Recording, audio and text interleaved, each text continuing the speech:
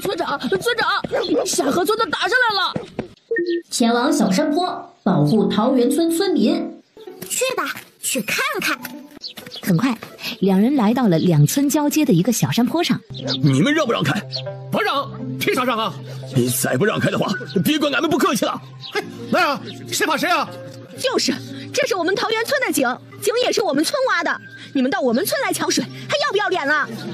几位组长看到小九过来，看向赵虎的目光极其的不善。嘿，你这个小兔崽子，谁让你把村长带过来的？万一哪个不长眼的伤到村长怎么办呢？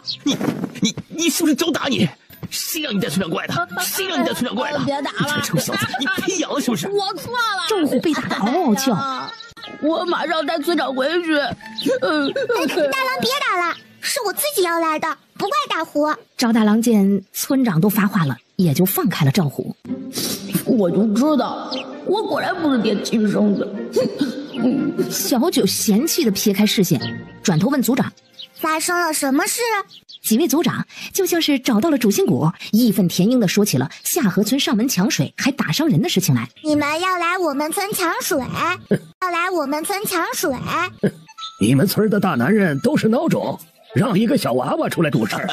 就是啊！哎呦，就这么屁大点的娃娃呀，赶紧回去玩泥巴吧！你们这群孬种，躲在小娃娃后面算什么本事啊？小九想了想，抢过赵虎他爹手中的棍子，一棍子扫下去，倒下一片，几棍子下去，下河村没有一个站着的人了，地上躺着的人不是抱着腿就是捂着脑袋，一片的哀嚎声。小九心满意足地招呼众人回去。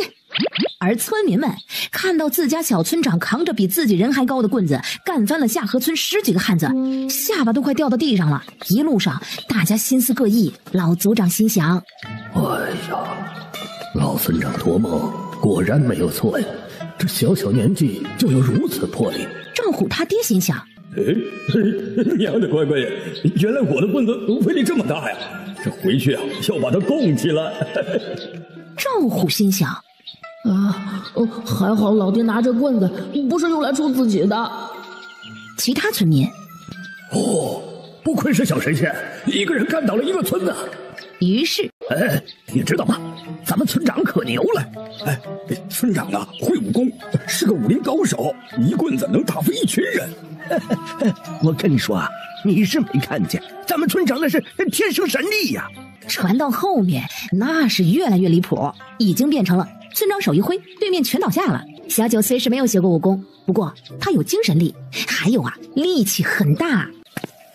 回到自己住处的小九，保护桃源村村民成功，奖励50积分加红薯苗1袋。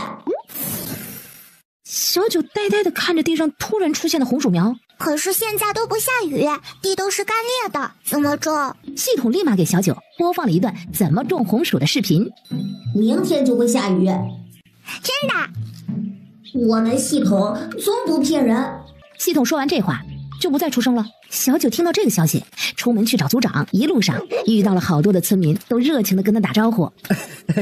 村长，您去哪里啊？去找组长爷爷。村长，您慢点走。好的。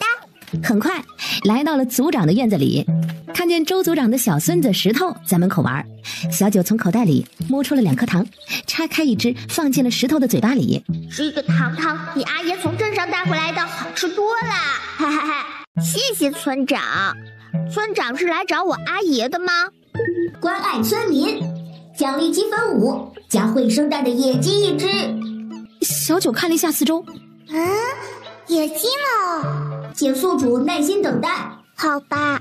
小九摸着石头的脑袋问他：周爷爷在家吗？在的。阿姨，村长来了。小九跟着石头往里走，看见几位组长爷爷都在，愁眉苦脸的。组长爷爷们。村长怎么自己过来了？组长爷爷，你们怎么了？为什么愁眉苦脸的？周组长叹了口气：这几个月一点雨都不下，田里的庄稼没有一点生机，粮食减产，眼看就要活不下去了。今日那下河村的上门抢水，明日就会有其他村的上门来抢水。为了活下去，那些人可啥事都能干得出来。组长爷爷，不用担心，明日就会下雨了。啊，村长是怎么知道的？哼，我就是知道。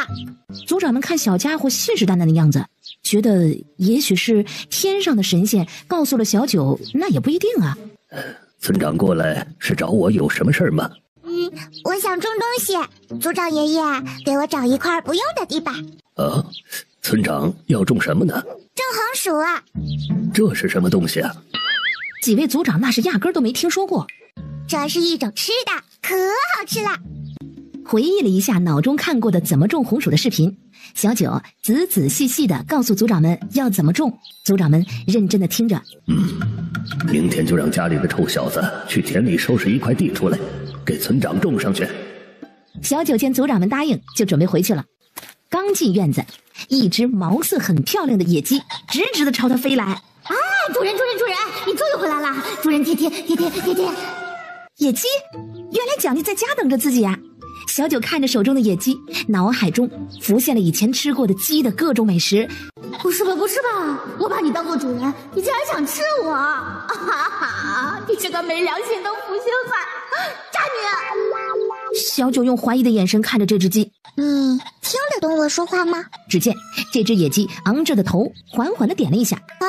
原来是一只通人性的野鸡啊！好想吃肉呀！野鸡见小九不再流露出时时刻刻想把它炖了的眼神，于是他缓缓地蹲到小九的身旁，表演了一个当场生蛋。哈哈，主人，你看，我可以生蛋，每天都能，留着我可有用了。那以后就叫你翠花吧。他表示拒绝，可拒绝无效。小九把鸡蛋放在厨房的盆里，就往院外走了。刚出院门，就看见背着背篓的大鸭和他弟弟阿斗正要上山摘野菜。小九立马跟上。村长，我和弟弟是上山找野菜的，你可不能再跟着我了。族长他们不让大家带你上山的。你别胡说，我没有跟着你啊，我和你一道只是顺路。村长是要和我们顺道一起去山上吗？我带翠花出来散心的，她最近心情有些郁闷。这是山上的野鸡，它自己跑来我院子的，它还会下蛋呢。大鸭见村长坚决要上山，大鸭一手牵着弟弟，一手牵着村长，决定今天不摘野菜了，就在山脚下摘一些野果子给村长吃。刚到山脚下的小九，翠花，你去哪儿呀？哎呀，你快回来呀！别以为我没看见，是村长你把翠花往山上赶的。大鸭只能牵着弟弟赶紧跟上。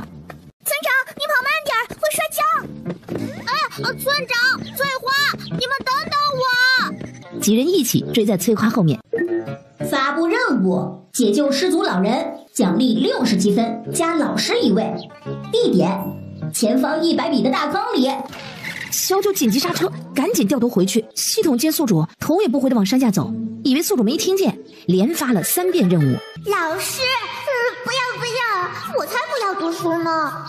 系统觉得可能是刚刚的话术不对，于是重新发布。发布任务：拯救失足老人，奖励60积分，加野猪1只。前方跑着的小人这才紧急停下了脚步。还好，以为又要上学了，笑死本村长了。村长，你要回去了吗？没有，我锻炼身体呢。说罢，继续跑回刚跑过来的地方。哇，前面果真有大坑哎，里面躺着一个昏迷不醒的白胡子老头，哎，脚上还夹着一个捕兽夹。跑过来的大鸭和阿斗也看到了坑底的老头。这是谁啊？不知道。醒醒，你醒醒呀！小九试着喊了几声，这老头没反应。村长，我们先回村子，去喊村民们过来救人。你回去喊吧，我在这里等你，不会跑远的。不行，万一遇到熊瞎子怎么办？我能一拳打死他。你快去叫村民来救人吧。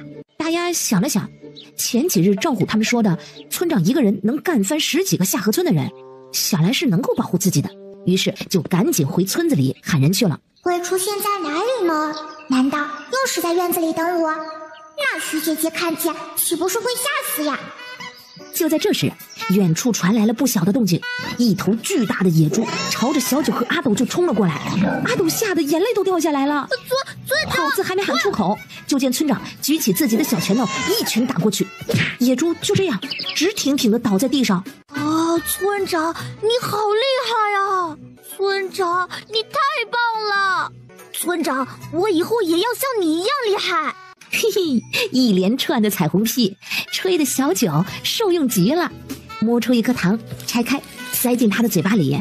长大之后，阿斗一定要嫁给村长。没过多久，一群村民们就急急忙忙地赶到了山上。有了上次亲眼目睹村口村长大战下河村的经历，大家也就没那么吃惊了。老爷爷还在坑底呢。对哦，大家这才反应过来上山是来干嘛的了。几个村民一起把老头从坑里解救出来，抬起来往村子里走，剩下几个年轻力壮的一起扛着野猪跟在后面。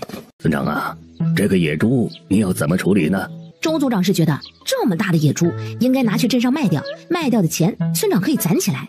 不卖，晚上大家吃野猪肉。哦，吃肉了！大家伙听到晚上吃野猪肉都高兴极了，尤其是小孩子激动的哇哇叫，他们已经快1年没吃肉了。小九见村民们这么高兴，突然有些愧疚了，他好像也不是一个那么合格的村长。小九很难过，他决定过2天他就要去镇上挣钱，他有积分可以兑换糖果，然后拿去镇上卖。想到这儿，小九瞬间满血复活。小九回到院子里，花了10个积分兑换了一本菜谱，又花了5个积分兑换了各种调味料。从系统兑换出来的东西，包装文字都是符合这个朝代的。我一共得到了115个积分，用掉了16个积分，还剩99个，还可以兑换好多糖，嘿嘿，开心。小九拿着菜谱和调味料去找徐姐姐，并告诉她这些东西怎么用，书上都有说明的。我一定要学好上面的方子，努力学习厨艺，将来做各种好吃的给村长吃。恭喜宿主获得1名优秀的厨娘，奖励积分50，加消炎药1瓶。优秀的厨娘徐姐姐，消炎药，为啥奖励消炎药？刘婶子，可以给我缝一个大点的不动吗？我这个太小了。好呀，村长要什么样式的呢？我要做成这个样式的。村长什么时候要呢？明天，我的布都装不下了。好，那村长明天早上记得过来拿。小九想了想，找人办事都要给工钱的，可是他身上好像没有钱。他从兜里掏了掏，掏出了1把糖，递给了刘婶子。那这些给大鸭和阿斗吃。哎呀，不用，村长你自己吃。大鸭和阿斗他们有甜果子吃呢。小九直接把糖放进了刘婶子的菜篮子里，然后头也不回地跑了。刘婶子，我走啦。傍晚时分，今天的野猪肉一点也不腥，香的嘞。村民们直夸许笑笑厨艺好。哪儿啊？我是按照村长给的方子和调料做的。大家又转头纷纷夸奖小九，他们的村长真是神通广大。好吃！我要带村民多赚钱，以后天天吃肉。村民们吃饱喝足后，男人们坐在一起吹牛，女人们坐在一起聊家长里短，小孩子们在一起讨论着以后要像村长一样厉害。你叫什么名字呀？我是桃源村的村长石小九。石小九，怎会如此像啊？像谁啊？没谁。老头眼神空洞，呆呆地坐回木板床上，不知道在想什么。小九赶紧拿出消炎药递给老头。那这个给你。徐老回过神来，缓缓地接过药膏。这是什么呀？药膏，消炎的，可以治你的脚伤。谢谢你救了我，还有你的药。孩子，你父母是谁呀？你今年几岁了呀？我没有父母，我是族长爷爷他们山上捡的。还有，我5岁了。听村里的人说，他刚出生就被人扔在了山上的榕树底下，之后的5年，他一直生活在桃源村。他今年5岁，没有父母，怎会如此之巧啊？你是谁呀？为什么会在我们村后山呀？你叫我徐爷爷就行了，我也不知道是怎么来的，反正就是迷路了。我是桃源村的村长石小九。第2天清晨，外面淅淅沥沥的下起了小雨。吃完你要乖乖生蛋哟。翠花现在每天都能生一个鸡蛋，徐姐姐每天早上都会给她弄一个白水煮蛋。村长，这外面果真下雨了。托村长的福，这早上下了几个时辰的雨，这田里的地呀不再干裂了，庄稼也有活路了呀。哎呀，还有啊，昨日救的那个老头想要在村长你的院子里租个房间住下，每个月5两银子。村长，你看5两银子，几位组长的心都颤了一下。这院子很大，空间很多，徐姐姐住了一个，我住了一个，还有4个空房间，完全可以租出去一间嘛，还能赚5两银子一个月，简直是天上掉馅饼的事呀！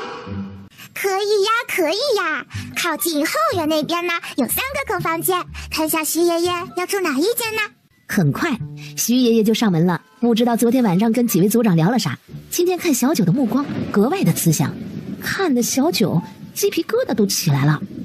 徐爷爷，你自己挑下房间吧。吓得小九留下一句话就跑走了。哎呦，太吓人了！徐爷爷笑得跟个人贩子一样，他是不是看我可爱，想把我捧回家呀？刘婶子，好看吗？当然了，咱们村长比什么都好看，看着像是抱着一个毛茸茸的小动物一样。刘婶子，你有没有想过多做一些，到时候拿去镇上卖呢？镇上的小孩肯定也会很喜欢我这个小布袋呢。是吗？啊，人家镇上的裁缝手艺肯定比我好，镇上的小孩怎么会看上我这个？村长，你别打趣我了。真的？不信你问问大丫和阿斗。小九跑去里面把大丫和阿斗喊出来。阿斗看着村长身上背着的小熊猫，村长，你这个小熊猫就是昨天的那个糖吗？对呀，这个是刘婶子按照糖纸上的小熊猫做的。阿娘，我也想要这个背包，阿娘给我做一个老虎的好不好？阿娘只会照着图案做，老虎的我做不出来。小九想了想，赶紧兑换了各种图案的零食，然后从布兜里挑出了老虎，递给了刘婶子。这个可以吗？阿娘，我要这个。好，阿娘等会儿也给缝一个。阿娘，这个能做吗？我想要一个兔子的小布包。当然可以，晚上娘给你们俩一人缝一个。谢谢娘亲，娘亲真好，真好。正在这时，我是桃源村的村长石小九。行啊，你王正义，全家省吃俭用供你读书，你居然逃课，跑去码头给人家扛货物。糖，我不想去学堂，我以后都不去。不想去，老娘今天就打死你，打到你去为止。王婶子拿着旁边的扫帚，狠狠地往儿子身上冲去。发布任务，找出王圣一不去学堂的原因，奖励50积分加抽奖1次。抽奖会抽到什么呀？不知道，看宿主运气，奖品都是随机的。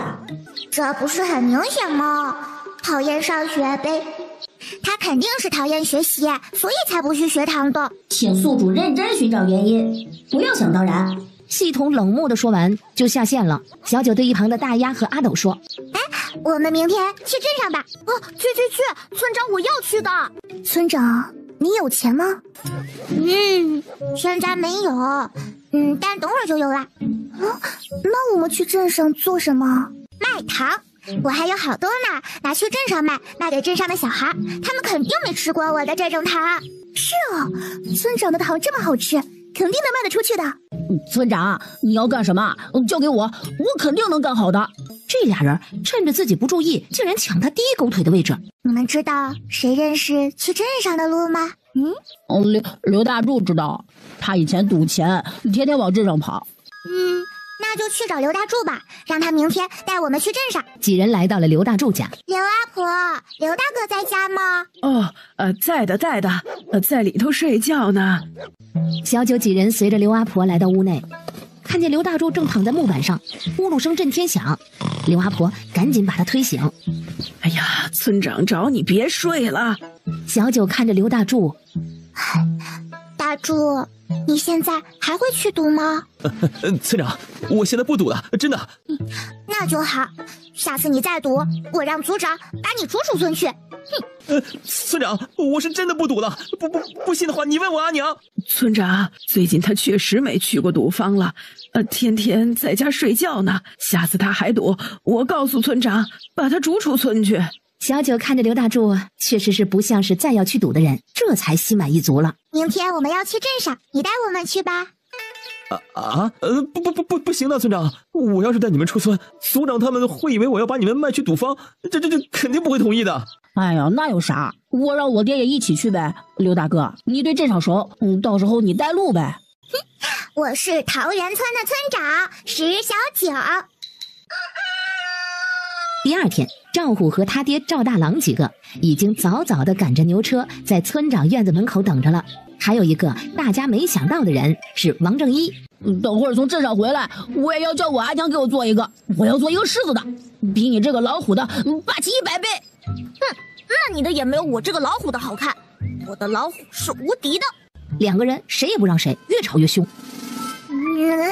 你们俩还去不去啦？两人瞬间哑火，老老实实的爬上牛车。牛车一路颠簸，过了好久才来到镇上。小九从自己的布袋里掏出了一些糖，分别放在大丫和阿斗的背包里。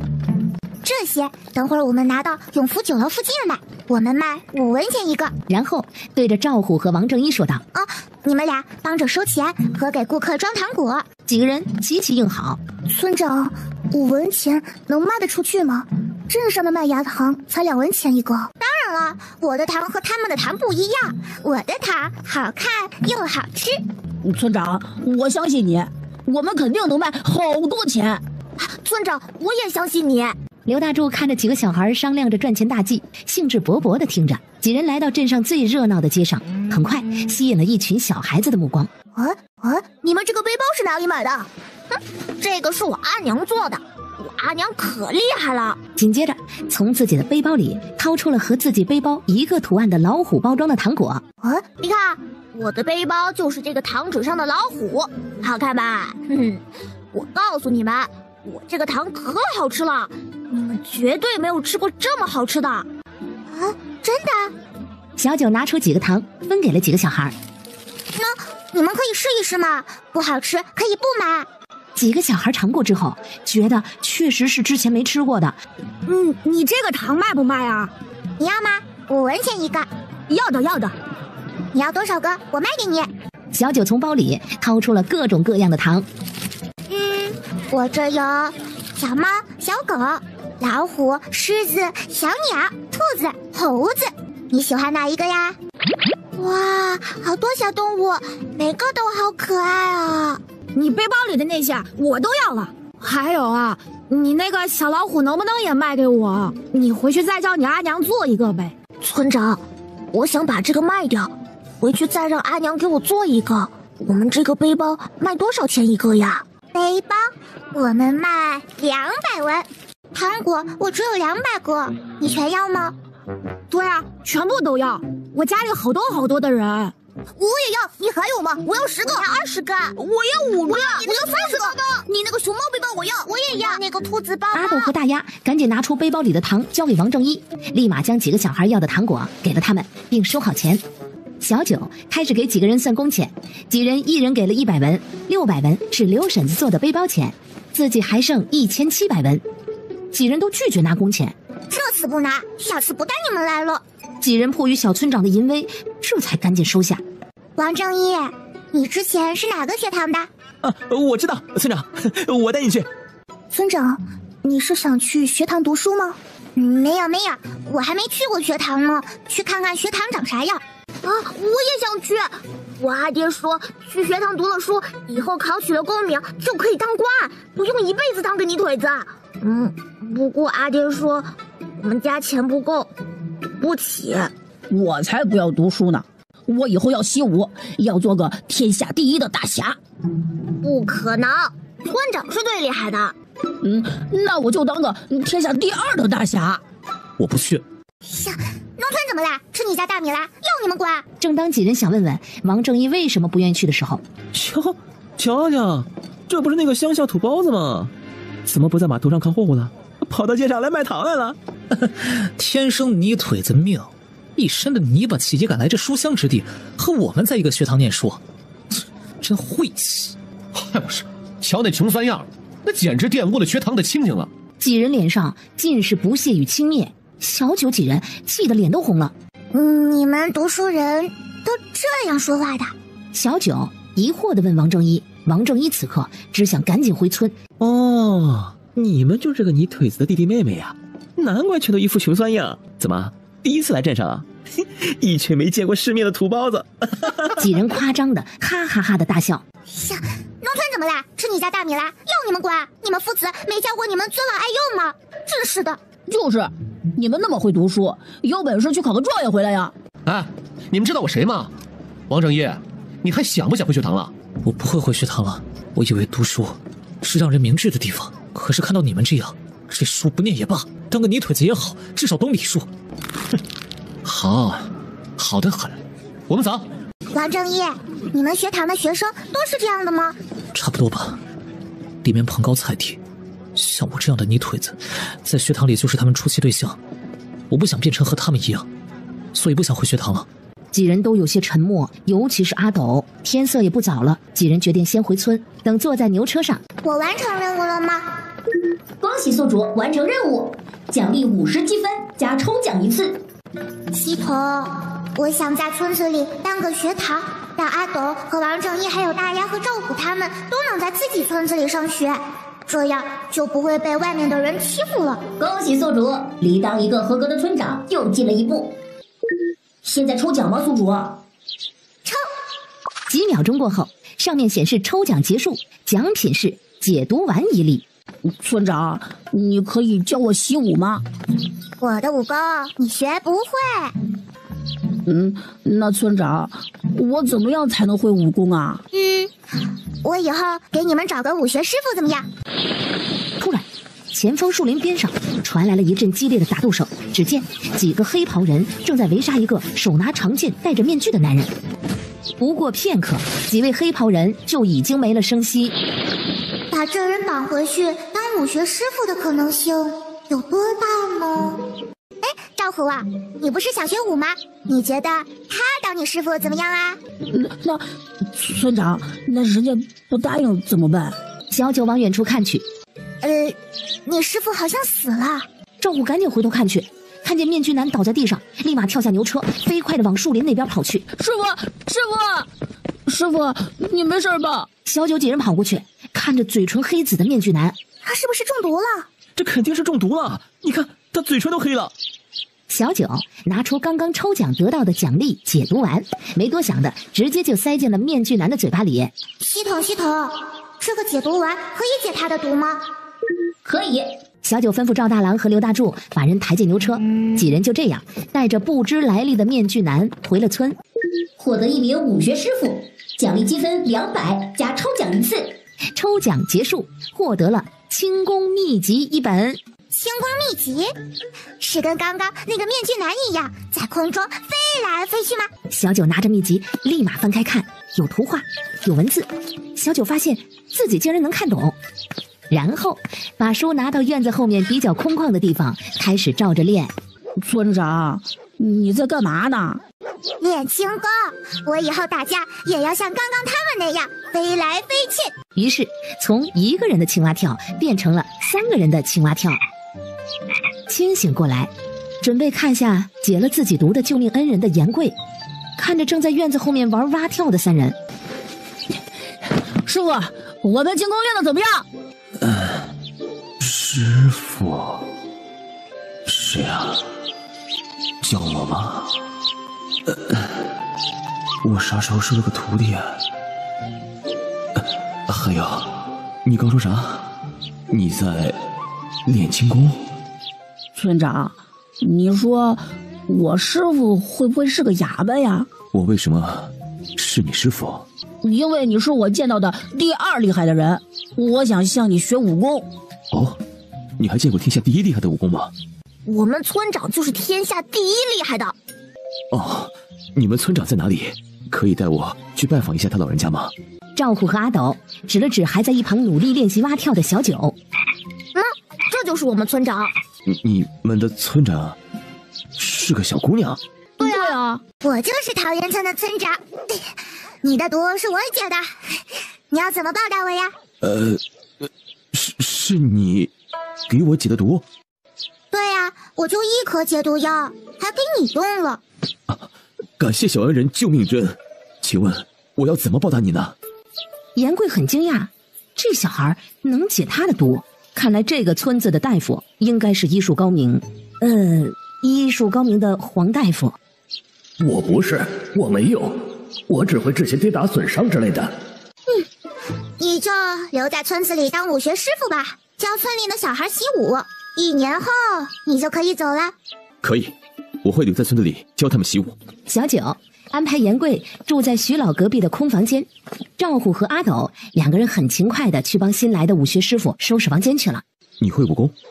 小九摇摇头，我不会武功。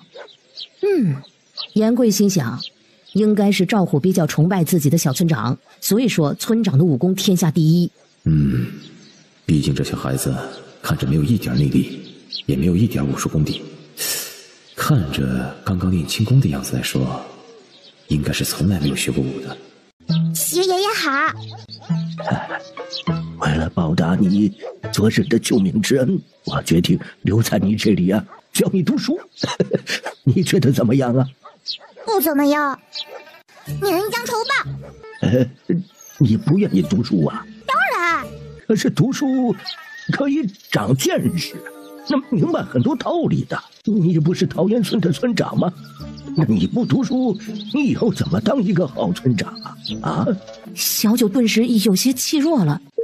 宿主，成为一个合格的村长必备条件之一就是学富五车，才华横溢，请宿主好好学习。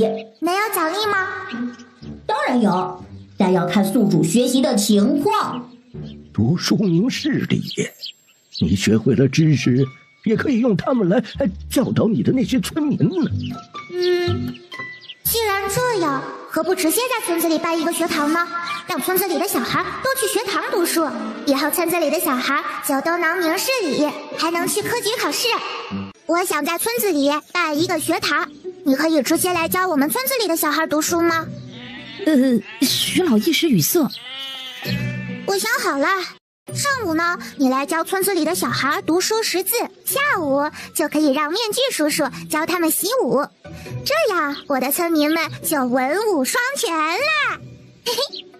小九越想越激动，说干就干，扔下徐老就跑去找族长爷爷们商量怎么建学堂的事儿了。我只是想教小九你一个人读书识字儿，是我价值上的太高了，怎么我就要教全村的小孩来？几位族长听说徐老和面具男要来村子里教书，那是1万个愿意，恨不得立马把2位老师给供起来。西头，有没有什么办法能够一下子赚到好多好多钱的？多读书，书中自有黄金屋。那你说有没有什么完成任务就能直接奖励银子的？没有，请宿主脚踏实地。小九突然想到之前族长们说的野猪肉可以卖钱。对呀，可以进山嘛，抓2只野猪不就可以把学堂建起来了吗？说干就干，准备进山。正在村子里玩的赵虎几人见到村长，立马屁颠屁颠的跟在村长后面走。村长，我们是要进山吗？是去抓野猪吗？村长一拳就能打死1只野猪。等下不许乱跑，也不许大喊大叫，否则我就把它扔进山里喂狼。几人立马做了一个捂嘴的动作。小九没有管这几个小屁孩，朝着自己的目标一下子就冲过去了。村长厉害，村长天下无敌。不一会儿，小九就找到了正在森林里闲逛的野猪，一拳下去，野猪光荣倒下。小九伸出脚一踢，那野猪就飞了起来，然后硕大的猪头就靠在了小九瘦弱矮小的肩膀上。村长要帮忙吗？小九鄙视地看了一眼弱不禁风的几个弱鸡小男孩。不用。然后扛着野猪就下山了。跟在后面的几人惭愧极了，发誓要好好练武，把力气练大。娘哎，这是个啥呀？呀，我的个乖乖，是野猪嘞！村长，您这么小，怎么能够抬这么重的东西来？哎呦，村长，放下来吧，我们来抬。村长，我们来吧，等下会长不高的。会长不高。小九二话不说就把野猪扔在地上，给了几位村民抬。哎呦，村长啊，这又是你打的？这只野猪就卖掉吧，卖掉的钱用来建学堂，不够的钱呢，我再进山去抓几只来。野猪，哎呀，野青哥，你了不起！听见村长进山是为了给村子里建学堂，在场的村民们都红了眼睛。明日去镇上看看，你们谁知道野猪卖多少价格呀？田猎户，村长，我知道，明日我陪您去。小九点点头。第二天清晨，田猎户赶着牛车，带着村长，后面跟着死皮赖脸要一起去的赵虎三人。到了，就是这儿。小九抬头一看，永福酒楼。上次刘大柱说的，镇上最热闹的地段就是永福酒楼附近。小九迈着小短腿儿往里面走去。二位客官，来点什么呀？我是来找你们掌柜的，我们有野味，想问问你们酒楼收不收？小二听两人是来卖野味的，便是带着两人去里面见了掌柜的。哎呦喂，这是你家闺女？不是，这是我们村长。哼，看不起谁呢？这是觉得一个小孩当村长很好笑。掌柜不管心里怎么想，面上还是很热情的。两位是要买什么野味呀？野猪。野猪？你们抓到了野猪？徐掌柜赶紧让小九和田猎户带自己去看看他们带来的野味儿。几人来到牛车旁，徐掌柜迫不及待地掀开牛车帘子。这打猎的肯定是个内力深厚的高手啊！这野猪身上竟然没有一点伤口。敢问这猎物是哪位高手打的？我们村长打的。徐掌柜震惊地看着小九。你打的？你怎么打死他的？怎么一点伤口都没有？就用拳头呀，这样一拳过去就死了。我们村长可厉害了呢，之前也是一拳过去，野猪就死了。你们还有只野猪？在哪儿？吃掉了，可好吃了，是我这辈子吃过最好吃的野猪肉。不是，你们吃掉了？你们竟然吃掉了？怎么不拿来卖呀？想吃就吃掉了。这只你要不要啊？要。多少钱？15两。这个价你绝对不吃亏。小九看了一眼田猎户，掌柜出价确实没有少，平常也就卖10两上下。村长，我们这个野猪肉品相好，表面没有伤口，他们出价高点也正常。小九见掌柜的没有坑自己，果断的一手交钱一手交货。不知道几位是附近哪个村的？希望日后你们打到野味能第一时间拿来我这酒楼，价钱我是一定不会少你们的，这个你们相信我。我们是桃源村的，你们只收野猪吗？不瞒姑娘，我们酒楼最近急需大的猎物，姑娘有什么我们都收，价格呀只多不少。好吧，下次遇到再给你带来嘛。卖完了野猪肉，刚收到15两的小九心情极好。走，去逛街，买，嘿嘿。几个小伙伴从街头逛到街尾，手里买了不老少的东西，这才打算回村。牛车走了1个时辰左右，就在这时，同样的地点，同样的树林，突然冲出了4、5个凶神恶煞的汉子，手拿大刀。站住！田猎户赶紧把几个小孩推回牛车里面，自己挡在牛车前头。光天化日之下，你们想干什么？干什么？没看到老子手里的刀吗？快把银钱交出来！我们就是乡下泥腿子，来镇上赶集的，身上也没几个钱，钱都买了东西了，都在牛车上，我拿给你们。其中的一位汉子直接一脚把田猎户踹到了一边去。别以为我不知道，我们可是在酒楼门口观察了很久，你们刚去酒楼卖了一只野猪肉，把钱交出来！小九见田猎户被对方踹了一脚，快要气死了。你们找死！快把钱交出来，否则全部把你们卖到人牙子那边去。就不给，你有本事过来呀！打得你哭爹喊娘。就是，有种就来打死你爷爷我，爷爷还怕你不成？田猎户见几个小孩竟然从牛车里跑出来了，吓得那冷汗都出来了。村长，我在这儿拖住他们，你们几个赶紧跑！刀疤男见刚刚一脚竟然还能让这人爬起来，立马又抬起脚，小九抓住了刀疤男的脚，用力的一甩。底下几人抬头，眼睁睁地看着刚刚还在耀武扬威的刀疤男，就这么一会儿飞到天上去了。好一会儿才从空中掉下来，挂在了树林里最高的那棵树的树枝上。这是怪物吧？这一定是怪物。我想问一下，你们是劫匪吗？我们不是劫匪，我们只是跟您开个玩笑，我们不抢钱的，我们是好人。小九觉得这几个人是把他当傻瓜了，拎起这个瘦弱的男子一甩，同样的姿势挂在了同一棵树上。姑奶奶饶命！姑奶奶饶命啊！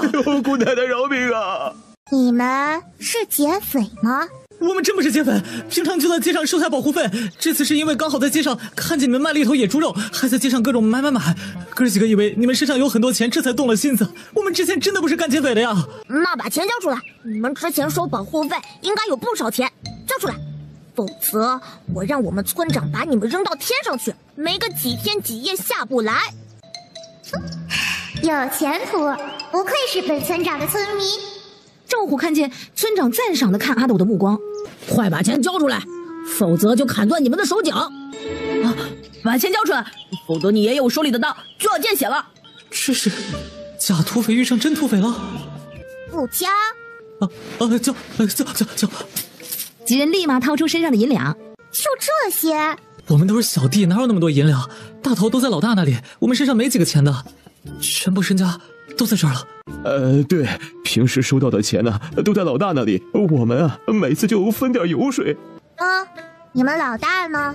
几人指了指那棵最高的树，在树上。失算了，不会轻功，只会扔人，糟糕！村长，我们新来的武学师傅能飞这么高吗？是啊，找面具叔叔。小九问田猎户：“有绳子吗？把他们都绑起来，拉回村里去建房子。”有，在牛车上，我去拿。田猎户赶着牛车刚进村，田猎户，村长呢？在这呢。赵虎心想，果然不是亲生的，老爹一点也不关心我的死活。村长，后面这些人是干嘛的？对呀，怎么绑起来了？这怎么还有刀呢？村长，你没受伤吧？作为村长的夸夸小弟阿斗立马开始了自己绘声绘色的讲述，村长们听得连声惊叹。把这几个人关到祠堂去。村民们立马行动起来了。回到院子里，小九看到徐爷爷和面具男两人的气氛有点不对。小九，来，我跟你讲啊，这人不是好人，赶紧把他赶出去，快！严贵把剑拔出1寸。你们怎么啦？若再敢偷偷揭我面具，下次别怪我砍断你双手。这不是没解开吗？大白天戴个面具，一看就不是好人。我今日就砍了你！小九见情况不好，立马制止两人。你没事掀他面具干嘛吗？还有你，这是我的村子，以后不要随随便便的在村子里面拔剑，吓到我的村民怎么办？严贵面无表情的站到一旁，也不知道听没听进去。还有，你俩再吵，都搬出我的院子去！哼！小九放下话，就气冲冲的回自己的房间去了。你最好把自己藏好，天天拿着那破剑戴个面具，是生怕追杀你的那群人不知道你在这儿啊？怎么着？想让这个村子的人都给你陪葬？他怎么知道我的身份的？这个老头到底是谁？小九从房间里出来，就看见面具男在院子里看着门口发呆。你能帮我个忙吗？可以。你不问我是帮什么忙？不用，你说就是。那你去树上帮我摘2个人下来。啥？摘2个人？就是我扔了2个人在树上，你去帮我把他们弄下来。你扔的？你会武功？不会。他只是力气大，速度快，有精神力，但是他确实不会武功。小九见他还不行动，哎呀，走吧，天色都暗了，我们早点把人带回来嘛。在哪儿？就在上次话还没说完呢，严贵就拎着小九的衣领飞出了屋外。小九2只脚在空中疯狂地扑腾着。他可是村长，被人拎着脖子在空中扑腾，这被村民们看到，那他的成熟稳重、严肃威严的村长形象岂不是要破灭了吗？从哪里能看出来你成熟稳重、严肃威严？第2日清晨，从今日起，村子里开始建学堂，以后村子里的小孩，不管男孩女孩，都要去读书，还要习武。哎呦，村子里全部小孩都有书读了，那我家正一就不用去镇上了。是了，村长都说了，不管男娃女娃都可以读书，我家虎子也能当个文化人了。就是，我们村的孩子以后啊，能文能武，文武双全。嘿嘿。族长爷爷，我这儿呢还有600多两，把学堂建大一点，还得有练武场。600两，村长这是哪来的钱呢？这是？看到祠堂那几个人没？他们想抢我的钱，然后打不赢我，被我反抢了。嘿，这嘿，那他们到时候会不会报复村长你呀？他们还敢来啊？来一个我们抢一个，说不定下次就是几千两了呢。周组长这是开玩笑的，但是小九听进去了。这办法不错，希望多来一些劫匪，大家致富指日可待呀。这建学堂用不了这么多钱，顶多就200两。再说建学堂怎么能让村长你一个人出呢？是吧？建学堂的钱我出了，不过我也是有条件的，我要当学堂的校长，学堂里的事儿都得听我的。以后村子里的小孩读书出来，都是要帮我做事的。几位组长听不懂校长是啥，但是他们知道，就是不建这学堂，村子里的人也会听村长的。祠堂绑着的那几位，等会儿安排他们去建学堂，要是不听话，你们就来找我，我让他们再上1、4天。村长你放心，这事我一定办得妥妥的。村长，我也是，一定让他们好好听话。对，一定让他们洗心革面。小九见他们如此的自信，也就不再管了。于是，建学堂就这样在大家的期盼下开始了。而另一边，来到学堂的3个人，知不知道把你们绑在这里是要干嘛？干什么？我告诉你，我们村长可是特别厉害，他可以一拳头让你脑袋爆浆。我们村长一生气就喜欢扔人玩，你们要是不听话，村长会天天把你们扔去天上。是的。我是桃源村的村长石小九。他们怎么不说话？是在想怎么报复我们吗？走，去找村长，这几人不听话，得让他们见见我们村长的威力。你们想听我说啥话呀？倒是说呀，别一个劲儿的恐吓我呀，这心脏会受不了的。几位小侠，你们想让我们干什么倒是说呀，我们这没说不干的。我们刚没说让你们去帮村子里建学堂吗？没有，建学堂我们干，但是你们什么时候放了我们？我们这上有老下有小的。哼，这得看你们表现。要是干得好，村长会让你们回去的；要是干得不好，村长会让你上天的。干！我们一定好好干。回到院子里的小九掏出了自己的轻功秘籍，打算继续练习。轻功啊，不是这样练的。小九再看了一遍自己的秘籍，是这样的呀，没错啊。你这书能给我看一眼吗？小九拿给他，袁贵翻着这书。你前面的文字一点没看吗？他写到密密麻麻的，我看了眼花，就直接看图片了。严贵想了想，既然答应了这小姑娘留在村子里教孩子们习武1年，那就从基本功开始。好，既然要学轻功，明日后山脚下集合，我带你们先从基本功开始练。谢谢夫子。叫我严贵吧，不用叫我夫子。好的，严夫子。我是桃源村的村长石小九。这怎么话说的？怎么不喊我夫子？我可比他厉害多了。徐夫子好。徐老满意了，瞪了眼严贵。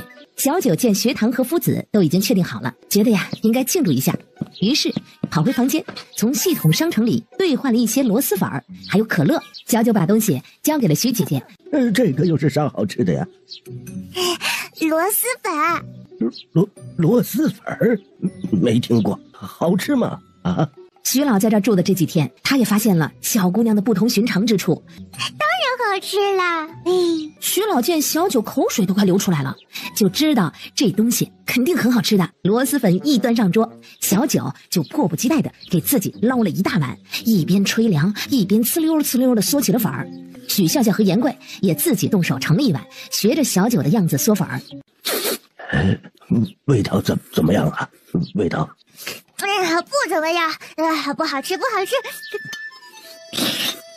是啊，很难吃，臭死了。严贵不说话，很快就嗦完了一碗，忙捞第二碗，没空搭理徐老。徐老看几人这样，坐不住了，急忙给自己也捞了一大碗，学着他们的样子，一口粉下去。太好吃了！这几个小兔崽子竟然敢骗我！我是桃园村的村长石小九。是谁呀？是谁吃了这么多啊？小九指了指严贵，这是第3碗了。习武之人，饭量比较大，尽量。你这个四面巨狗，老子跟你拼了！徐老拿起自己的碗就想砸过去，严贵拔剑，剑尖对着徐老。哟，试试。徐老放下碗。君子动口，不动手。我不跟你这个莽夫计较。转头就对小九道：“下次啊，让他教伙食费，太能吃了这。”这话，严贵就有点尴尬了。小九从自己的兜里拿出了那5两银子，还给了徐老。以后你们在村子里教书，房租钱和伙食费村子里包了，不用你们的钱。不是，老头，我好不容易扳回一局，你现在跟我说不收房租钱？小九懒得搭理这2个天天吵的家伙。吃饱了，他打算去学堂看看建得怎么样了，顺便交代一下村子里的小孩，明日到山脚下集合，开始习武。翠花见小九出门，赶紧跟上。明日要不要一起学舞？你要不要听听你在说什么？小九给翠花洗脑。你看呀，你现在只是一只长得稍微好看的鸡，迷倒的也只有村子里的公鸡。可是如果你学会了轻功，那就不一样了。你可以飞得比所有鸡都高，可以想飞去哪儿就飞去哪儿。到时候整个东夏国，你呀就是最牛逼的鸡了。翠花的2只斗鸡眼都亮了。我去，学，必须学，马上学，立刻学！我要做天底下最牛逼的鸡。小九见翠花同意，就不再给他画饼了。毕竟嘛，他也是胡说八道的。他就是想试试看一只鸡学了轻功之后会不会变成鸟而已。小九带着还沉浸在美梦中的鸡翠花来到了后山脚下。村长，我在这里监督他们呢，一定不让他们偷懒。赵虎一脸的求表扬。只不过赵虎刚说完，就感觉村长身上一股臭味儿。咦，难道村长不小心拉裤子上了？赵虎在想，待会儿要怎么不失礼貌又能委婉地提醒村长。有事？村长，我5岁的时候也尿床呢。然后呢？村长，你还小，有时候不能控制住自己，很正常。你再不说什么事，我等会儿让你爹过来了。赵虎心一横，我是桃园村的村长石小九。村长，你还小，就算憋不住拉身上也没事的。我小时候也尿床的。小九闻了闻自己身上一股螺蛳粉的气味，这是食物的气味。赵虎一副我懂，村长你随便编，我都信。你也想感受下自由飞翔的感觉吗？村长，我娘喊我回家吃饭了，我先走了。村长，你慢慢逛。等等，村长，我真的错了。待会儿你去通知村子里的小孩，明日清晨到后山脚下集合。严夫子要开始教我们习武了。真的？明日就开始习武了？我马上去通知村子里的小孩。赵虎激动的飞快的跑去完成任务了。小九嘛，他想要和几位假劫匪好好的聊聊镇上的事儿。姑奶奶，是有什么事吗？你们之前在镇上是干嘛的？我们几个就是镇上的混混，小混混。那你们怎么有刀？这刀是从人家尸体上摸来的。那你脸上的刀疤是怎么回事？就自己伤的呀。还不说实话？他脸上的伤是他家里人伤的。哎呦，小九一听这是有大瓜呀，示意瘦弱男赶紧说：我家公子本是京城林家的嫡子，夫人还在时，老爷对我家公子和夫人那是极好的。公子6岁的时候，夫人因病去世，没想到。我是桃园村的村长石小九。夫人葬礼刚完，老爷就立马另娶，风光的把自家表妹迎进门，美其名曰娶个人回来照顾公子。啊，你家老爷是不是早早的就和自家表妹勾搭在一起了？大家也都放下了手里的活，竖起耳朵听着瘦弱男说话。怎么不说了？继续说呀！你怎么知道？那肯定啊，你家夫人刚去世，你家老爷就立马另娶别人，这不是早早就勾搭在一起？我老婆子呀，第一个不信。对，老爷在认识我家夫人之前，就和自己表妹勾搭在一起了。和夫人刚成婚不久，就偷偷把人安排在京城外的私宅里。那然后呢？夫人去世后，两人就彻底不装了，霸占了夫人的嫁妆，还把夫人娘家送进大牢。夫人的贴身丫鬟翠儿听到真相，担心他们对公子不利，连夜带着公子逃了。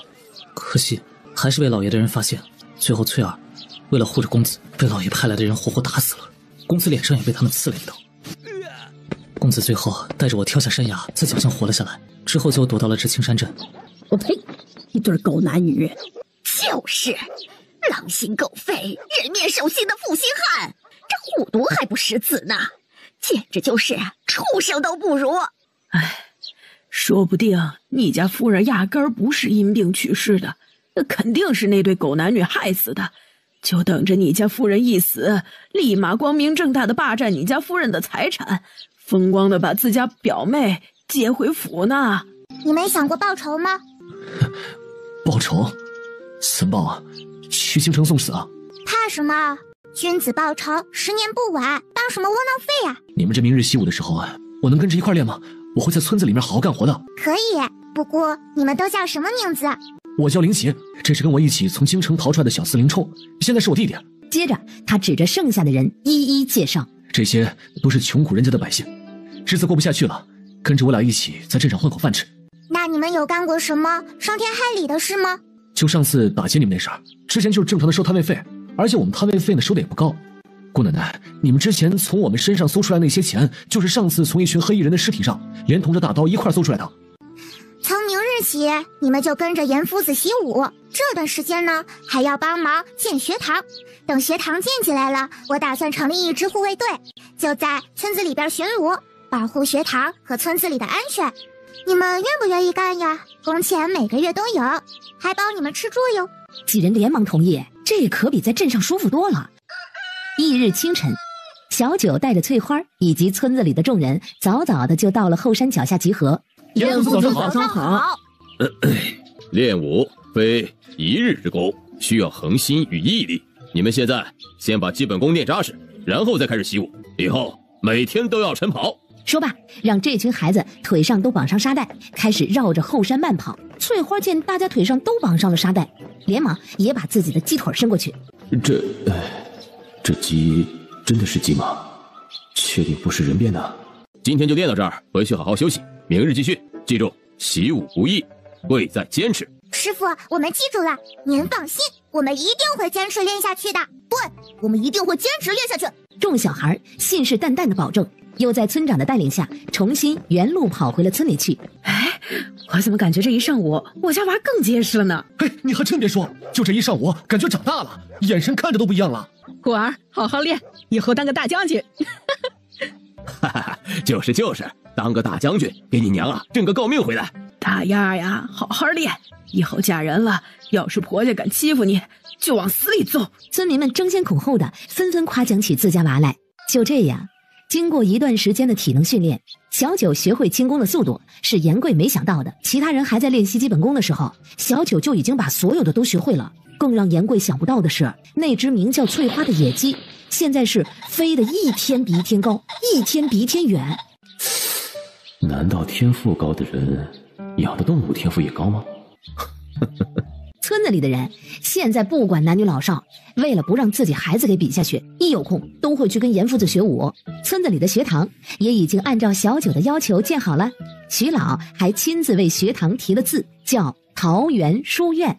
自此，桃园村的小孩每天过着下午习武、上午读书的充实生活。恭喜宿主学会轻功，奖励100积分，再抽奖1次。恭喜宿主帮助村民发家致富，奖励200积分，加抽奖1次。恭喜宿主帮助村子里建学堂，奖励积分300分，加抽奖1次。哇，奖励这么多呀！是的，宿主，这是你最近努力应得的。希望宿主再接再厉，努力当好一个合格的村长。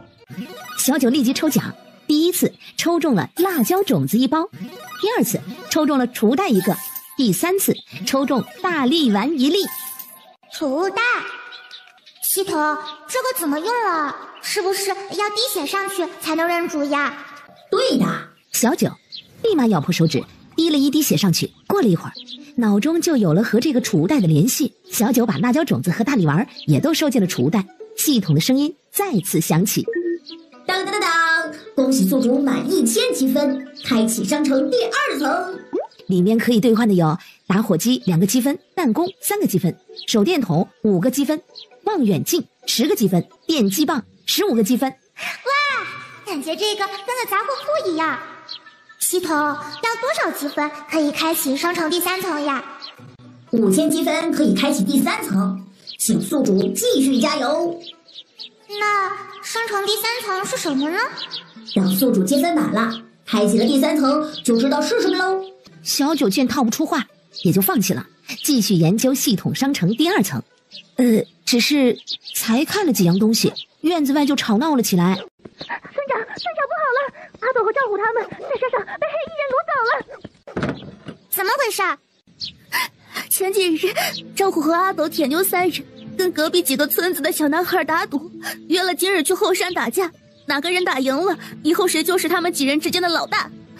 我和希儿跟着他们上山想看看热闹，正好见隔壁村子的招娣和翠儿在附近摘野菜，想着许久没见，就上去跟他们聊了会儿天，没有跟着赵虎他们过去。过了一会儿，突然就看见一群黑衣人出现，往他们面前撒了什么粉，他们就晕过去了，然后黑衣人直接把他们全部带走了。哪几个人被抓走了？5个黑衣人，一共抓走6个人。我们村子的赵虎、阿斗、铁牛，还有下河村的栓子与杏花村的柱子与黑娃。你们2个先去自己村子里报信，大丫和杏花，你们2个去找族长，我去后山先看看。院子里面，听到动静的严贵从屋子里走出来。走，我和你一起去后山看看。几人立马分头行动起来。小九和严贵迅速来到后山几人被掳走的地方，没有任何打斗的痕迹。严贵蹲下身，从地上的草叶子上捻出了一丝粉末，闻了闻，是迷药。能闻出来是什么迷药吗？小九也蹲下来，捻了一点粉末，正要学着他家严夫子往鼻子里嗅。这是迷药，不能闻。那你刚刚闻怎么没事？我的体质跟一般人不一样，一般的药物对我没用的。哦，村长，这挨千刀的黑衣人竟敢掳走我家铁牛，是不得好死的东西哦！好好的人不当，这群丧良心的，可怜我家阿斗。等抓到他们，非把他们千刀万剐！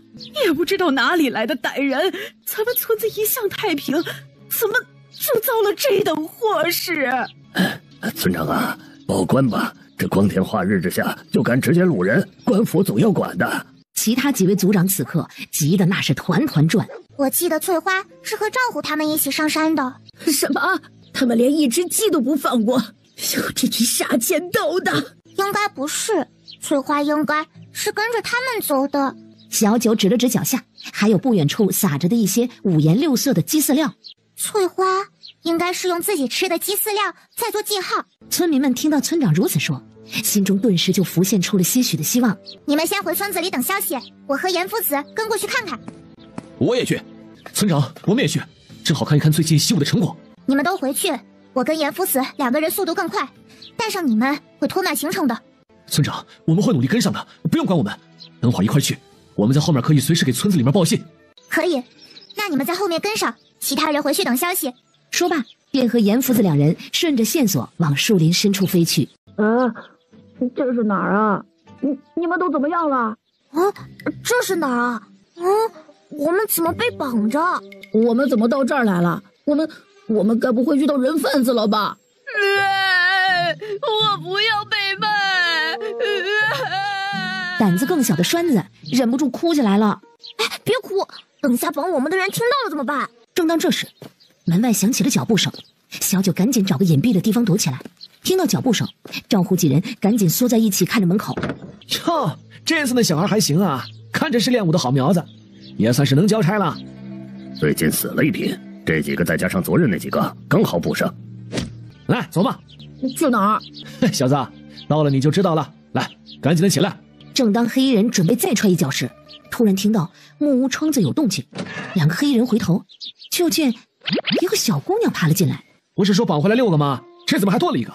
小九木着脸走向了两位黑衣人，然后咧嘴一笑。这不会是个傻子吧？小九伸出了自己的手，对着两人的脖子一人来了一下。村长，我就知道你会来救我们的。看，我没骗你们吧？我们村长就是天下第一厉害的大侠。隔壁两个村子的几个小孩此刻已经完全忘了害怕，眼中满是崇拜。村长，我们打出去吗？外面几百号人，你牛，你上任。那村长，我们怎么出去啊？小九环顾了一下四周，没有看到翠花。翠花呢？翠花跟来了吗？翠花跟着你们一路做记号，要不然你们以为我们怎么能这么快找到你们呀？我们还有谁也来了？严夫子，赶紧走去和严夫子会合。小九打开窗子，示意几人从窗子爬出去，后面是树林，很适合隐蔽。几人迅速行动起来，身手敏捷地攀上窗台，一个接着一个，悄无声息地跃入窗外的茂密树林中。几人穿过一片低矮的灌木丛，突然就听到了熟悉的叫声：“主人，你终于来啦！”别让我看着这几个兔崽子，他们也太不省心了。我为了跟上他们一路撒口粮，我都快被饿死了。干得不错嘛，回去给你补上，补双份口粮。不过你怎么在这里呀？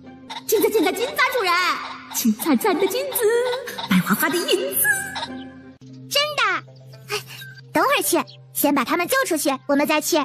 翠花，你知道出去的路吗？翠花兴奋地咯咯哒地叫了几声，便是率先朝着山洞的出口跑去，不时地回头用眼睛确认大家是否跟上。在翠花的带领下，成功地找到了出口。太好了，终于出来了！林奇，严夫子还没出来吗？没有，我们一直在洞门口盯着，没有任何人出来。此地不宜久留，你把他们带回村子里去，我进去看看。回到山洞的翠花兴奋地扑腾着翅膀，带着小九往山洞深处的一个隐秘角落走去。不一会儿，翠花就停在了一个看似普通的石壁前。翠花突然用力地啄了一下石壁上的某个位置，只见石壁上的一块石头竟然缓缓地移动。干嘛？就是这里。小九小心翼翼地靠近洞口。哇，金子！发财了，发财了，发财了！翠花，你可真是个宝呀！小九激动地抱起翠花，狠狠地亲了一口。翠花咯咯哒地回应着。小九兴奋地拿出了自己的储物袋，把洞内所有的金银财宝全部装进了储物袋。小九见没什么值钱的了，赶紧带着翠花离开。喂，主人，这里抓了好多小孩子啊！昨天还有7、8个被关在前面那个木屋里呢。小九趴在草丛里，看着远处守着的黑衣人。突然一阵风吹过，草间摇曳。小九借着这个机会，身形如同鬼魅一般快速的移动，瞬间贴近了一个背对着他的黑衣人。他屏住呼吸，手中的电击棒轻轻地触碰了一下对方的手臂，一道微弱的蓝光闪过，黑衣人浑身一颤，软绵绵地倒在了地上。待所有黑衣人都失去了战斗力，小九这才轻手轻脚地走向木屋，推开门缝，只见里面7、8个小孩。哎，你怎么也被抓了？我不是被抓的，我是来救你们的。官府的人来了，我爹爹是不是把他们全部抓住了？不是，就我自己。走不走？不走，那就在这儿等你父亲吧。走，我们当然要走。走啊，必须走！这儿都不给饭吃，都饿了1天了。小胖子长这么大就没受过这种苦，其他的孩子也纷纷地站起身来。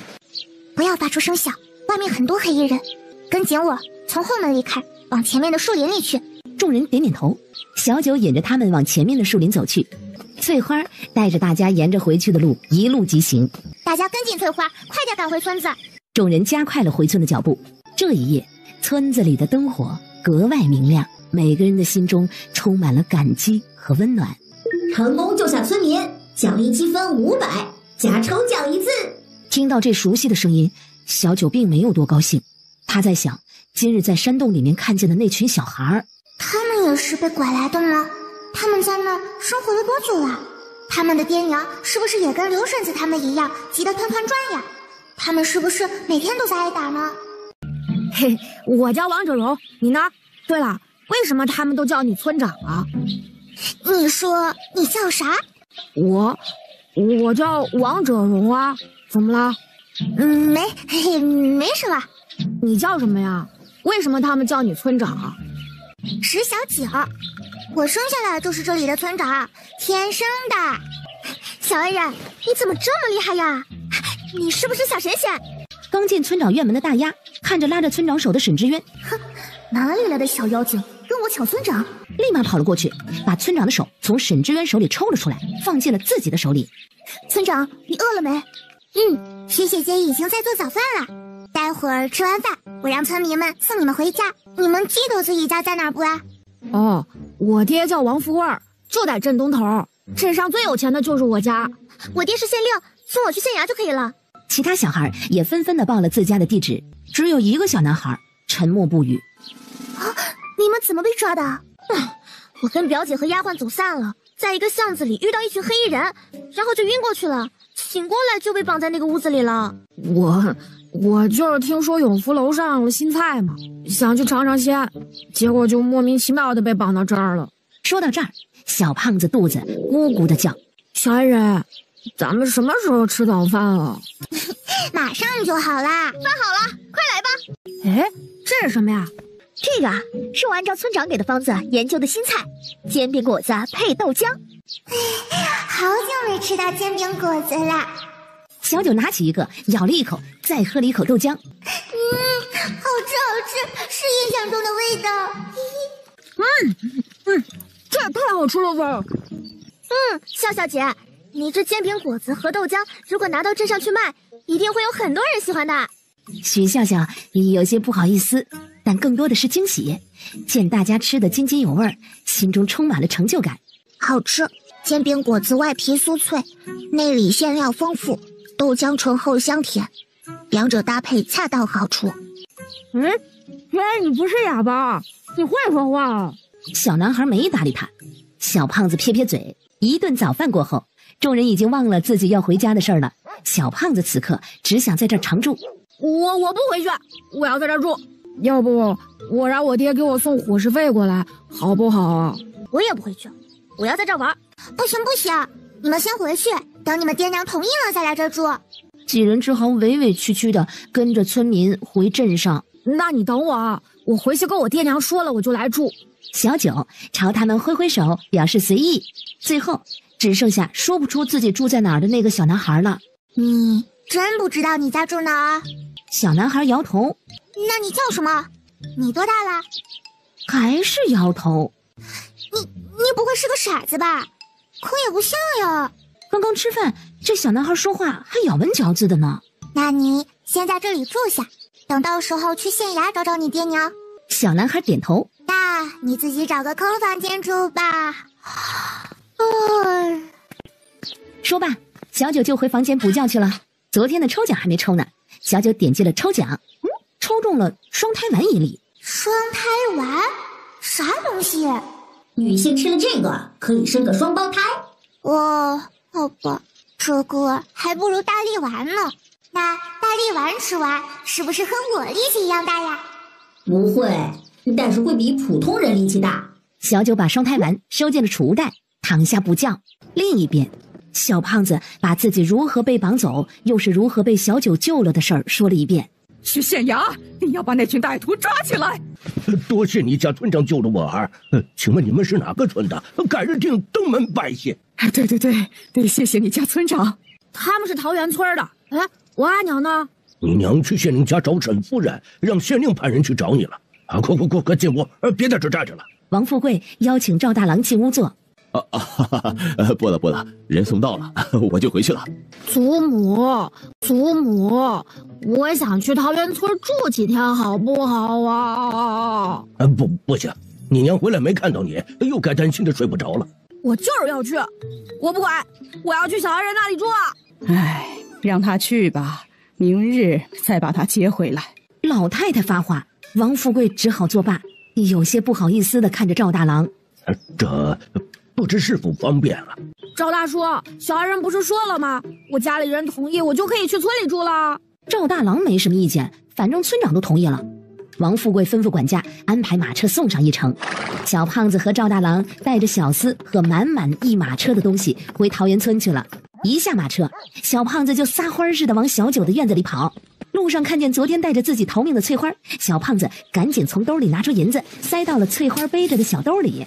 嘿，谢谢你哈，你真的是太厉害了，你是我见过最有灵性的动物了。小子算有眼光，放心啦，以后我翠花罩着你。小胖子见翠花神了，他在回应自己的感谢。那下次我带你去见我家祖母，我让祖母给你打一块金锁，挂在你脖子上，这样你就是最有钱的鸡了。真的？那你可千万不要忘了呀！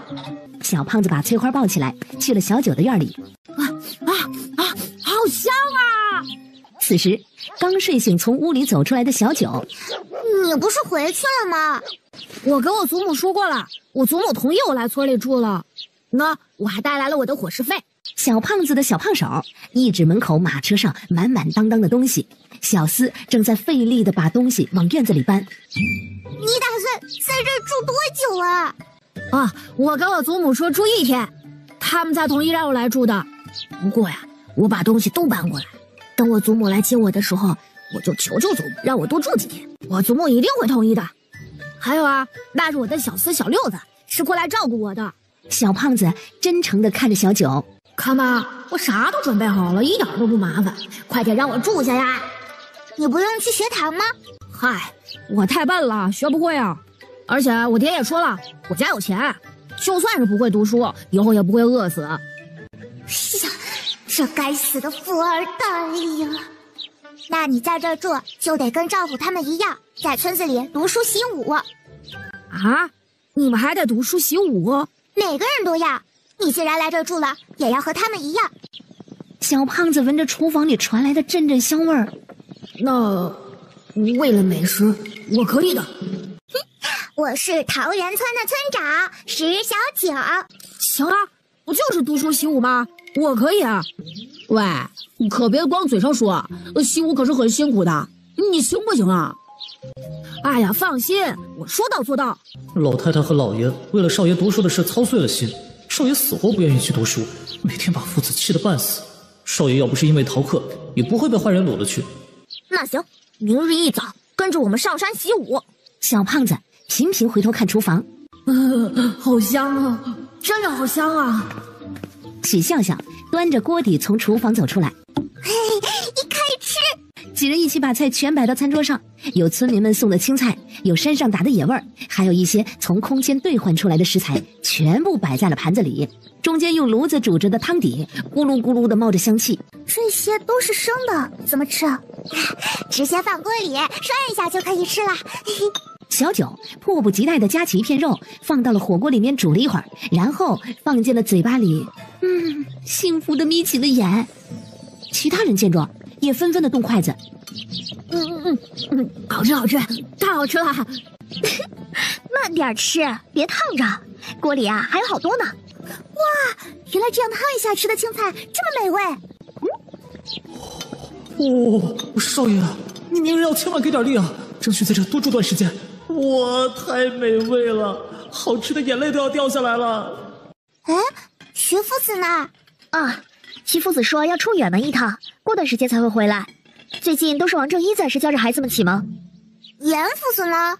许笑笑摇摇头，严夫子此人吧，神出鬼没的，谁知道他去哪儿了呀？奇怪，一个两个的全跑了。村长，你下午去干什么呢？今天夫子们都不在啊，正是撒欢玩的时候。小九还没想好去干啥，门口就又来人了。沈之渊兴奋地跑进来，门口还跟着一个穿着官服的男人。小恩人，我来啦！哎，感谢小姑娘救了我家闺女，沈某感激不尽。你就是县令？是的，我爹就是县令。那群黑衣人抓了吗？不瞒你说，沈某此次来，除了感谢小姑娘救命之恩之外，还有事相求。啊？可否借小姑娘养那只细用，带县衙的人去往山洞抓人呢？啊！主人，我要去！我答应了山洞里的小红、小绿和小黄，给他们带我的鸡饲料呢。可以，不过山洞里面还有很多小孩，希望县令的人手下留情，不要伤害他们。这个你放心，都是些可怜的孩子，等救出来了，显然会帮助他们找到家人的。沈之渊见他们事情说完了，忙拉着自己亲爹的袖子撒娇：“爹，我也要在这儿住。”沈县令是没什么意见，只是担心人家小姑娘这里会不方便。小恩人，我可以在这儿住吗？啊，我不白住的，我带了钱的。沈之渊把银子塞到了小九怀里，小九同意吗？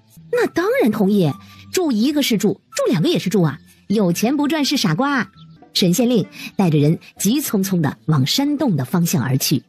哎，村长，渣男来了！几个小鬼头的八卦雷达嗖的一下子全启动了。哪儿呢？啊，河边，我小姑姑在那儿洗衣服，碰上赵大一家子了，把我小姑姑堵在河边了呢。小九他们几个马上冲出院子，直奔河边跑去。这热闹可不能错过，得趁热乎的看。你阿奶呢？去镇上了。怪不得赵大一家敢上门来闹事，原来这是瞅准了徐老太不在家。笑笑，我是过来接你回去的。赵大，我们已经和离了，咋的？我娘上次在你家没说清楚吗？笑笑，我真的知道错了。村长，他是不是该跪下求饶，表示下次再也不会了？跟村长你之前说的那样，等把笑笑姐哄回去，只会变本加厉。家暴有了第一次，就会有无数次，狗改不了吃屎。笑笑，你就原谅我吧，我以后再也不敢了。小九几人看着都嫌弃死了。笑笑啊，大郎知道错了，已经改了。他们一直惦记着你，你看你生不出孩子，他也还是要把你接回去过日子。这夫妻之间哪有不闹矛盾的？都说床头吵架床尾和，笑笑你就原谅他吧。许笑笑二话不说，直接给他来了一个过肩摔，随后一脚踩住了赵大的脑袋。怎么想把我抓回去，继续给你家当牛做马呀？反了，我的赵老婆子嚎着就要上前，许笑笑脚下用力，你放开我儿！赵老婆子停下了上前的脚步，生怕许笑笑一脚踩死赵大。不是要接我回去吗？正好，之前在你家当牛做马这么多年的，还被赵大打了这么多年，这气儿啊还没消呢，总要收点利息回来吧。你放开他，我们不接你回去了，你赶紧把脚挪开。许笑笑听到这话，见脚下的人也在疯狂的求饶了，快滚，下次见到一次打你一次。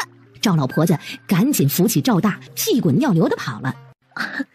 之前一直跟着村民们习武，一直没机会看看练的效果怎么样，现在看来还是有些用的，以后得加把劲儿继续练武了。说到这个，村民们的话题顿时就来到了练武这件事上。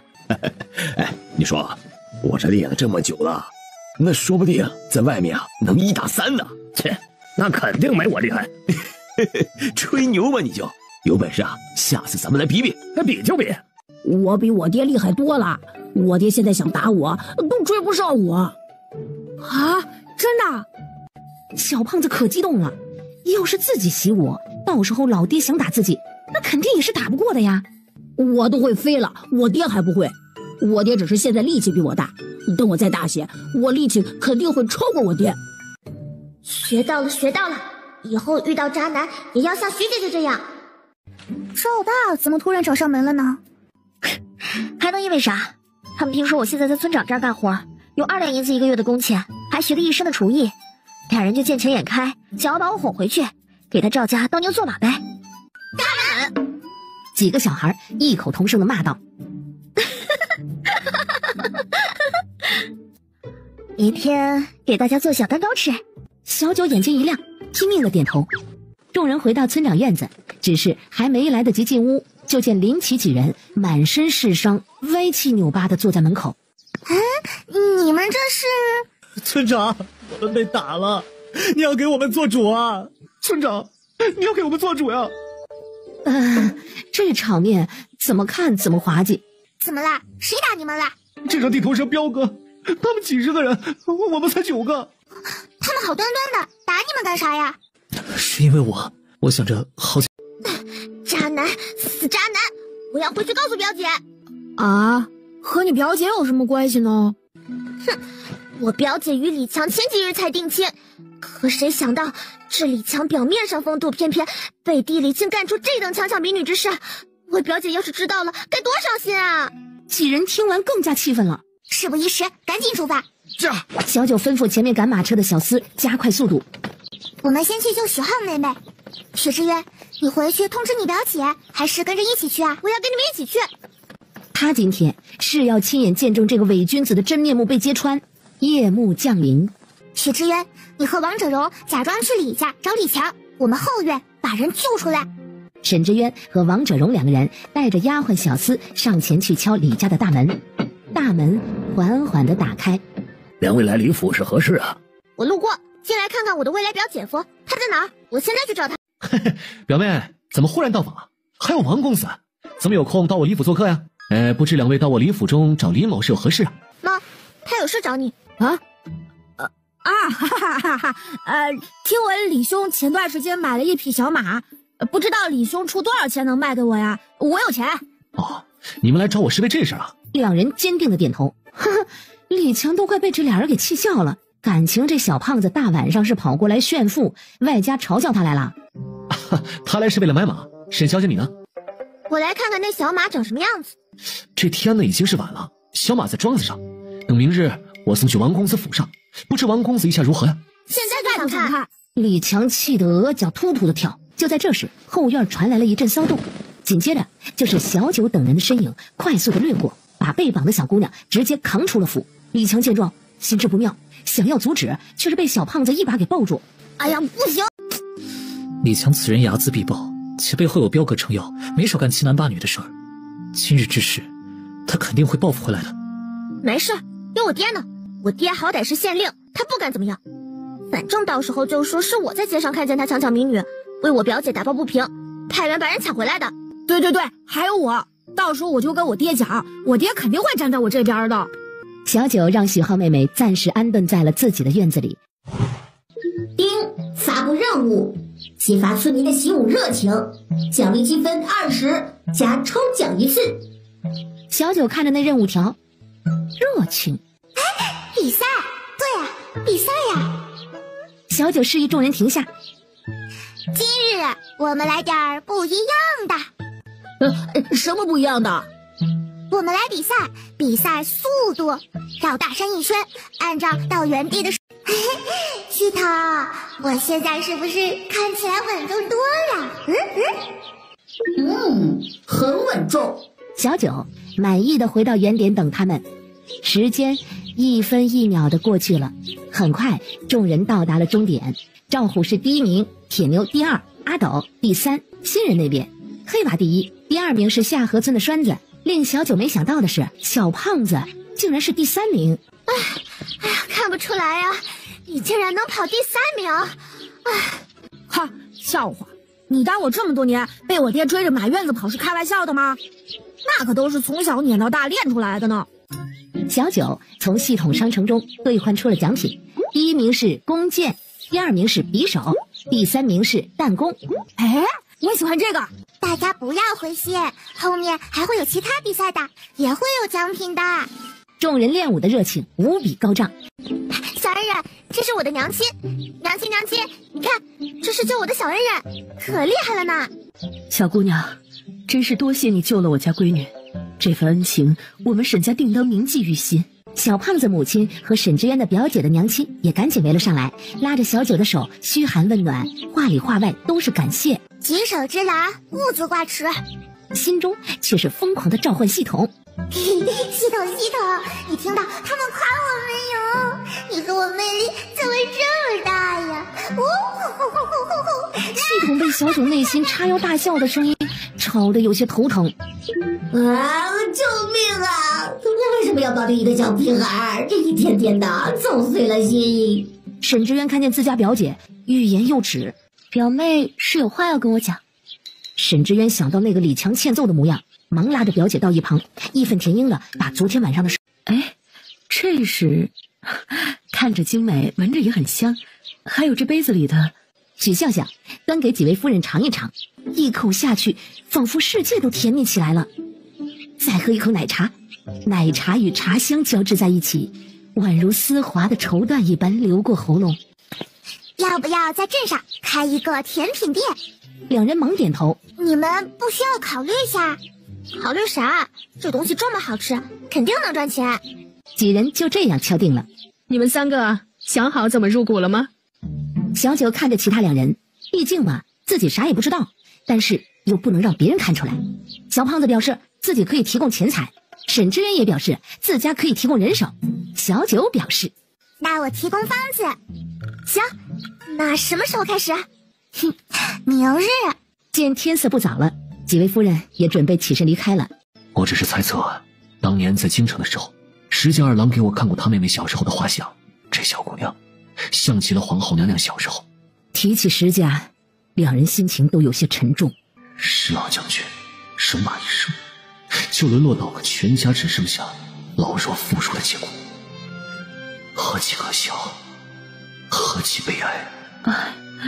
皇后娘娘对我们有恩，不管小九是不是皇后娘娘的女儿，既然她出现在你管辖的县，说明和我们有缘呢，我们就得好好保护她。夫人放心，京城的人是不会注意到这里的。现在我就写信给父亲，让他去到石家，跟石家老夫人说一下此事。不管是不是，至少给老人家一个活下去的念想。沈之行起身往书房而去。桃源村后山上，小九看着躺在坑里半死不活的老头，发布任务，解救神医。黄大夫，我给你送了个人过来，你得看看。小九把老头放到了屋子里的木板上。又是被捕术家家的？奇了啊！这猎物倒是没捕的几个，老头倒是一捕一个准儿。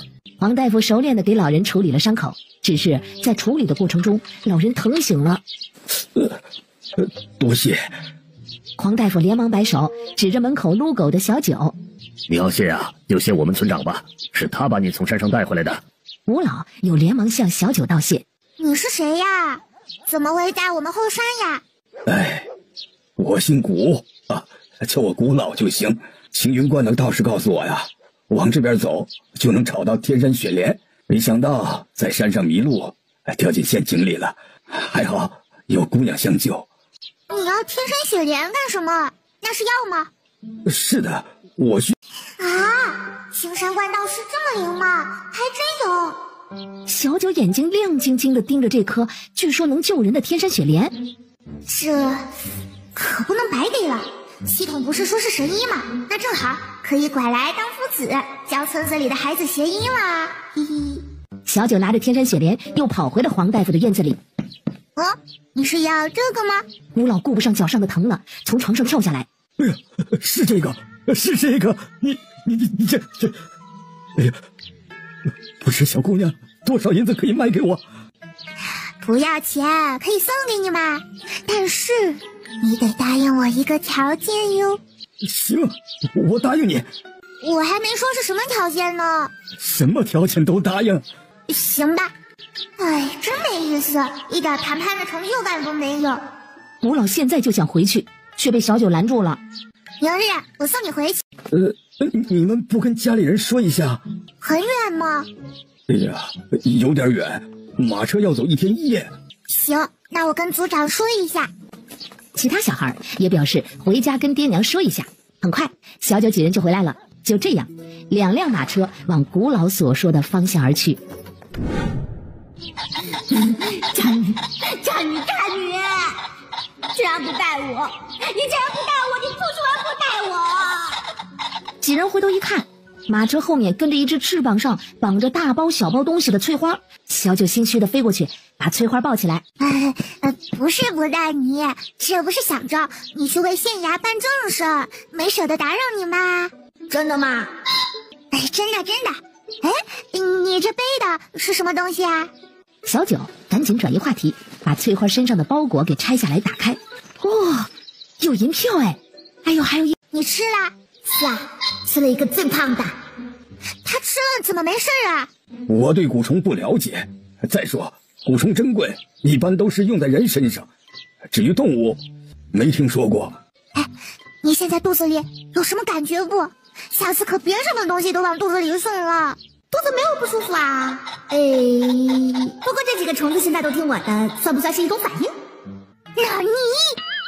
小九赶紧让翠花演示。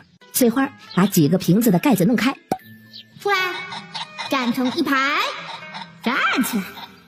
一只只胖乎乎的虫子慢腾腾的从瓶子里爬出来，然后慢慢的挪成一排，把身子立了起来。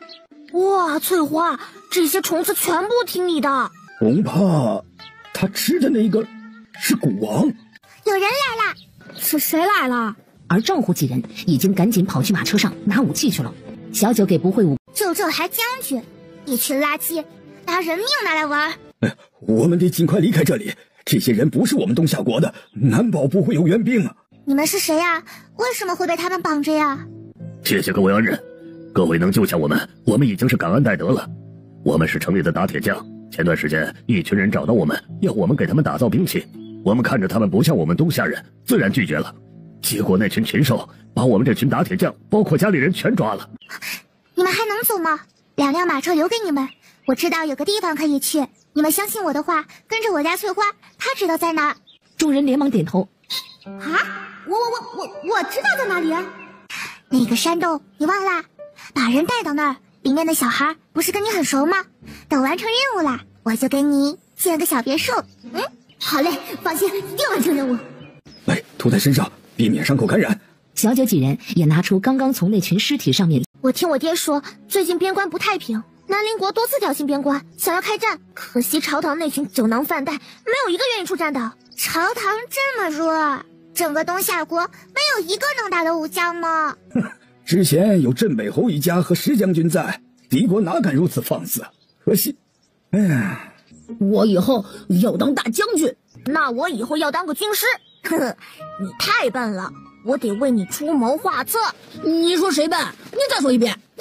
赵虎反手就是一拳，两人你追我躲的往前方去了。村长，你长大后要做什么呢？小九摇头，小九确实不知道以后要干什么。大丫，你呢？如果可以，我想当个医术高明的女大夫。你一定会成为厉害的女神医的。以后我要去战场上给树上的将士们治伤。以后我也要去当将军，我肯定比赵虎厉害。等我以后啊，当了东夏国最有钱的人，养你们所有人。你们这儿为什么这么热闹呀？怎么每家每户门口都挂着红灯笼呢？是有什么喜事吗？因为过几天就是我们祥云镇的祭祀节呀。啊，什么是祭祀节呀？就是祭奠山神呀。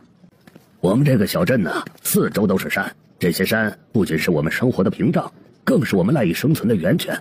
每年9月15，我们都会举行一场盛大的祭祀仪式，感谢山神赐予我们丰富的物产和安宁的生活。所以啊，每临近这个时候，镇上就格外的热闹，家家户户都会挂上红灯笼来迎接山神。镇上还会举行各种各样的活动，尤其是年轻的男女们，听说在这几天能互相喜欢，并且定下婚事的，就是被山神祝福的一对。所以这群年轻男女们都会穿上自己最好的衣服，带上最好的首饰出门，希望能遇见自己的真命天女与真命天子。小九一行人听得心痒痒的，迫不及待想出门逛了。你们去吧。说出来就不灵了。赵虎几人一听，也连忙把自己的遮住，偷偷摸摸的把河灯放了。那接下来去哪儿啊？那边有猜灯谜，还有舞狮表演，还有耍杂呢。我太喜欢这里啦。夜深了，小镇渐渐的归于平静，只留下红灯笼在风中轻轻的摇曳。第二天，这个是我早上去山上摘的桑葚，送给你们，你们可以带去路上吃。谢谢你。小九连忙接过，然后从背包里拿出一大包各式各样的糖果。那这个给你，还不知道你叫什么名字呀？满仓，我叫满仓。我阿爹说满仓意味着丰收，是最美好的祝福。好，我记住你了。我叫小九，是桃源村的村长。以后你跟你阿爹可以来桃源村来找我们玩呀。我会记住你们的，以后去找你们玩。依依不舍的告别后，小九几人继续踏上了回古老家的路。好奇怪呀，为什么感觉很亲切？可是我压根就没见过他呀。村长，你在看什么？没什么。人都已经送到了，那我们去干嘛？这里是哪里呀？跟仙境一样。我好喜欢闻这里的药草香味。这里呀是药神谷，里面种着的都是药草，所以药香味比较重。难得你喜欢闻呢。药神谷？小九几人一脸的迷茫。药神谷在4国之中都占据着比较高的位置，且药神谷的众人皆是医术精湛之辈，即便是四国中权势滔天之人，面对药神谷也得心怀敬畏，不敢轻易冒犯。毕竟得罪谁都不要得罪大夫。每当有疫病肆虐、战乱或者是天灾人祸时，药神谷总能及时的派出弟子，携带珍贵药材，深入灾区，挽救无数生命，成为百姓心中的活菩萨。哇，这里就跟仙境一样，原来药神谷的人都是活神仙。你跑什么？小九蹲下来问他，并在心里问系统：这人是刺客吗？宿主觉得可能吗？一个3、4岁的小童连字都认不全，可能是刺客吗？系统无语死。你们是哪里来的乞丐？还有你们在我师傅门口干什么？谁懂啊？师傅门口坐着一群乞丐，得赶紧去问问师姐是怎么回事。你说谁是乞丐？小童看见小九握着的拳头，你把手松开！你要敢打我，我就喊人了。我们现在确实很像乞丐。小九低头看了眼自己，再看看其他人，一向要面子的小九此刻恨不得找个地洞钻进去。你这儿哪儿有衣服卖？前面。他手指着前面的那片竹林。你们真不是乞丐？不是啊，我们是上山的时候。你们也是师傅收的徒弟？当然不是啦，我们是送你师傅回家的。那药神谷有什么好玩的吗？没有，药神谷里都是草药和医术。师哥师姐们说，外面的世界才多姿多彩，有山川湖海，还能遇上各种各样的人和事。那你们平时都不出去吗？我还小，师傅说外面危险，不让我出去。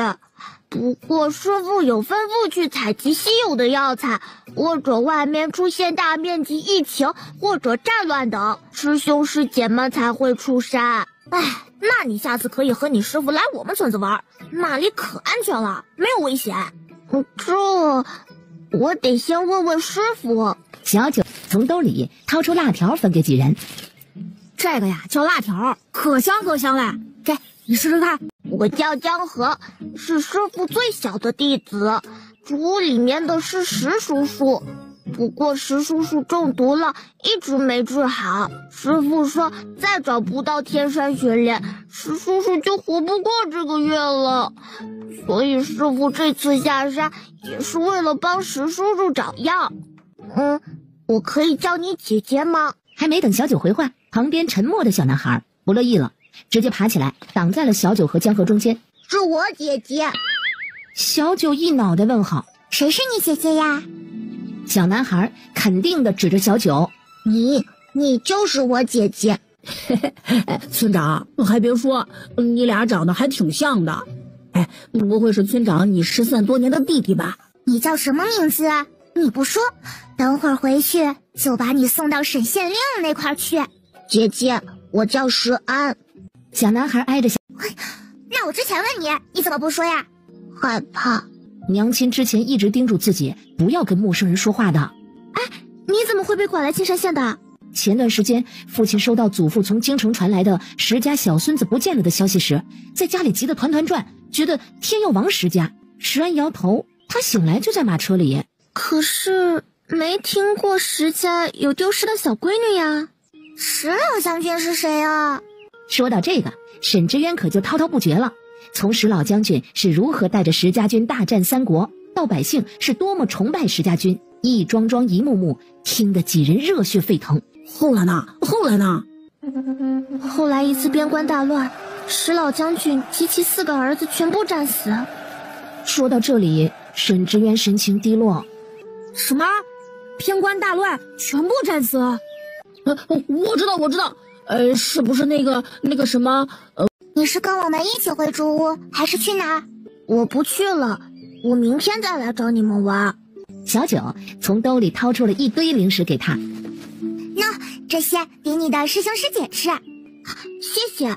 与小童分别后，小九一行人又溜溜达达的回古老的竹屋里。里面的大树治好了吗？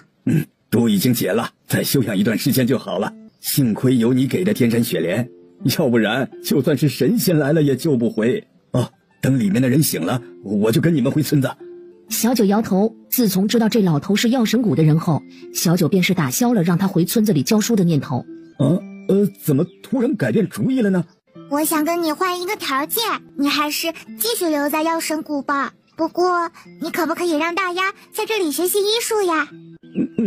这小姑娘确实有学医的天赋，就算你不说，我也是有这种想法的。小九指着竹屋，我妹和三哥，不对，年纪对不上。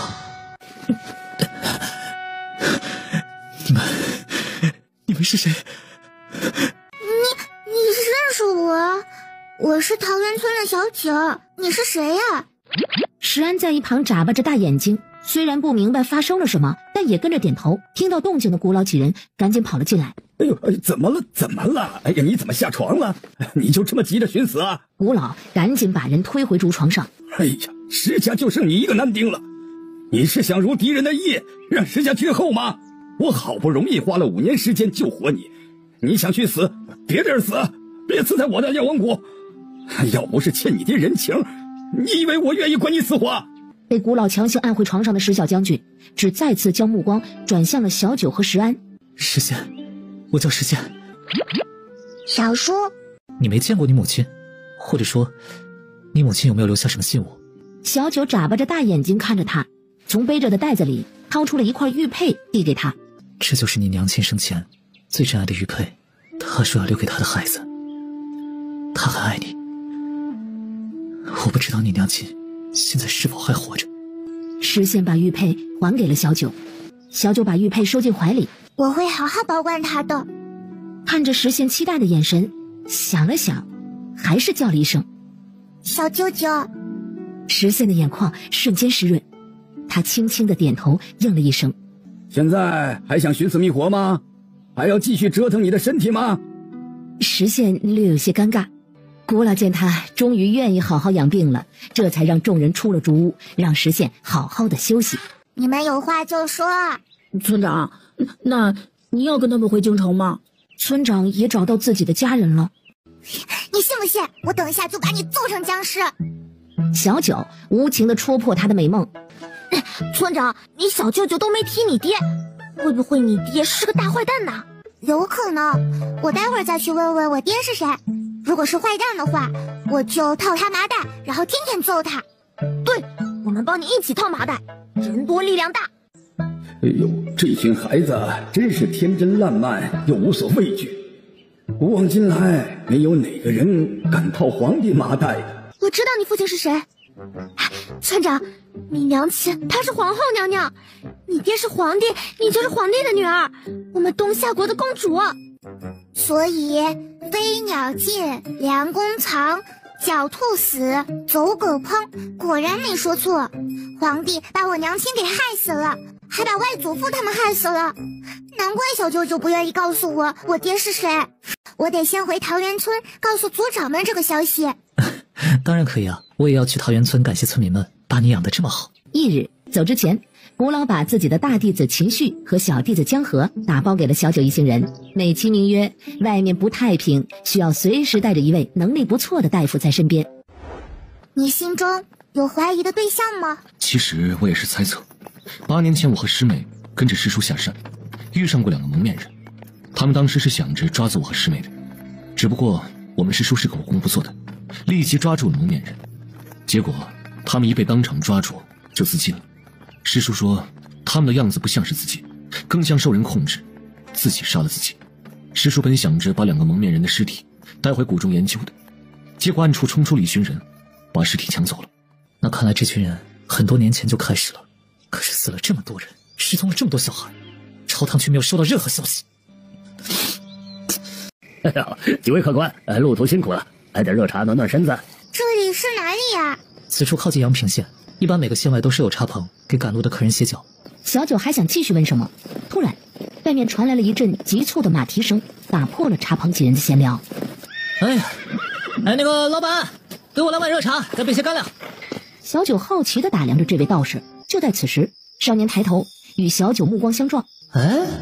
这小姑娘周身似有迷雾笼罩，面相隐晦难测，似有一道神秘力量所挡，难以窥其命数，实乃怪事。小九跑下桌，走到少年面前。你是青山观的道士吗？少年邀请小九坐下。对啊，怎么，你去过青山观？没有。那你怎么知道贫道是青山观的？因为我只听说过青山观。那清风道人是谁？是我师傅。嘿，怎么，你还认识贫道？观其命盘，生有财道，财路本应顺畅，然亲信身边奸佞之人，致使财运外泄，富贵难守，最终命丧奸人之手，此乃命中大劫，令人惋惜。哪来的骗子，招摇撞骗！相公，我们走，就当是那10两银子做了善事。夫人莫非是知道自家相公身边的小人是谁？我怎会知道？你这小子休要胡言乱语！说完就想拽着汉子往茶棚外走。哼，我观你命格中现桃花煞，其心术不正与奸人苟合，合谋篡夺家产，致使家破人亡。你说什么呢？这怎么可能？你胡说！你这黄口小儿怎敢如此诋毁我？相公，你别听他的，他就是个江湖骗子，想骗咱们的钱财。信不信由你。汉子闻言突然想到什么，脸色骤变，目光在妇人和桌上的另一个男人之间来回的游移，种种迹象。保护少年，奖励积分100，加抽奖1次。就在男子的手即将碰到少年时，小九一把抓住汉子，恼羞成怒，抬脚就想踹着小姑娘。石县见状，赶紧冲过去，一脚把姓周的汉子踹倒在地。好啊，你们跟这骗子是一伙的。我观你煞气浓厚，财运枯竭，双目邪佞，实乃作恶多端之辈，命中无财，厄运缠身。姓李的男子一看自家夫人与周兄心虚的样子，也知道这少年没骗自己。你竟敢背叛我！茶棚内的人纷纷的后退，让出位置给周姓男子发挥。哇，打得好，打中了，打得好！相公，你听我解释，事情不是你想象的那样。够了，你还有什么好解释的？你和这奸人合谋算计我岂能饶你？说罢，找茶棚老板要2根绳子，把妻子和躺在地上的周兄绑了起来，拖进马车。干完这些，男子深吸了一口。大家都是第一次当人，凭什么要让别人呀？对不对？你真的是道士？那你能不能算算我什么时候能当将军？少年看了一眼赵虎，你命格奇特，将才之运显著，虽荣登将军之位，却命中有劫，难逃短命之厄。这话不仅赵虎听懂了，其他人也听懂了。赵虎气愤不已，竟然是骂自己是个短命的。哎，你这人，亏我们刚刚还帮你，你怎么恩将仇报咒人呢？是他自己要算的，算了又不爱听，怎还怪贫道头上了？什么劫？可有化解之法？村长，你真信呐？少年又近距离的、仔仔细细的观察了一下赵虎的面相。哎，奇怪了，明明显示英年早逝，然冥冥之中似有一股神秘力量牵引，使其命途扑朔迷离，尚有一线生机，实乃罕见之象。少年1天之内遇上2个奇怪的面相，让他不禁怀疑起自己的能力了。下次遇见我师父，你可以找我师父看一下。众人听到赵虎还有一线生机，就放下心来。道士，你是在追什么人吗？叫我静心就行。至于追什么人，半个月前我与师父下山采购，遇上一商贩，买了10斤的米，少了我们1斤，老子不是贫道与他理论，他在用鬼秤。这商贩非但不知错，竟骂我与师父是穷鬼，反倒打一耙，说我们招摇撞骗，骗吃骗喝。那你没继续跟他理论，没骂回去？这人缺的不是金，缺的是德吧？当然理论了，这不是当时没发挥好，吵输了吗？要不是师父当时说吃亏是福，退一步海阔天空，可老贫道现在觉得是忍一时，越想越气，退一步越想越亏。那你下山的目的就是来找上次那个商贩吗？当然，什么大事化小，小事化了，老子不信，必须骂。他们一共4个人，我们1人套1个。小九指了指赵虎和阿斗，还有铁牛3人。那我呢？你们负责揍人。小九说完，从商城兑换出了8、9个各种搞怪的表情包面罩。小九给自己戴上了一个“哦吼”这个款的，其他几人一看，立马笑得双手垂地。天哪，怎么会有这么搞笑的东西啊？其他几人也赶紧给自己套上。你好像个傻子。你还笑我？你更像傻子。笑死了。几个人直接笑得在地上打滚儿。救命啊！谁来救救我？太好笑了。舅舅，你们要带吗？我是个大人，我要稳重。不行，太好笑了。要吗？石宪和秦旭疯狂的摆手表示不用。见两人不要，小九也没管了，拿起麻袋。阿斗和赵虎以及铁牛紧随其后，找准时机，拿着麻袋从天而降。你们到底是什么臭东西？知不知道我是谁啊？平南侯世子叫嚣着：“你才是臭东西，你全家都臭！你们到底是什么臭东西？知不知道我是谁啊？我揍的就是你小子！行不更名，坐不改姓，人送外号彪哥。”麻袋里的人拼命挣扎，直接瘫软在地，如同烂泥一般。小九见他们已经晕过去了，把麻袋取了下来，然后再把平南世子一行人身上值钱的东西都搜刮了一番，放进了麻袋里，打包装走。衣服不罢吗？也能卖钱的。还是你小子狠啊！赵虎一听，立马上去把几人中穿的最好的平南世子的外衣给扒了。回家了。小九一行人赶着马车一路疾驰。村长，阿斗，你们终于回来了！哎呀，村长呢？你们终于回来喽！村长，我们想死你了！一群人挨个的抱了抱村长。哎呦，我们的宝贝村长哟，出去一趟又瘦了。回头我让老头子给你做好吃的。哎呦，我们阿斗回来了，小娘们，娘回去给你做好吃的。哎，你姐呢？姐去药神谷学医了。药神谷是那个救苦救难的药神谷？阿斗点头。哎，我就说大牙的丫头有出息，从小就跟着黄大夫摆弄那些草药，这不肯定是有天赋的。哎呦，村长啊，下次可不能出去这么久了，可让我们几个老头子担心死了。石宪看着桃源村村民对自家外甥女这么好，不是亲人胜似亲人，一时间眼泪都快要掉下来了。江河戳了戳阿斗：“你不是说你娘亲很温柔吗？”阿斗现在觉得，哎呀，脸有点疼。不是，桃源村民风都这么彪悍吗？上到70、80岁老人，下到4、5岁小孩，这是怎么回事？他们是谁呀？不知道啊。一个是之前这群人拿着刀冲进村里，一来就叫嚣着让我们把值钱东西交出来，否则就砍死我们。就是这个人，还说让我们把村长交出去。哼，你说抢东西抢就抢了，反正这村子里面也没啥值钱的。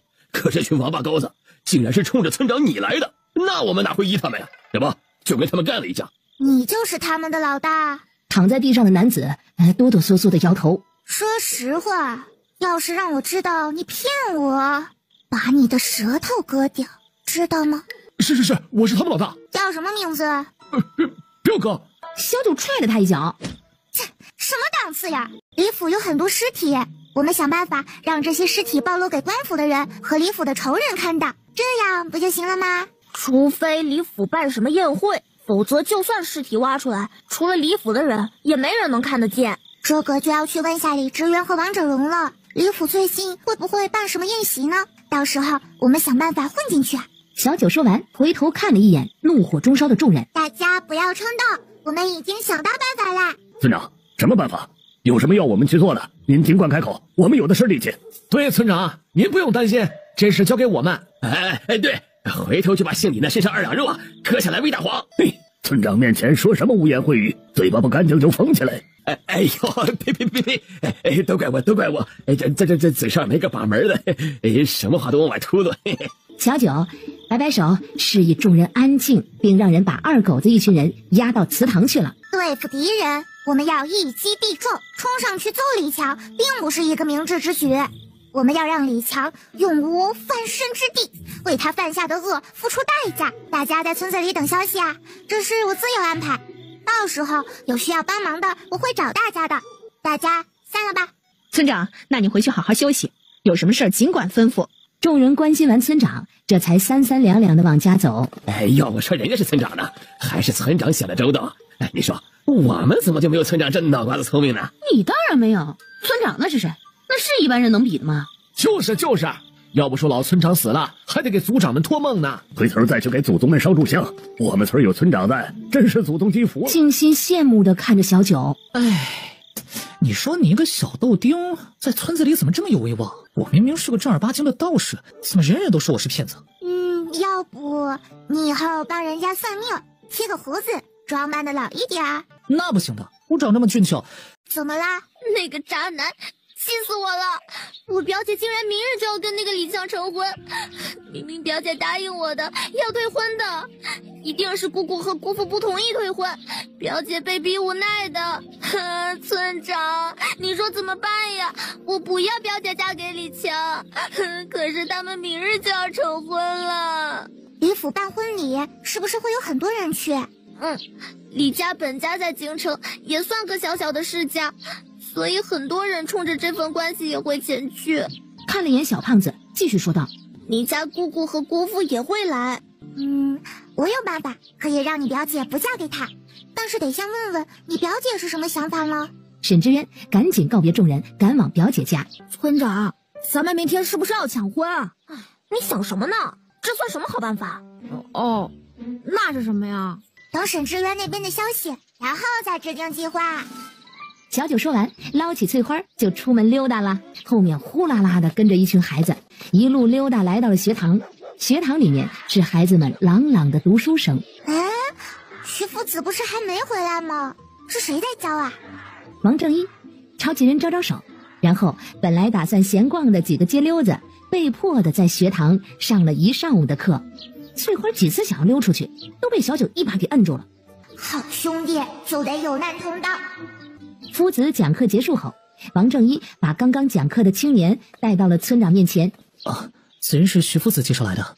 徐夫子来信说家里有点要事要耽搁，为了不耽误村子里的小孩读书进度，所以介绍了个人过来教书。在下裴夏，京城人士，侠盗中落，有幸的恩师推荐，来到此处教书。村长放心，我定当倾尽所学，不负恩师所托。好好干啊，我看好你。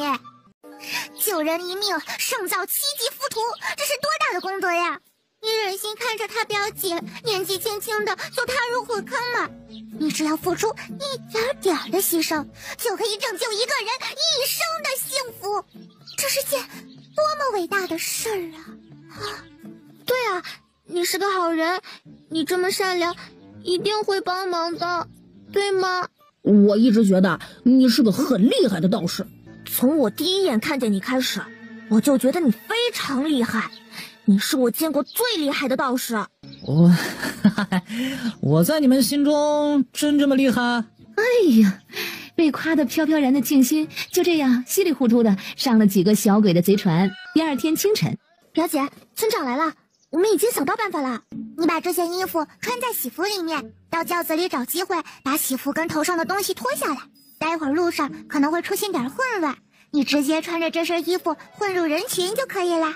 小九从兜里掏出了一件破破烂烂的乞丐衣服。待会儿穿上这身衣裳，记得抹点这些灰色的东西在脸上呀。何角角赶紧把衣服穿到喜服里面，然后把东西藏在身上。小九两人在嬷嬷回来之前赶紧就溜了。一套流程下来，静心应对的行云流水。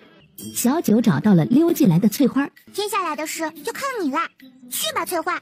翠花雄赳赳气昂昂的绕着李府飞了一圈，把李府上上下下的狗都挑衅了一个遍。我的爪子会刨地，你们这群傻狗会吗？会吗？只见这群傻狗像是着了魔一般，个个双目圆瞪，嘴里喘着粗气，他们的爪子如同疾风骤雨，疯狂的在地上刨动着。随着这群大黄狗刨的泥土越来越多，渐渐的一股令人毛骨悚然的腐臭气息弥漫开来。恭喜宿主惩奸除恶，帮助惨死的冤魂报仇，奖励积分200，下抽奖一次。小九点击抽奖，抽中了唢呐一只。唢呐，这是干什么用的？宿主，这个唢呐跟一般的唢呐不同哎。哪儿不同啦？系统出品的唢呐能够克制一切牛鬼蛇神。不就是一个唢呐吗？哎呀，主人走啦，那群傻狗还在外面等我呢。你欺负他们了？才没有。哦，对了，他们说以后要去我们村里混，主人可不可以呀？当然可以。小九几人连忙出去和大家会合，深藏功与名，与众人浩浩荡荡的回村去了。回到院子里的小九看到小舅舅正在院子里等自己。小舅舅，怎么了？明日舅舅就要去京城了，你要跟我一起去看看你外祖母吗？不过我要和组长们商量下。我跟你们一起去。怎么了，村长？我找到家人了。村长啊，你别走啊，我舍不得你啊！离开了你，村民们要怎么活哟？其他组长们现在那也是一把鼻涕一把泪，哭得好不伤心。你们怎么知道我明天要走呀？什么？明天就要走？村长，你能不能不走啊？没有你，我们可怎么活呀？村长，村长啊，我不活了！你怎么这么狠心呢？村长啊，你怎么忍心丢下村子里的村民呢？你让他们怎么活呀？我没扔下大家呀，我过几天就回来了。几位组长一听，哎呀，立马擦干眼泪，坐到凳子上，假装刚刚啥事没发生。组长爷爷，我不会离开你们的，也不会离开村民们的，你们都是我的家人呐。商量完事的小九背着手晃晃悠悠地往家走，走到家门口，突然想起山洞里的那群孩子，今天他们可是帮了自己大忙了。小九觉得呀，得去山洞看看他们。小九叫上了阿斗和赵虎一群人，连忙往山洞飞身而去。这次去山洞，石宪和秦旭也来了。那边有人打架。村长要去看热闹吗？我也想去。想去啊，当然想去啦。什么热闹都凑，只会害了你。几人迅速地飞到事发地点附近，找了一个最佳观看位置的小山坡趴下。哎，这两拨人怎么没打了？可能中场休息吧。哎，听听他们说什么。几个小孩立马竖起耳朵，听着下面两拨人的谈话。哎呀，真是啥也听不见。还是翠花爽。翠花已经聪明地飞下去，找了个草丛蹲着，离吃瓜现场只有几米远。要是我能变成像翠花那么小就好了，干啥都不容易被发现。你没有翠花聪明，你要是变成翠花，不到1刻钟你就上桌了。唉，听不见那就看吧，等翠花回来再分享瓜给咱们吃。贺启川，你不要太过分，快把解药还给我。想要解药就你哥哥。可以啊，苏静熙，我说了，只要你答应我的要求，解药就还给你。时间可不等人呐，拖得越久，你哥哥可就……我苏家儿了，就是死也不会受人威胁。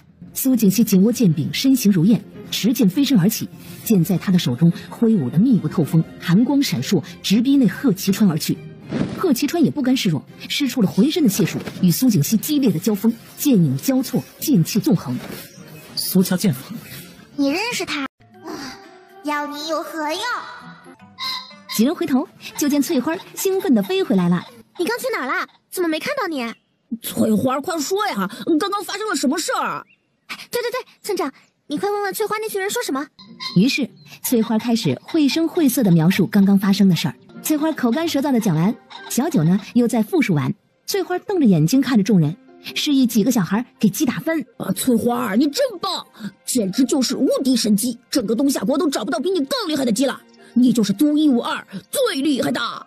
逼人家女孩子嫁给他，这个贺其川真不要脸。就是还打不赢人家小姐姐，就是太坏了，还把人家解药扔下去了。那小姐姐的哥哥会不会死掉啊？我捡回来啦。你啥时候捡的？那个星河被扔下去的时候我就捡起来啦。我见他们一直在抢这个东西，我就好奇是个啥子好东西嘞。难怪刚刚没看见你。主人，送给你。翠花把小瓶子往小九面前一送。翠花呀，你知不知道这是人家的救命药呀？你给我也用不上啊。那咋办？捡都捡了。几个小孩你看我，我看你，最后齐刷刷的把目光看向了石宪。给你不是认识苏家小姐吗？你去给她。我不认识她，我只是觉得她的剑法很熟悉，是苏家剑法。都一样，你去吧，小舅舅。去吧，小叔。去吧，石叔叔。石宪拿着解药飞身去追赶刚走不久的苏家一众人。吃完瓜的几人继续前往山洞。村长你来啦！村长来啦！小九从兜里掏出了好多好多的糖分给大家，并对他们今天的表现表示非常感谢。你们想读书吗？现在这群孩子一直都是林奇在照顾他们们的武力都很不错的，经常也会跟着林奇去村子里玩。一群小孩有摇头的，也有点头的。那你们都去桃园村住好不好？一群小孩想也不想的赶紧点头。我明日就不在村子里了，我要出门一趟。以后你们就在学堂里读书，学堂里面也有住的。村长，你要去哪儿？我可以跟着你吗？我跟你当护卫，保护你。可是我自己就很厉害呀，我不要人保护。赵虎急了，又有一个来抢自己第一狗腿位置的人了。我们村长天下第一厉害，哪儿要你保护？小男孩瞪着他。不对，村长，你明日不在村子里，那你要去哪儿啊？对啊，村长，你明天去哪儿啊？去京城呀。我也要去。小九看了眼小胖子和沈之渊，你们出远门不需要跟你们的爹娘说吗？两人齐齐摇头，表示不用。这真是漏风的破棉袄和不听话的不孝子。秦旭在一边看得好笑，不过也没有忘了此次来的目的。你们可以让我检查身体吗？我是药神谷的大夫。小九连忙让秦旭检查，秦旭仔仔细细的给众人检查。这群孩子的身体比普通孩子更为强壮，想必是经常泡药浴加练武的原因。那他怎么什么记忆都没有？不记得自己是谁，也不记得自己的家人，自己住在哪儿？想必这群孩子是被下了忘忧散。这是什么？一种由多种药草和毒药混合炼制而成的，能够使人忘却过往的神秘毒药。那你能解吗？我对毒了解并不深，不过我可以传信回去问一问师叔，这方面他比较擅长。好吧。之后，小九带着众人回村，只不过翠花，你，嚯！翠花后面浩浩荡荡的跟着上百只鸡。都是我的小弟，也带回去读书习武。就这样，小九带着一众小孩，翠花带着一群鸡，浩浩荡荡的往桃源村去。第二日清晨，小九刚走出院子，院门外站满了村民，最开心的莫过于徐老太和赵大郎两人。经过昨夜一夜的厮杀，两人成功争取到了今天陪着村长去京城的任务。马车缓缓地驶离了桃源村。京城的人也和我们长得一样吗？石县没说话。笨蛋，我今天就跟你拼了！两人在马车里打闹，差点把马车给掀翻。要不你们在外面跟着马车跑去呗。石安和赵虎两人赶紧的端端正正的坐好，阿斗和翠花在一旁幸灾乐祸的咯咯笑。小九瞪了两人一眼，两人赶紧闭嘴。但是怎么咯咯笑的声音依旧在呀？几个小孩惊恐的瞪大眼，几人赶紧寻找声音的来源。最后还是翠花发现，在众人坐着的凳子底下，那里有一处暗格，几人连忙打开。好家伙，石头和江河两人不知道啥时候躲进去的。小九一手一个把两人拎了出来，秦旭气的直接捞起江河，对着他的屁股就是啪啪几下。你知不知道躲在暗格里，万一没发现你们，闷死了该怎么办啊？打得江河哇哇大叫。秦旭教训完江河，就把人重新放回了原处。你打了他就不能打我了哟！哎呦，江河大师哥可真凶啊！江河也捂着自己被打的屁股，委委屈屈的和石头蹲一起去了。没办法，只能带上这两个挂件了。是不是得跟族长们说一下？谁去报谢？众人齐齐的把目光看向了翠花，翠花假装没看见，脖子一扬就飞到马车顶上去蹲着了。前面不是县城吗？你待会儿回家让你爹派人捎个信不就是了？对呀，好主意。马车到了镇上，小胖子立马跳下马车往家赶。过了好一会儿，只见小胖子扛着大包小包的出来了。好家伙，这是回家打劫了！小胖子跳上马车，打开自己的包裹。你回家抢钱了？才没有呢！我娘亲听说我要去京城，给了我几百两，我又去我爹那转了一圈，要了个几百两，然后我就去我祖母那儿转了一圈，要了个几百两啊！小胖子继续打开包裹掏礼物，里面全是他带来送给小伙伴的礼物。拿到礼物的众人都爱不释手。下次我去你家做客，也给你祖母送礼物。我也要给你祖母带礼物。马车带着一群小孩子的欢声笑语继续往前走。烤野兔，烤野兔喽！众人把逮到的兔子和鱼全扔给徐老太和笑笑姐几个。撒气啦，撒气啦，撒气啦！翠花怎么啦？又在骂人啦？小九连忙跑过去，就见翠花被人追着上窜下跳，鸡毛都掉了几根。小九连忙飞过去，把翠花抱在怀里。这是我养的宠物。这是我养的宠物。哼，吓死本鸡了！主人，你再晚来一步我就熟了。那个实在抱歉啊，我以为这是山上的野鸡呢，看着挺肥美的，想着抓来烤着吃的。呸！你才肥美，你全家都肥美，这都是我辛辛苦苦锻炼出来的架子路啊！小九看了眼那边，原来那边也有人在露营啊。唉，叫你好好习武，你看差点被人家追上了吧？不要再说了，吓死了，吓死了！以后练武还敢不敢偷懒了？不敢了，真的不敢了。正在这时，男子露营那边一股香气传来，小九肚子咕咕叫。要不小姑娘去我那边吃点？小九抱着翠花跟着男子过去。翠花看见架在火上烤的自己的同类，鸡毛都立起来了。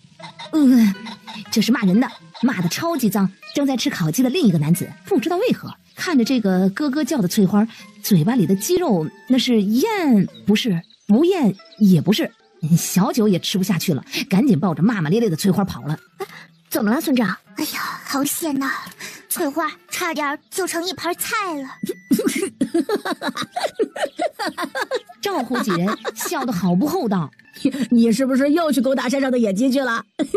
你看，叫你不要乱跑，差点被抓了吧？被众人嘲笑的翠花扭头默默地飞到马车里面窝着自闭去了。很快，许笑笑这边的烤肉也好了，许老太赶紧让几个小孩把手给洗干净吃饭。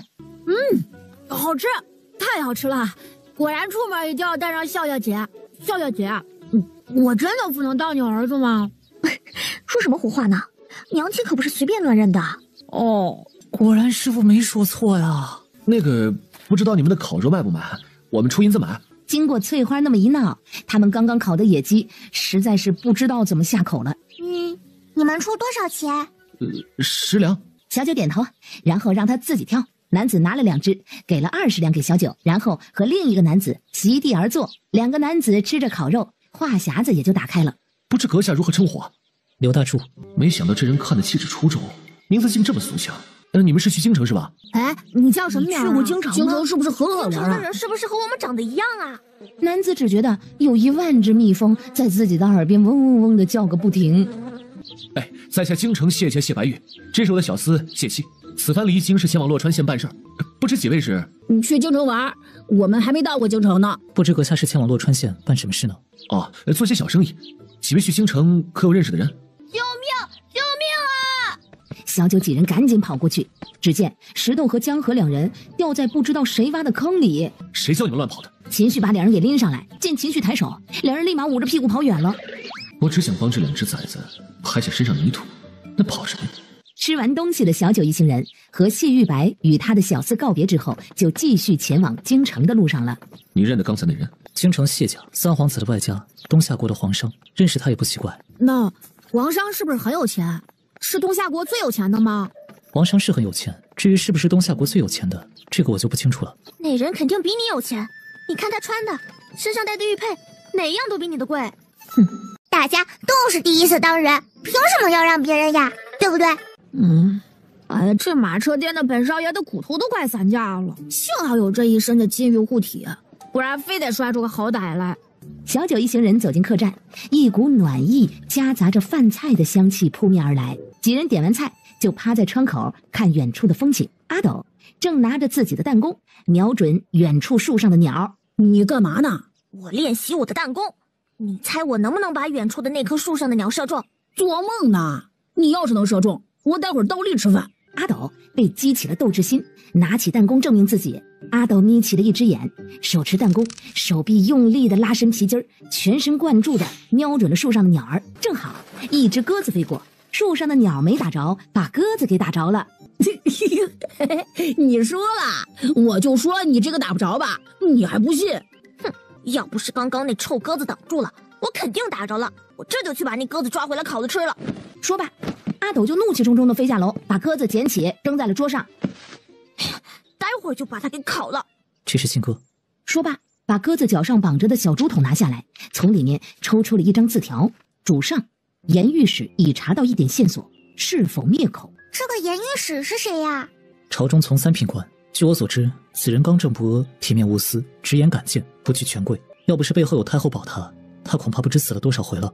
不知道严御史此番被派去查什么案子？这字条上的内容显然是准备杀人灭口，抹去不利于他们的证据。那要怎么办？现在就得弄清楚御史是被派去查什么案子了，只能回京想办法通知严家，也不知道来不来得及。是不是上次在李府那个老爷爷？我好像听见你爹喊他严御史的。不管是不是，先让人回去通知我爹，让我爹派人保护严御史。沈知渊喊来自己的护卫，沈七，你把这张字条拿给我爹，跟他说这件事，一定要快点去，知道吗？可是小姐，老人和夫人命我保护你周全啊！哎呀，我自己会保护好自己的，不用你保护。再说我跟着村长呢，村长会保护我的。哎呀，你快去，情况紧急。沈七只能听令，拿起字条往青山县急速而去。希望你爹尽快收到消息。要是那老头真是严御史，那是不是上次山东那群黑衣人的事就找到线索了？信哥回京还有一段时间。再说了，信哥都已经被阿斗用弹弓打下来了，那群人收不到消息，不敢轻举妄动。毕竟那是京城3品官，不到万不得已，那群人不敢冒险。饭菜很快上来，几人也没有心思讨论刚刚的事儿了，立马狼吞虎咽地吃了起来。吃饱喝足，赶了一天路的众人找掌柜的要了几间客房休息。夜深人静，门外几位男子手中拿着迷烟竹筒，往小九一行人住的房间轻轻地吹出，迷烟缓缓地弥漫。在确定屋内没有任何动静之后，男子悄悄地潜入了小九几人住的房间。最先扛起来的是睡觉还不忘穿的金光灿灿的小胖子，紧接着是小九一行人，连最小的石头和江河也没有放过。看不起谁呢？帮他们不帮我，你不带我走？好，那我就自己跟着你们走。翠花一蹦一跳的跟在后面，很快几个男子把几个小孩捆起来，扔进了一处空房间里。翠花也偷摸摸的溜进去，躺在了睡得正香的小九旁边。刚追完锯出来的系统，醒醒，醒醒！叫不醒。好家伙，还中了迷药，看来得想办法从上头给宿主搞个百毒不侵的东西了。系统在小九神识里面喊了好几遍，打扰人睡觉是很不礼貌的，打扰人睡觉是很不礼貌的。还睡呢？你都被绑架了。哈，你要被别人卖掉了。那我能卖多少钱？系统心累呀。小九看了眼周围，他们一群小孩全被绑来了，一个不落。外面还有说话声。小九从系统商城里买了一个小刀，把自己的绳子割开了，再把赵虎几人叫醒，然后解开绳子。村长，你这是哪儿啊？不知道，不过我们要被卖掉啦。第一次遇上人贩子的小九有点兴奋，把小刀扔给他们，自己悄悄地蹲到门口。没想到这小胖子身上这么有钱，嘿嘿，干完这一票，咱们拿这些钱就可以在这儿吃香的喝辣的了。嘿嘿嘿嘿，老大，春风楼里的头牌迎风可等着你去照顾呢。其他人也纷纷的应和，表示干完这票要好好的潇洒一回。不过老大，我们这一次从那小胖子包裹里面又收了那么多钱了，为什么还要绑那几个小孩子呀？里面的8、9个小孩，听说一人可卖个10几两，加起来差不多就是100多两。100两不是钱呐，谁嫌钱多呢？那把他们卖去哪里？把那几个小男孩卖去人牙子那儿，那2个小姑娘待会儿卖去春风楼，那儿价格高点。这群人贩子竟敢把本姑娘卖到那种地方去，待会儿定要揍得他们哭爹喊娘。小九眼睛咕噜噜的，不知道在想些什么。村长，你是不是有什么好主意？1、2、3、4、5、6、7，外面一共7个人。他们刚刚不是说去人牙子那儿卖一个人就是10几两吗？我们把他们都卖掉，就能赚将近100两呢。几个小孩的眼睛噌的一下子就亮了。外面几人商量好要怎么处理里面的小孩，就准备进来。刚打开门，几个男子就觉得好像四面八方飞来了好多孩子。小九控制好力度，一拳头下去，那个叫老大的男子直挺挺的晕了过去。村长，你去休息，这群人留给我们几个。就是村长，你让我们几个也玩玩呗。小九默默地收起了自己的小拳头。赵虎和铁牛仗着自己力气大，直接扑向了那边正欲逃跑的2个男子。几人摔倒在地，一番扭打后，赵虎和铁牛成功的将2名男子制服。打！加油！绑起来！卖掉！赚钱去！经过一番的努力，7个人贩子全部被赵虎几人制服，捆绑在一起，动弹不得。接下来怎么办？对啊，我们要去哪里卖？先回客栈报平安，待会儿让大人们去卖。小九几人看着还晕着的几个男人。不用派人守在这里吗？万一他们醒了跑了怎么办？阿斗从几个贩子身上摸出了一些银子和银票，石安从那个叫老大的男子身上搜出了几个小竹筒样式的东西。这是什么？我知道，这是迷烟，是不是让他们闻了，他们就不会那么快醒了？按道理来说是的，那就多点点。小九从兜里掏出了一只打火机，一边点燃竹筒放到男子的鼻子下，一边赶紧把自己的鼻子捂得严严实实的。几人见差不多了，赶紧抱着江河和石头关上门，带上翠花往客栈飞去。客栈这边，杀千刀的，哪个杀千刀的？要是知道谁把我家村长拐走了，老婆子我非扒了他的皮，抽了他的筋。不知道，不过我们要被卖掉啦！保管，一定要保管！大郎啊，小小，走，咱们去找官府。徐老太急得团团转，拉着两人就要往县衙去。看见一旁悠哉的静心，你不知道是吧？啊，你倒是算算，我家村长在哪儿啊？不用担心，贫道算到他们此番不仅没有危险，且还能掠获小财。石县自责极了。不用自责，你的身体刚恢复不久，很多事要慢慢来，急不得。不用着急，他们很快就会回来的。你看那边飞着的，不正是你家村长吗？我的村长呀，你有没有事儿啊？小九刚落地，就被徐老太捞进了怀里，浑身上下被徐奶奶和笑笑姐检查了好几遍。秦旭赶紧检查自己的小师弟和石头，紧接着问众人刚刚发生了何事。赵虎几人七嘴八舌的把刚刚的事讲了一遍。一定要卖个好价钱呀！对，把他们全都卖掉去，看他们以后还敢不敢当人贩子。我知道有个地方可以把他们卖去那里。行，那还等什么呀？现在就去卖了这群畜生！跟着小九一行人再次回到被访的那个屋子，徐老太冲上去就是啪啪啪的狂打地上被访人的耳光。我打死你们这群人贩子！竟敢用迷药迷我家村长，我打死你们！待徐老太发泄完怒火后，众人把这群人贩子装上了马车，跟着静心往他所说的地方去了。众人跟着静心来到了一处矿山脚下。什么人？不知道你这边还收人干活吗？你可以，但是这老婆子不行，我们这儿只收青壮年。不是我，是我这边送来几个人，个个都是干活的好手啊！不知道你这边能出多少价格一个人呐？只要是手脚完好的青壮年，我这边都收。价格的话好说，15两一位，但是事先说好了，卖到我这里的人可没有再要回去的道理，你可要想清楚。明白。几人一手交钱一手交人，小九开心极了。马车继续往京城的方向行驶。宿主，你该学习了。西头，你是魔鬼吗？宿主，你已经很久没学习了。明天再学吧。你昨天也是这样说的。明日复明日，明日何其多。宿主，你不能再偷懒了。小九在脑海中认起了这个朝代的繁体字。明明有那么简单的字，他们为什么要写得这么复杂？是怕我学会吗？请宿主好好学习，不要想那些不相干的问题。小九继续哭唧唧的听课认字。1个小时后，西头，我才5岁，我还是个宝宝呢，我为什么要学这么多呀？系统见宿主确实认了不少字了。你可以去玩了。为了鼓励你学习了1刻钟，本系统奖励你一个好东西。什么东西呀？当当当当，百毒不侵蓝，吃了它以后，什么毒药迷药你都不怕了。怎么什么味道都没有？这是药丸的不是糖。哦，好吧。仙儿，母亲，是我，仙儿回来了。仙儿，真的是你，你还活着，你没死。对，母亲，孩儿没死，孩儿回来了。石信赶紧起身，把小外甥女和小侄子的脸上的面具也拿了下来，然后把2个小孩拉到了母亲的身边。母亲，你看，我把谁带回来了？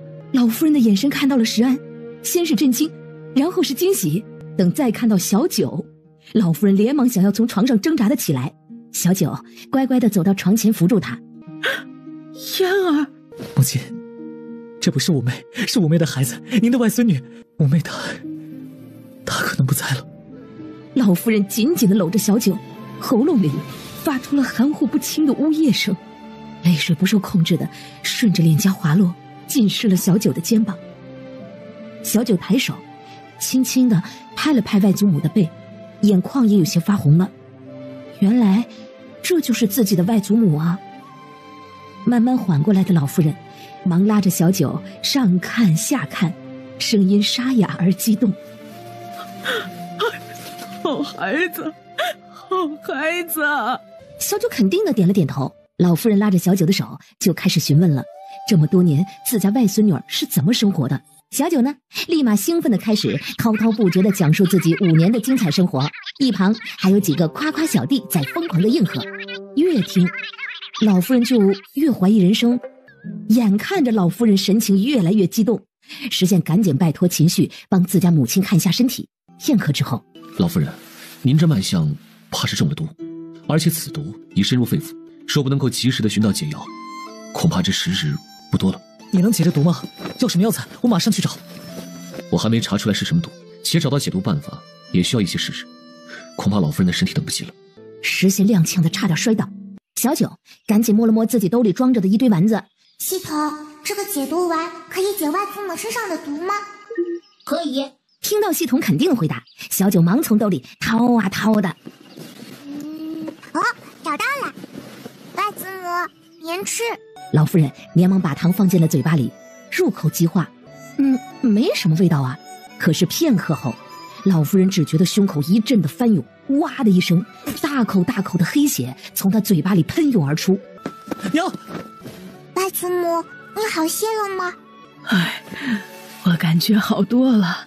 秦旭连忙上前为老夫人把脉。奇迹啊，真是奇迹啊！老夫人体内毒素竟在迅速消散。好孩子，是你救的外祖母。石县见母亲脸色好转，问秦旭：可否看出这毒中了有多久？应该是有1年之久了。至于是什么毒，目前还不清楚。秦旭其实是想说，他还没仔细研究下是什么毒，小九的药丸就把毒给解了。不知你们桃源村神医是何人啊？黄大夫呀，可厉害了。对啊，黄大夫还会帮村子里的猪生小猪宝宝，超级厉害。没想到桃源村的黄神医如此低调，住了几天完全没听过这个人。下次定是要跟这位黄神医好好探讨一下医术的。那小九的身世，京城危险重重，我也不愿小九那孩子暴露在众人面前。可你也看到了，九儿这么小就有这么大的本事，迟早有一天会暴露在众人面前。与其到那时候让这孩子处于被动的情况下，还不如让这孩子早早的把权力掌握在自己手里。九儿这么小小的年纪就能让一个村的村民追随于他，可见不同于寻常姑娘家，九儿注定是个不平凡的。把九儿认回来，这些东西也好有个光明正大的理由交给他。这些东西在将军府手里或许没有在九儿手里能发挥出更大的作用。说罢，老夫人从床边的一个小暗格里拿出了一个令牌。母亲，这是什么？石家军的令牌，你父亲很早之前就交到我手上的。实际上石家军并不认虎符，只认你爹和这令牌。当年朝中的人以为只要得到了那虎符，就能把石家军收入自己麾下，真是可笑。所以当年石家军就是因为爹不在了，令牌也没出现，不愿再继续效力新主，所以解散了。老夫人点点头。我想把这令牌交给小九，我相信那孩子能够重新把石家军聚齐。母亲您放心，我一定会帮着小九寻找石家军的下落的。另一边，这里就是你母亲曾经生活的地方，你们从现在开始就住在这里了。以后有什么事你就来找舅母，知道吗？小九捂着脸点点头。就这一路上，小九的脸蛋又被几位舅母给亲烂了。哇，村长，你娘亲的院子好大呀，好好看！哇哇哇哇哇！村长，我要住这个房间，我要住在你隔壁。其他几人一听，赶紧去抢房间去了，谁都想和村长住得近点。你不是将军府的小少爷吗？你自己有院子，你去你自己的院子里住。这个房间我先看见的。三夫人还是第一次见自家儿子跟小伙伴打打闹闹的样子，别提多开心了。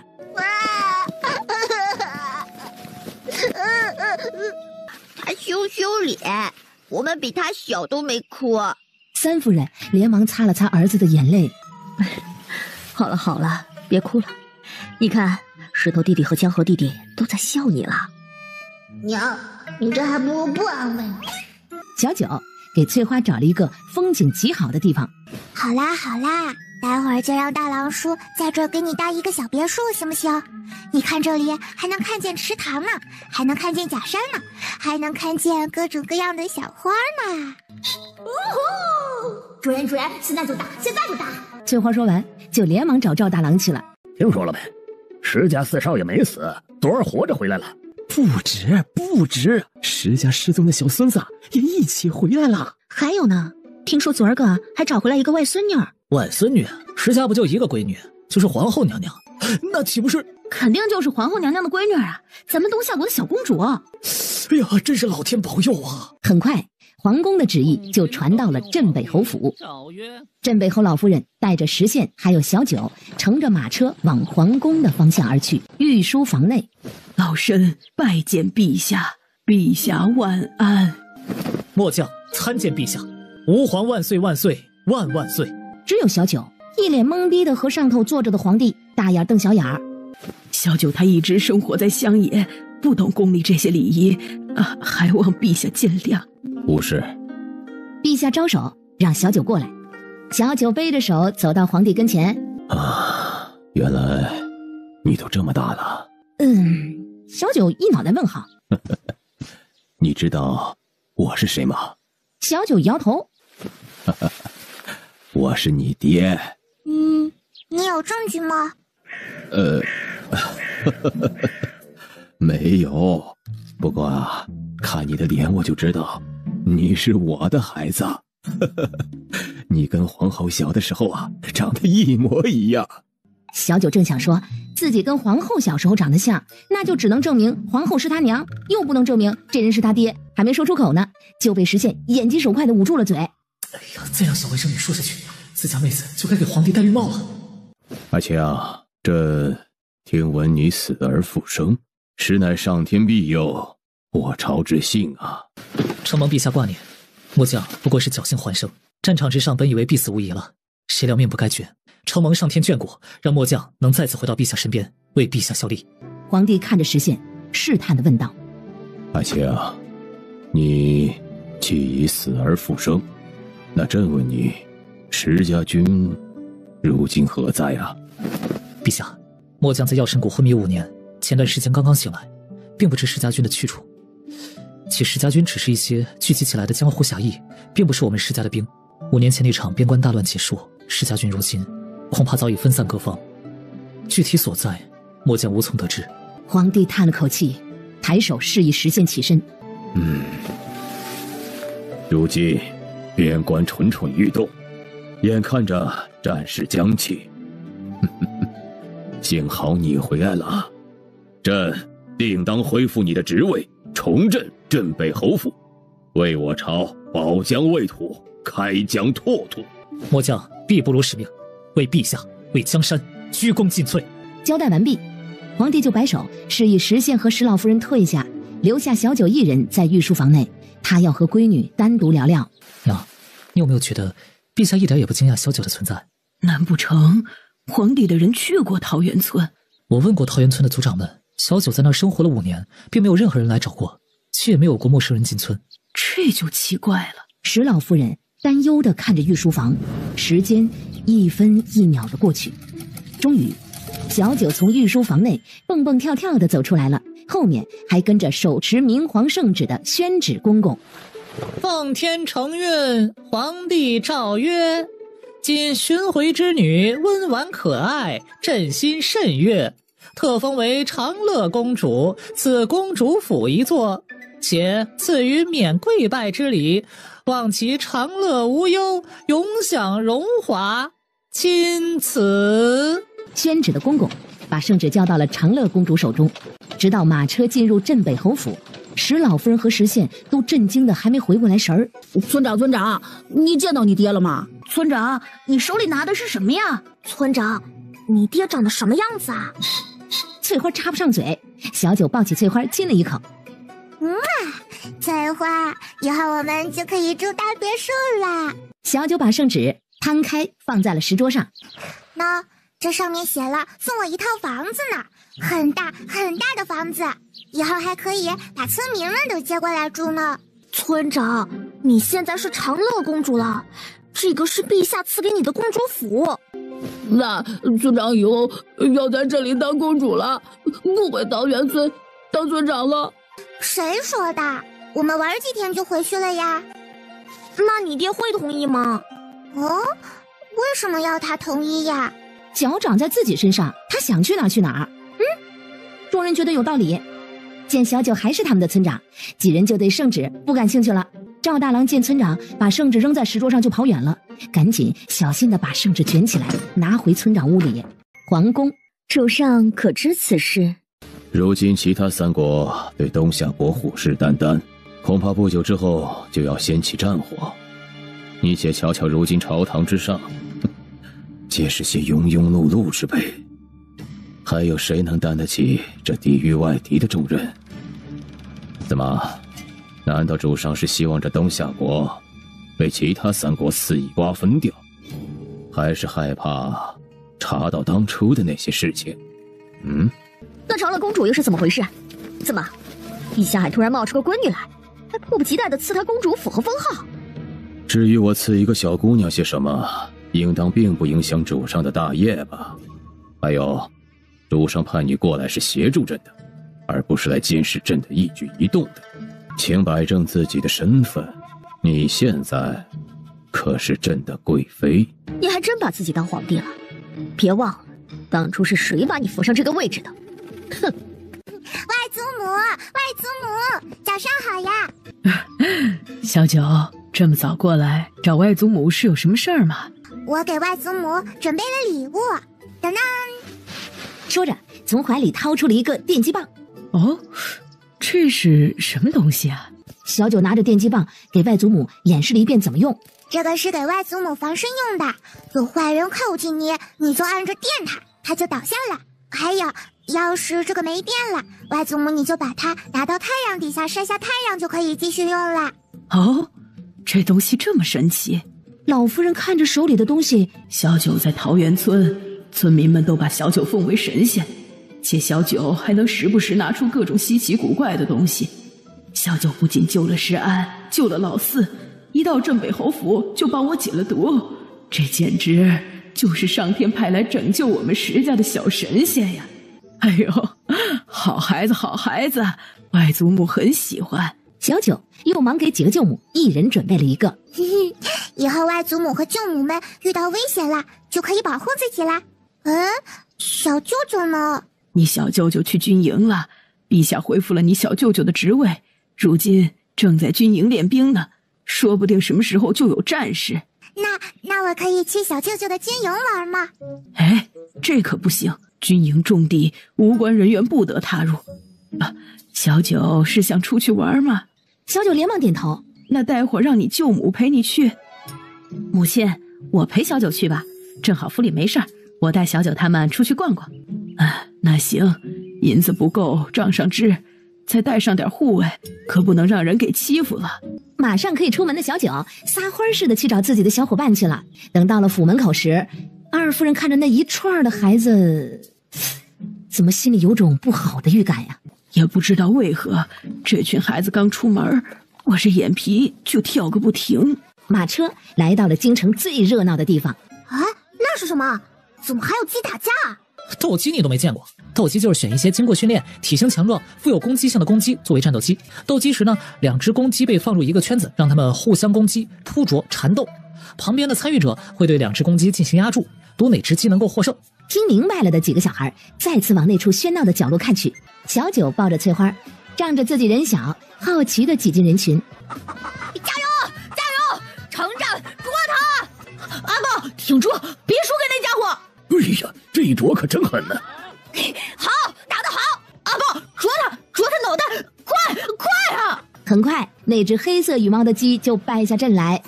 哎，我的城战赢了！我的城战赢了！我就说我的城战最厉害，不会输。说罢，小手一挥，哎，快把赌注全给本少爷收起来！小厮连忙应声，手脚麻利的将散落在地上的赌注一一的收拾起来，抱在怀里。贺齐安，怎么样？我就说我的常战将军战无不胜吧。伍子行，这场算你运气好，待会让我的黑豹上场，一定打得你的常战落花流水。什么运气？是本少爷的常战厉害，就算你的黑豹上场也没用，一样输。再说我的常胜将军还没上场呢，你就已经输了一局了，你就认输吧。小九拍了拍怀里的翠花，待会儿看你的啦。哎呦，放心，分分钟把对方打趴下。少爷，您看，哟，哪儿来的小丫头片子，也想来挑战我的常战？行啊，只要你愿意押上赌注，我就成全你嘛。小九从怀里掏出了一张不知道哪位舅母塞给自己的银票，往地上一拍，喏，这是我的赌注。周围人见状纷纷的惊讶，一个小姑娘身上有这么多的钱。好，既然双方都已下注，比赛开始。小九把翠花放进了斗鸡场，去吧，赌注1人1半。翠花一听，雄赳赳气昂昂的走到那只白色的鸡旁，在小厮一声令下开始。翠花的翅膀一扇，对面那个叫常战的鸡就直挺挺的倒在地上，爬都爬不起来了。周围死一般的寂静。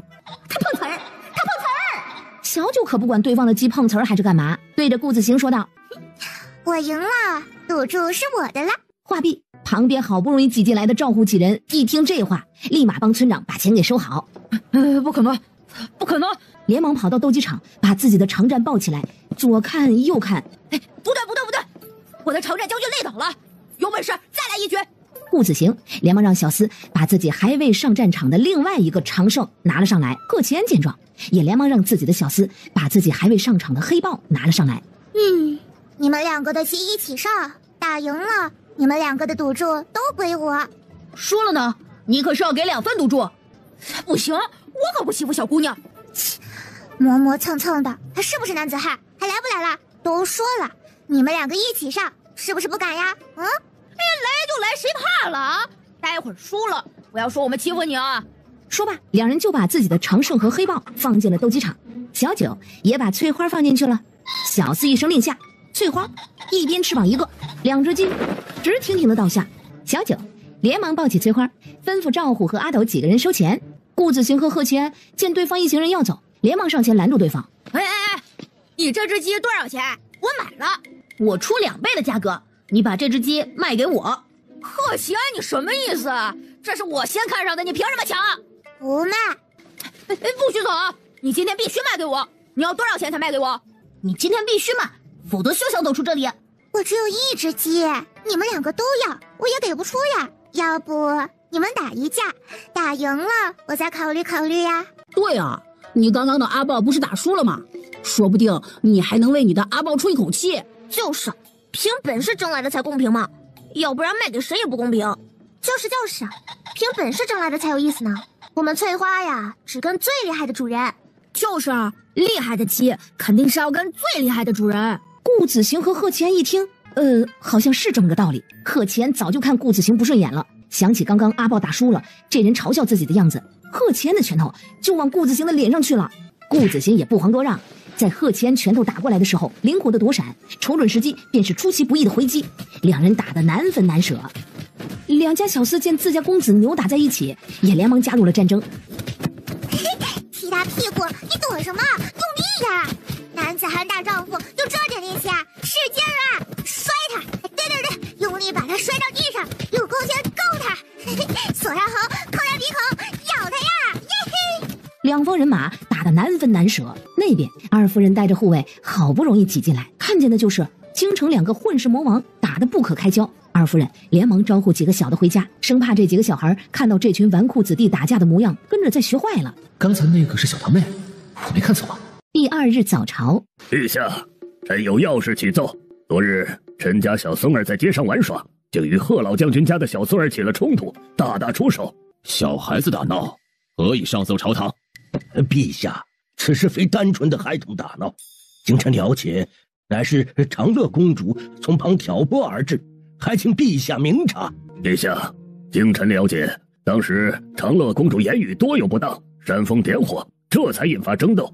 长乐公主此举不仅使臣与贺老将军家的小孙儿双双负伤，也让臣等两家因此心生嫌隙，恳请陛下为臣等做主。两位家中的小孙儿今年多大了？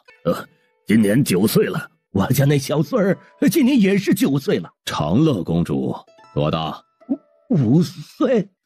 你们两个好歹也是朝中大臣，自家9岁的孙儿竟能被朕那年仅5岁的闺女挑拨的斗殴起来，传出去岂不让人笑掉大牙？你们莫不是在拿这等荒唐之事来戏弄朕？陛下，陛下，据臣了解，长乐公主明明是心善，昨日见两家的公子扭打在一起，还劝架来着。许是小孩子说出的话让两位小公子误解了。两位大人，莫非是对陛下好不容易找回的小公主有意见？这就迫不及待的想要诬告小公主？沈尚书，这话是什么意思？莫非昨日沈府的人也在场？并未在场，只不过昨日陈家中小孙子也在场，目睹了全程。据臣那小孙儿了解，明明是长乐公主心善劝架来着，没成想到两位大人口中，竟然成了煽风点火了。朕罚了，此事休要再提，退朝。朝堂上发生的事儿，小九几人完全不知情，因为他们现在正趴在墙头上吃瓜呢。隔壁永宁侯府的庭院中，家族荣耀为重，这门亲事关乎于家族的前程，由不得你不同意。那秦家破落户一个，怎么能配得上我们永宁侯的小姐呢？是吧？你只想着家族利益，竟全然不顾女儿的幸福，只为那所谓的前程，我绝不答应。当初明明答应过那秦家，你这般出尔反尔，还是君子所为吗？这是什么答应啊？那都是多少年前的玩笑话了。如若秦家没落败，宁儿嫁过去，我也是万般愿意。可是你也看见了，现在秦家是什么情形啊？宁儿嫁过去有什么好的？你怎可这般嫌贫爱富？你忘了当初你们永宁侯府了吗？还不是一样的落败？你如今倒嫌弃起秦家了，说白了，你就是拿女儿的幸福去给你的前程铺路。我告诉你，你死了这条心，我不会让宁儿嫁过去的。这泼妇，你怎这般不可理喻啊？这桩婚事母亲也是同意了的，你难道要忤逆长辈吗？你永宁侯见与夫人争执不下，泼妇淫妇，随后甩袖离去。瞧瞧他这副模样，当年他们永宁侯府还不一样是破了户，要不是靠着我的嫁妆，哪能有今日的风光？夫人说的是，都是夫人您的功劳。夫人，您千万别气坏了身子，侯爷兴许就是一时糊涂。你们两个别激我，你过去点。合理，把钱全部带走，闺女也带走了，这样谁也不能逼你闺女嫁人啦。嘿嘿。村长，王者荣和赵虎太胖了，快把我急死了。谁？院子里的永宁侯夫人和丫鬟听到声音立即抬头，只见自家墙头一大排的全是小孩的脑袋。丫鬟刚想喊人，被永宁侯夫人制止了。妾身参见小公主，公主万安。她干嘛呢？村长，你忘了，你就是公主啊！你好呀。不知小公主这番事，我家道士察觉隔壁府最近有奇怪的事发生，所以我们就想着爬上来瞧瞧，这隔壁住的究竟是谁家呀？确实，贫道昨日夜观天象，见星象异动，经过一番推算，发现隔壁府中恐有不好的事即将发生。这位小道士，能否说说这即将不好的事实啊？要不小公主来妾身这院子坐坐？好嘞，走。小九几人正等着这话呢，墙头一溜的孩子嗖的一声跳下墙头。永宁侯夫人连忙招呼众人落座，并让丫鬟把这50两递上。麻烦这位小道士帮忙看看我这院子风水是哪里有问题。夫人，昨夜贫道夜观天象，又结合卦象推断，令院即将成婚，且这即将成婚的这位对象是乃命数相冲之人。此桩婚事若成，您的女儿恐将身陷不幸之境，且不出几年，令园或会遭遇不测，令您早年丧女。届时你也会因为爱女之死而深陷自责，最终积郁成疾，随女而去。永宁侯夫人听到静心这番话，脸色瞬间变得煞白。我就知道，这桩婚事就是把宁儿往火坑里推。道长，若真像您说的这般，可有破解之法？求您救救我的女儿！静心正想回话，看见一旁竖着2只耳朵听得津津有味的小九。嘿嘿，报仇的机会到了。您可以问问长乐公主，破解之法在长乐公主身上。众人把眼睛齐刷刷地看向小九，求求长乐公主救救我家小女！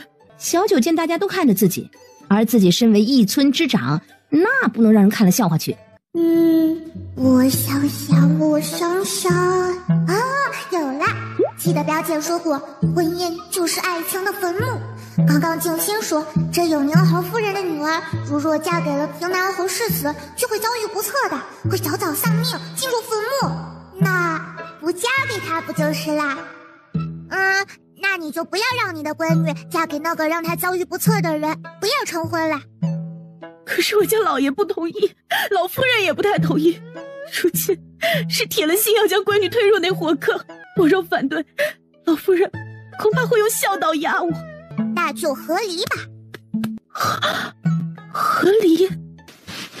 哎，村长不至于，我……哎呀！小九正脱开静心扒拉自己衣袖的手。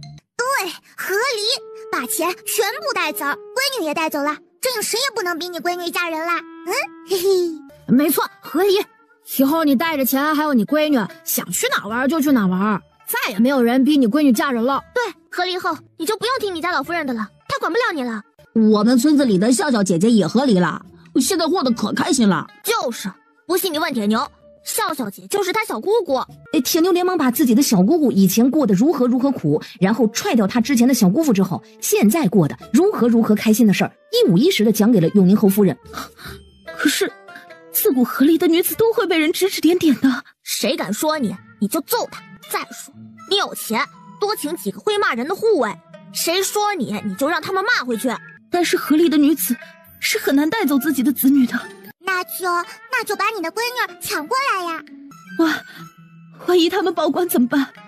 这样，你有钱，你多请些护卫，天天上门抢闺女，抢了就藏起来。他们如果报官了，那你就说把女儿带出去逛街玩去了，等把闺女还回去，过2天就又抢了。等他们再报官，你就再还回去，然后再抢。嘿嘿嘿，好玩！你下次抢闺女的时候，记得叫上我们帮忙呀。对，我们帮你抢，我们最热心了。这怎么听起来这么混不吝呢？像极了无赖。哎，不行了，不能再让这群小孩说下去，再让他们说下去，待会儿永宁侯府大概要散了。夫人，破解之法贫道已告知于你，贫道使命已达，这边先行回去了啊。说罢，静心就扛起还在喋喋不休的小九，连忙翻墙回到了镇北侯府。几个小孩见村长已经走了，连忙也跟着回去了。夫人不会真的信了刚刚那几个小孩说的话了吧？我觉得他们说的有道理。秋夏，你立刻让嬷嬷去盘点下我的嫁妆，然后再去外面请一些护卫。还有些事儿我还没捋清楚，你先暂时去把这2个事情办好。西头，我现在是不是看起来稳重多了？一段时间没见，你们想老夫了没啊？几个小孩沉默了半晌，最后还是比较有情商的阿斗说了一句想。徐副司，你也来京城了？那你什么时候走呀？没想到你们几个小孩这么想我。放心吧，事情已经办完了，这次回来就不走了。以后你们去哪儿，老夫我就跟到哪儿。小九几人想说，哎呦，这还真是惊天噩耗，晴天霹雳呀！来，让老夫来看看你们功课落下没。说罢，徐老就让镇北侯府的小厮和丫鬟搬来了几张桌子和拿来了一些笔墨纸砚，放在了院子里。徐爷爷，我突然想起来我还有事呢，我先走了哈。小九说罢后退了几步，就像撒丫子开溜，却是被石宪一把又给拎了回来。舅舅，你回来啦？吹牛好不好玩啊？石宪把小九拎回了放了笔墨纸砚的桌子旁边的凳子上坐着。军营不是玩的地方，还有你们最近来京城这几天，是不是把学业和练武全都抛到脑后了？听府里人说你们最近天天只知道玩了。舅舅，外祖母有事找我，我去去就回啊。你外祖母特意交代，今日谁都不能来打扰你们学习。赵虎几人见村长都坐到课桌上去了，也不情不愿的找好位置坐好。老夫离开之前，记得你们是小气了千字文的前2页是吧？这样吧，你们把小谷的知识默写一遍，写错了待会儿要罚的啊。最后，除了史安和沈之渊，小九几人都被罚了。此刻脑袋上正顶着碗，蹲在墙边扎马步呢。当沈家大夫人和自家儿子进来的时候，看见的就是这样的一幕。哎呦，这是怎么了啊？知县呢就把刚刚的事儿说了一遍，三夫人要求情的话到嘴边立马咽了下去。徐太傅好。徐老微微的点头，抬手示意对方免礼。而后沈夫人和沈公子在一堆娃娃中找到了长乐公主，连忙行礼问好。小九照葫芦画瓢，学着徐老的样子点头抬手示意免礼。原来呀，这沈夫人是来接沈之渊回府的。我不回去，我在这儿住的挺好的。堂妹，祖父许久未见你，天天在念叨你呢。回沈府住几天，陪陪祖父他老人家，可好？那把村长也接到沈家住，好不好？石老夫人肯定舍不得长乐公主。渊儿，你跟伯母回去，什么时候想来找长乐公主玩，什么时候都可以过来，可好？不好。要不村长也回沈府，要不我在石家住。沈之渊连忙给自己找来了一个碗，顶在脑袋上，和赵虎几人蹲一处去了。山一看只剩下自己格格不入，连忙也给自己找了个碗，挤到几人旁边去了。最后没把人接回沈府的沈夫人和沈公子只好悻悻而归。直到吃晚饭的时候，小九几人这才解除了惩罚。正吃得香呢，隔壁府就传来了打打闹闹的声音，几个小鬼的吃话雷达一下子就响了，端着碗一边跑一边往墙头上爬。隔壁府合理便合理，竟还妄想带走我侯府半分财物，简直是岂有此理！老夫人莫非是糊涂了？这些明明是我家小姐的嫁妆，什么时候倒成了你们永宁侯府的东西了？怎么这些年吃我家小姐的，用我家小姐的，现在竟就理所当然的把这些当成你们永宁侯府的了？如今和离了就想不认账，天下哪有这样的道理？麻利的给我搬！我们小姐说了，谁搬的最多，谁的工钱就翻倍。屋顶上的小九几人一听说有工钱还翻倍，这活他们爱干。于是屋顶上就飞下了一群端着碗的小孩。真的有工钱，搬的最多的双倍吗？真的？嬷嬷看着这群不知道哪儿来的孩子，愣愣的点了点头。小九几人把碗往嬷嬷的怀里一放，一群人就呼啦啦的开始闯进永宁侯府，看见什么都往外搬。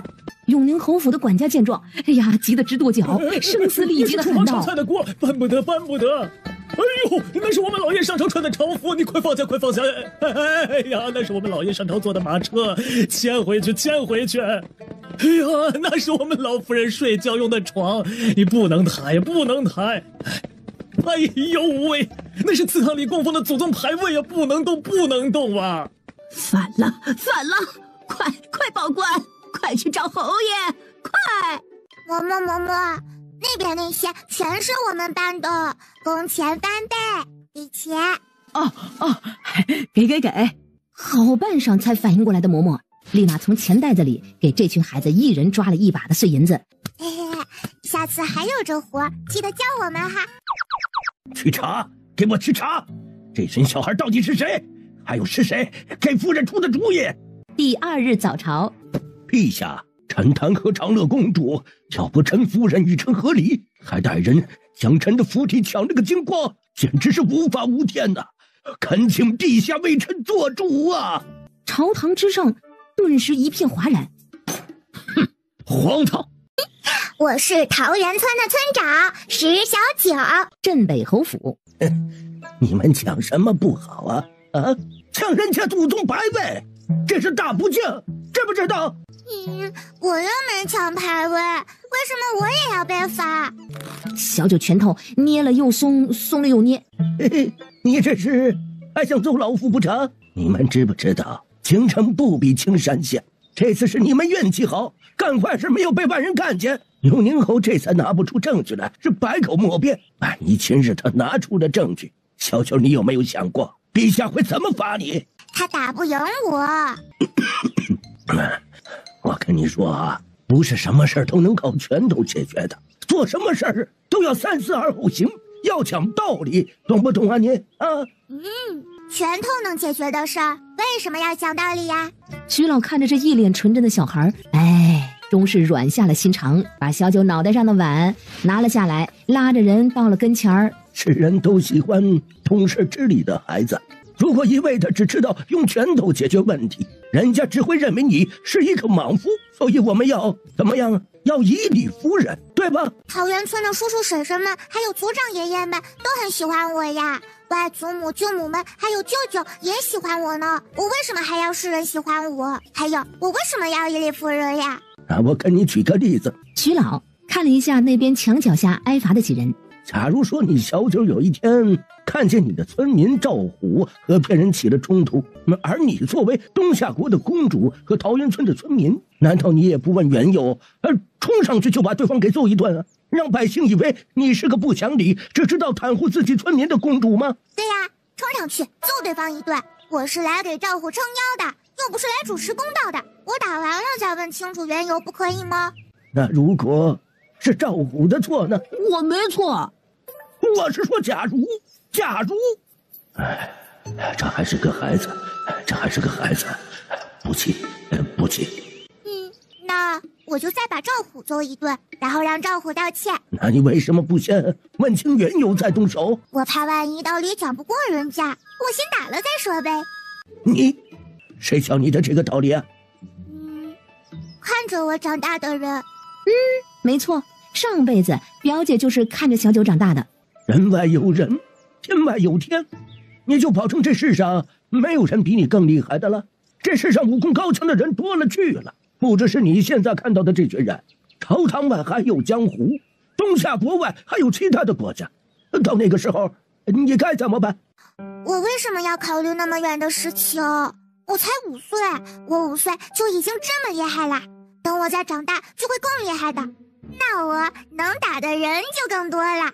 差点被小九说服的徐老，气得又把小九扔回墙角，扎马步去吧。你好好给我反省。哼！说罢，气呼呼的就走了。小九在心里和系统碎碎念：他说不过我就罚我，哼，讨厌。哎呀，徐夫子也是为你好。你想想，你来京城才几天，你一个小屁孩就被人家弹劾了2回了。他们那么大的人了还告状，羞羞脸，有本事自己找回场子呀！真是的。京城的人擅长以理服人，宿主，你也可以学下，先跟别人讲道理再动手嘛。可是我来京城也没揍人呀，我又没打人，凭什么罚我？系统怕这小崽子在京城又惹出什么祸，想了想，还是得给他找点事做。宿主想不想做任务？有一条隐藏任务啊，有奖励吗？有啊，做。发布隐藏任务，找出死者身份和原因，地点护城河边，时间2天。小九不认得护城河在哪儿，但是他觉得翠花肯定认识。小九环顾了一下四周，问赵虎几人：你们有看到翠花吗？啊，是啊，自从来了京城，翠花经常不见踪影，不知道跑到哪里去了。她呀，肯定又飞去哪座山上找别的野鸡炫耀去了。说谁呢？说曹操道。翠花刚进院子，就听到这群小孩在背后说自己坏话。翠花，你知道护城河边在哪儿吗？当然知道了。主任，要去那里干嘛？翠花来京城这几天，已经把京城大大小小的地段都给摸熟了。村长，你要去护城河边干嘛呀？去办正事。小九说罢，就把脑袋上的碗拿了下来。几人学着村长的样子，轻手轻脚的把碗放在地上。怎么出去啊？要是徐夫子看见了，肯定不让我们出去。石安呀，你上次说的狗洞在哪儿？我们从狗洞出去。石安立马带着几人来到自己经常钻的狗洞。几个小孩刚出府，就碰上了前永宁侯夫人和她的闺女。长乐公主，你们要去哪儿？需要帮忙吗？小九想了想，看了眼永宁侯夫人后面的护卫。这不是昨晚一起搬东西赚工钱的小伙伴吗？你们又要去搬东西赚钱啦？还有双倍工钱吗？不是搬东西，我是准备雇佣这些护卫，这不正在谈价格呢。那我也要雇佣2个，多少钱？小九从这群护卫中点了2个昨天晚上干活干得最卖力的。管饭吗？当然啦。那行，管饭就行，我们哥俩跟你走。说罢，2个大块头立马就跟在了小九的后面。翠花在前面一蹦一蹦的带路，后面还跟着2个超级大块头。这个看起来像2个人贩子压着一群孩子的组合，瞬间就引起了京城一些正义人士的警觉，立马跟在这群人后面。很快，几人就到了护城河边。没有呀。请宿主耐心等待。村长，我们这干嘛呢？看风景。村长是想下河捞鱼吗？笨蛋，这里这么深，你是想淹死村长吗？再说，我们村长现在可是有身份的人，可不能随便下河捞鱼。你没看见村长都雇了2个护卫吗？以后啊，肯定是这2个护卫下河捞鱼。哎，等等，我没眼花吧？那河面上飘着的是什么？怎么感觉这么像人？不会是尸体吧？哎，飘进了！哎，那真的是个人！哎呦，我的老天爷爷，这不会是尸体吧？哎呀，从哪里飘来的？赶紧下去捞人了！哎，对。一些水性好的百姓二话不说就跳下水，往尸体所在的方向游去。很快，尸体就被这群热心且正义感满满的百姓给捞了起来。有没有认识的？我看看。哎，我认识啊，这不是街上卖汤圆的张老头他家儿子张平吗？我前日还看见他呢，怎么今日就……不应该呀，这张老头儿子水性挺好的，怎么会被落水淹死啊？赶紧报官，走，把人抬去京兆尹府。对，说不定就是被人害死的。很快，百姓又一窝蜂的抬着人赶往京兆府。小九问系统：这就是隐藏任务吗？对，但是宿主，你还没有找出尸体的身份和原因呢。好吧。小九几人也连忙跟着百姓往京兆府去了。村长，你雇的这2个护卫本来是来捞尸体的吗？村长，你怎么知道那儿有尸体？我不知道那儿有尸体呀，我就是不想待在院子里面受罚，所以跑来这里玩的。难不成又是天上的神仙给小村长安排了什么任务？很快，一群人扛着尸体来到了京兆府。京兆尹仔细地询问了发现尸体的经过以及死者生前的信息。等等，你们这么多人一起去到河边，所为何事？我们在京城街上看见2个疑似人贩子拐着一群小孩，我们就想着跟上前去瞧瞧个是个什么情况，说不定能找到人贩子的老巢呢。那官府之前不是发了悬赏吗？但凡能抓到人贩子，可以来京兆府领赏钱。我们就想着，看看能不能碰上这个运气。哪成想，跟着几个小孩来到河边，没过多久呢，上流就飘下来一具尸体。我们几个水性比较好的，这才跳下去把人给捞了上来。人贩子？那人呢？大人在那儿呢，就那2个人带着一群小孩。京兆尹抬头看去，5、6个孩子，一只鸡。不是什么5、6个孩子，一只鸡，这个组合难不成就是最近声名远扬的长乐公主？京兆尹惊呆了。最近各家都在猜测，是不是皇帝想要清理朝堂上不听话的大臣，故意让小公主出来钓鱼执法？完了，这么快就轮到本官了？难不成最近陛下看我不顺眼了，所以让小公主来收拾我来了？京兆尹连忙满脸堆笑的上前，卑职京兆尹参见长乐公主，公主金安。看了眼那边地上的尸体，京兆尹连忙接着道：公主是否需要回避？卑职担心这尸体会吓到公主。不用，我不怕，你要好好做事，把尸体的死因和身份查清楚啊。公主放心，卑职定当竭尽全力，哪怕挖地3尺，也定会把事情查个水落石出，不辜负公主的期望。说罢，立马打起了12万分的精神来处理此事。大堂内反应过来的衙役和百姓们纷纷的朝长乐公主行礼。你们很棒。几位百姓一听，顿时挺起胸膛，感觉无比自豪。众人见小公主的目光放在了尸体上，刚刚有百姓说自己认识尸体身份，可否上前说说？而这个人就是卖糖人的张老头家的儿子张平，我家就住在他家隔壁，前日我都还看着张平呢。他家还有什么人？回大人，这张平原本家里有个媳妇和儿子，不过年前他妻子病死了，留下了一个儿子。前段时间听说他家儿子也被拐子拐走了，张平和他父亲前日还到官府报过案呢。对，这事我们也听说了。这张平啊也是惨，家里现在只留下自己和他父亲了，听说孩子还没找到呢。这张老头啊最近急得也病倒了。张平家可有什么仇人？系统，这世上真的有人长生不老？张平家可有什么仇人？没有，张平和他爹都是性子极好的人，很少与人起冲突。就算有，也只是一些平常鸡毛蒜皮的小事儿，邻里邻居的一些小的争吵，多少难免都会有。昨日可有人见过张平？回大人，昨日夜里我家相公见到过这张平出门。你是张平邻居？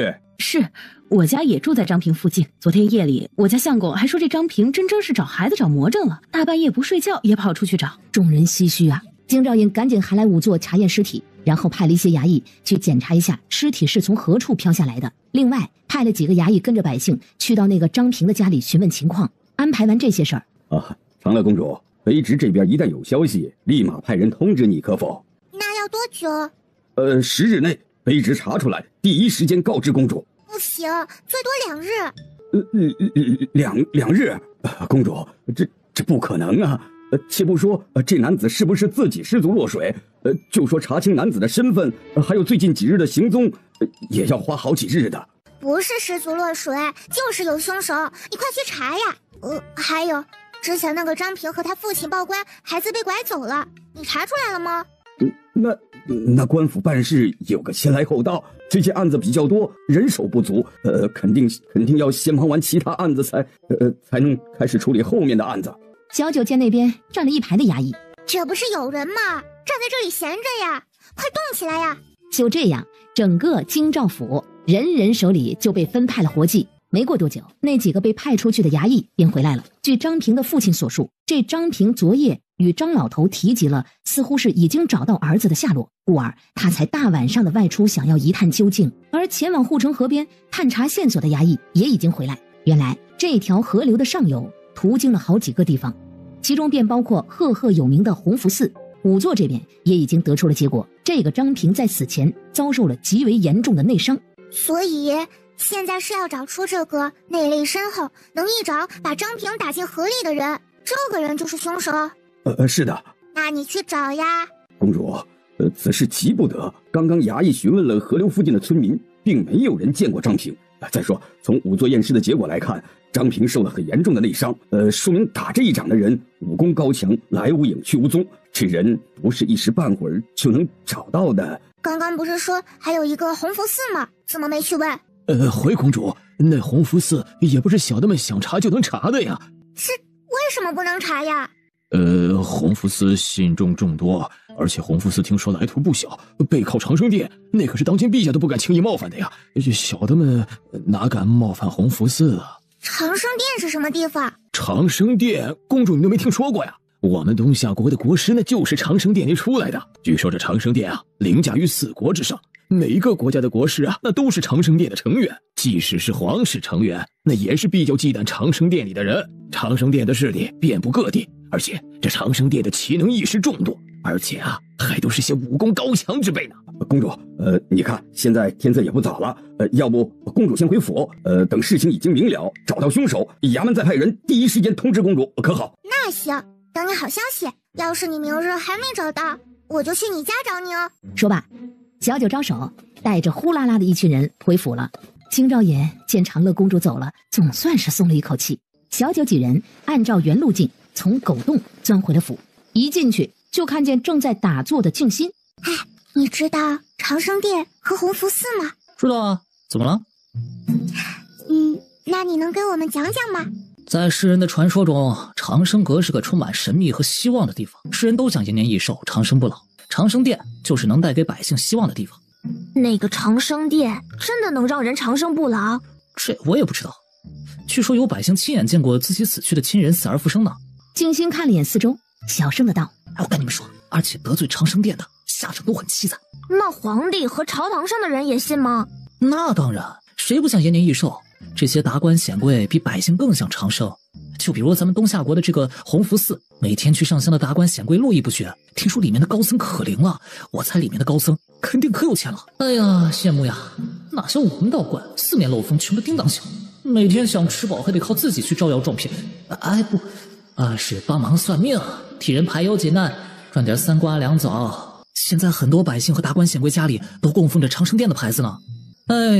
要是我们青山观有弘福寺一半名气，该有多好，也不至于四海为家嘛。西头，这世上真的有人长生不老？宿主要相信科学。那我是怎么到这儿来的？这就很不科学。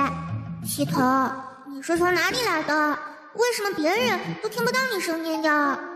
我们系统界的事情少打听。那我们明日去弘福寺吧。我不去。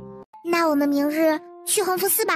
我不去，要是在京城别处，我很乐意跟你们去看戏，但是弘福寺不行，万一你们几个惹祸，我可救不了你们。我们还是不是好朋友啦？倒也不是那么熟的好朋友啊。静心连忙撇清关系，死道友不死贫道。再说，你们去弘福寺干嘛？这么小就想要长生了？我就是想看看他们是不是真的能让人死而复生。明日我想把张平的尸体抬去弘福寺，我想看看他们是怎么让人死而复生的，我还没见过呢。我也要去，我也没见过呢。且不说弘福寺能不能复活一个人啊，就说复活一个人代价有多大嘛？你们以为这是动动手指就可以办到的事情？再说了，这弘福寺的人未必会搭理你们。我不是公主吗？为什么不搭理我？除非你是当今陛下，要不然区一个公主，人家不会把你放在眼里。弘福寺最不缺的就是皇室宗亲、达官显贵。那不乖，我就要去。对啊，你不是说弘福寺是救百姓于苦海的活菩萨吗？那张平不就是百姓，怎么就不能救了？你们真要去啊？几人赶紧点头。那行吧，那明日不许说我是青山观的道士啊。行。一个少年6个孩子完成了一次愉快的会议。还没高兴太早，徐夫子就来了。小九几人赶紧排站好。下午去哪儿了？小九眼睛咕噜噜的转，指着翠花。翠花生的鸡蛋落在外面了，我们去捡回来，不能浪费了。站在旁边看戏的翠花面对突如其来的祸，发出了疑惑的鸭叫声。翠花生的蛋落进道府了。徐夫子，你怎么知道的？你也出去啦？不止我知道，整个京城的都快知道了。听说还捞上来一具尸体，怎么回事？说到这个，几人可懂了，连忙围着徐老开始七嘴八舌的讲今天发生的事儿。说完，几人总觉得自己好像忘了什么。村长，我们是不是落了什么东西啦？村长，你雇的那2个护卫呢？对呀，我的护卫呢？刚刚几人从狗洞钻进府的，好像把那2个护卫忘在府外了。几个小孩赶紧往狗洞处跑。赵虎第一个爬出去，就见2个人高马大的护卫可怜兮兮的蹲在狗洞处。不好意思，我忘了，这个狗洞太小了，你们钻不进来。说罢，带着这2个护卫从大门进来了，把人带进来就准备跑了。站住！你们今日课业写了没有？徐夫子什么时候布置了课业？我怎么不知道啊？不知道啊，是不是徐夫子记错了？哎，你们是不是都没写？那我就放心了。好像是昨日，不过我和村长早上已经写完了。我也是早上写完了。你们昨日没听夫子说今日要检查吗？很荣幸的，这3人又被罚蹲马步了。听说你们明日要去弘福寺啊？夫子，你说弘福寺的高僧真的能让人死而复生吗？那是世人愚蠢，生老病死那是那人间常态，谁也无法改变。那弘福寺的难不成还能逆天改命啊？你们几个小孩子家的可不能信这些呀。我们才不信呢，我们就是好奇。不过这次清照府那张平的尸体，今日大半个京城的百姓都目睹了。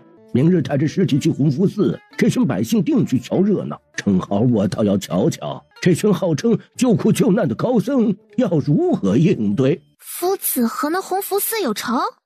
单纯看不惯罢了。行了，不聊他们了啊！一群道貌岸然的家伙，走，吃晚饭去，看看你们笑笑姐做了什么好吃的。走。徐老并没有正面回答沈知渊的问题。一群小屁孩，没想到还挺聪明的。哇，好香呀！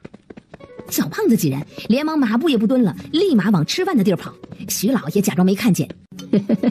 这群小馋猫。在外面待了一下午的几个小孩早已饿得饥肠辘辘了，立马埋头开始吃起来。只不过有人比他们更饿。小九震惊地看着这俩人，这2个新来的护卫，这是第几碗了呀？你们这样吃，肚子没事啊？俺们兄弟2个从小这饭量就大。哎呦，难不成吃太多了，主人家有意见了？难怪你们说管饭就行。我们虽然吃得多，但是我们力气大，能干很多活的。哎，那力气有多大呀？2个护卫连忙环顾了一下四周，走到一处巨大的石头旁，随后其中一个护卫直接蹲下，轻轻松松的把那块大石头给抱了起来。待石头放下后，另一个护卫也连忙起身，身子微微前倾，脚步稳稳地站在地上，和刚刚那个护卫一样，轻松的就把石头抱起。小九也跑到石头边，是时候给他们展现一下自己的实力了。小小的人儿，一脚一踢，手一接一抬，整套流程一气呵成。站在大石头旁的2个人高马大的护卫吓得抱在了一起，这是遇上了力大如牛的祖师爷了吧？哎呀，村长啊，快放下，会长不高的嘞！小九轻轻松松的把大石头往地上一放，以后你们就跟我混了，放心，保证管饱。2个护卫连忙激动的抱拳，谢过自家的祖师爷啊！不，小主人。秦叔叔呢？啊，他说什么字条显示啥字儿了？去找你小舅舅去了。那石头和江河呢？他俩呀，这会儿还不知道在你哪个舅母院子里呢。哎，说曹操到。村长，你是不是下午偷偷出去玩了？谁说的？我明明是光明正大出去的。你们明明钻狗洞，我都听见了。谁说的？我堂堂一村之长，怎么可能钻狗洞呢？真的。当然了，你怎么能怀疑我呢？是胖哥哥告诉我的。这矮墩墩不仅出卖我，还造谣我胖，还有我哪儿胖了？最后小六子受到了大家的一顿指责。我以后再也不搭理这俩矮墩墩了。谁知道这俩小屁孩小年纪的还学会了套话。哎，你都不找你师兄？戳我干嘛呀？小九尴尬地收回自己的小手指，他忘了自己力气巨大来着。他赶紧的把人拎起来，然后迅速的跑回自己的屋子去。哎呀，好险啊，差点就被讹上了。夜色已深，众人也纷纷的回了自己的屋子。当夜的寂静被第一缕晨光打破，一切又重新开始。小的们，出发喽！呼啦啦的冲出了一群小孩。哇，这么早啊？寺里的和尚起床了吗？你笨啊！等我们把张平扛过去，都不知道什么时候了。再晚点，肯定人就很多。我们要占一个好位置。走了。哎呀，就不能让我睡到中午吗？精力这么旺盛，也没见你们分出一点用在功课上。村长，我跟着你一起去。马车拖家带口的带着一众老小出了府门。马车加快了速度，来到了京兆府。小九一路跑一路问到了张平尸体的存放地，叫上护卫，抬着板子就往外走，留下一众懵逼的衙役。小九又连忙跑回来，招呼着一众衙役跟自己走。路上百姓看见前头抬着的张平，这是找到凶手了，还带了这么多的衙役去抓人。于是一群百姓也跟在后面去看热闹了。很快，小九一行人在衙役的带领下来到了弘福寺的门口。弥陀佛，诸位施主，这是何意啊？为何抬着逝者至此，还劳师动众，竟让我寺清净啊？我听说你们弘福寺能够让人死而复生，喏，尸体给你们抬过来了，你们让他活过来，让我瞧瞧。圣僧，这张平可惨了，媳妇儿死了，孩子丢了，家里只剩下个卧病在床的老父亲了，自己还死得不明不白。对呀，圣僧，救人一命，胜造7级浮屠啊！圣人救人一命，功德无量啊！啊，我们弘福寺只救有缘之人，此人与我们弘福寺无缘，弘福寺也不敢违背天道啊！你们弘福寺连天道都不敢违背，那你们弘的是哪门子福啊？大师，我们是京兆府的公差，此番前来是为了彻查张平落水一案，还望大师行个方便。既是公差办案，我们弘福寺自当配合，请各位稍等，容我通报方丈大师。弥陀佛。说罢，和尚转身匆匆地步入寺内。不多时，一位身穿袈裟、气宇轩昂的中年僧人缓步而出，此人便是弘福寺的方丈，法号慧明。慧明方丈微微地眯起眼，目光落在小九身上，带着若有所思的神情。难不成这就是主上要找的气宇强大之人？小九见这和尚一直盯着自己看，看得小九很不舒服。他把精神力放出来，狠狠地朝那和尚刺去。慧明正想继续查探一下这个小姑娘身上不同寻常的命运，结果突然一股强大的神秘力量往自己的脑袋而来，还没来得及反应，慧明就倒下不省人事了。众人傻眼。这方丈一出来就盯着一个小姑娘看，结果把自己盯晕了。村长，他好像被你吓晕了。小九看向了旁边站着的一群衙役，这洪福寺方丈身体不太好，就这么点路还能把自己阻晕了。众衙役眼神怪异的看着地上躺着的方丈，旁边的和尚连忙回神，慌里慌张的把自家方丈扶进了寺内。明明是你把人弄晕的，谁叫他老是看着我，听得我太不舒服了。表姐说了，遇上这种变态就得好好揍他。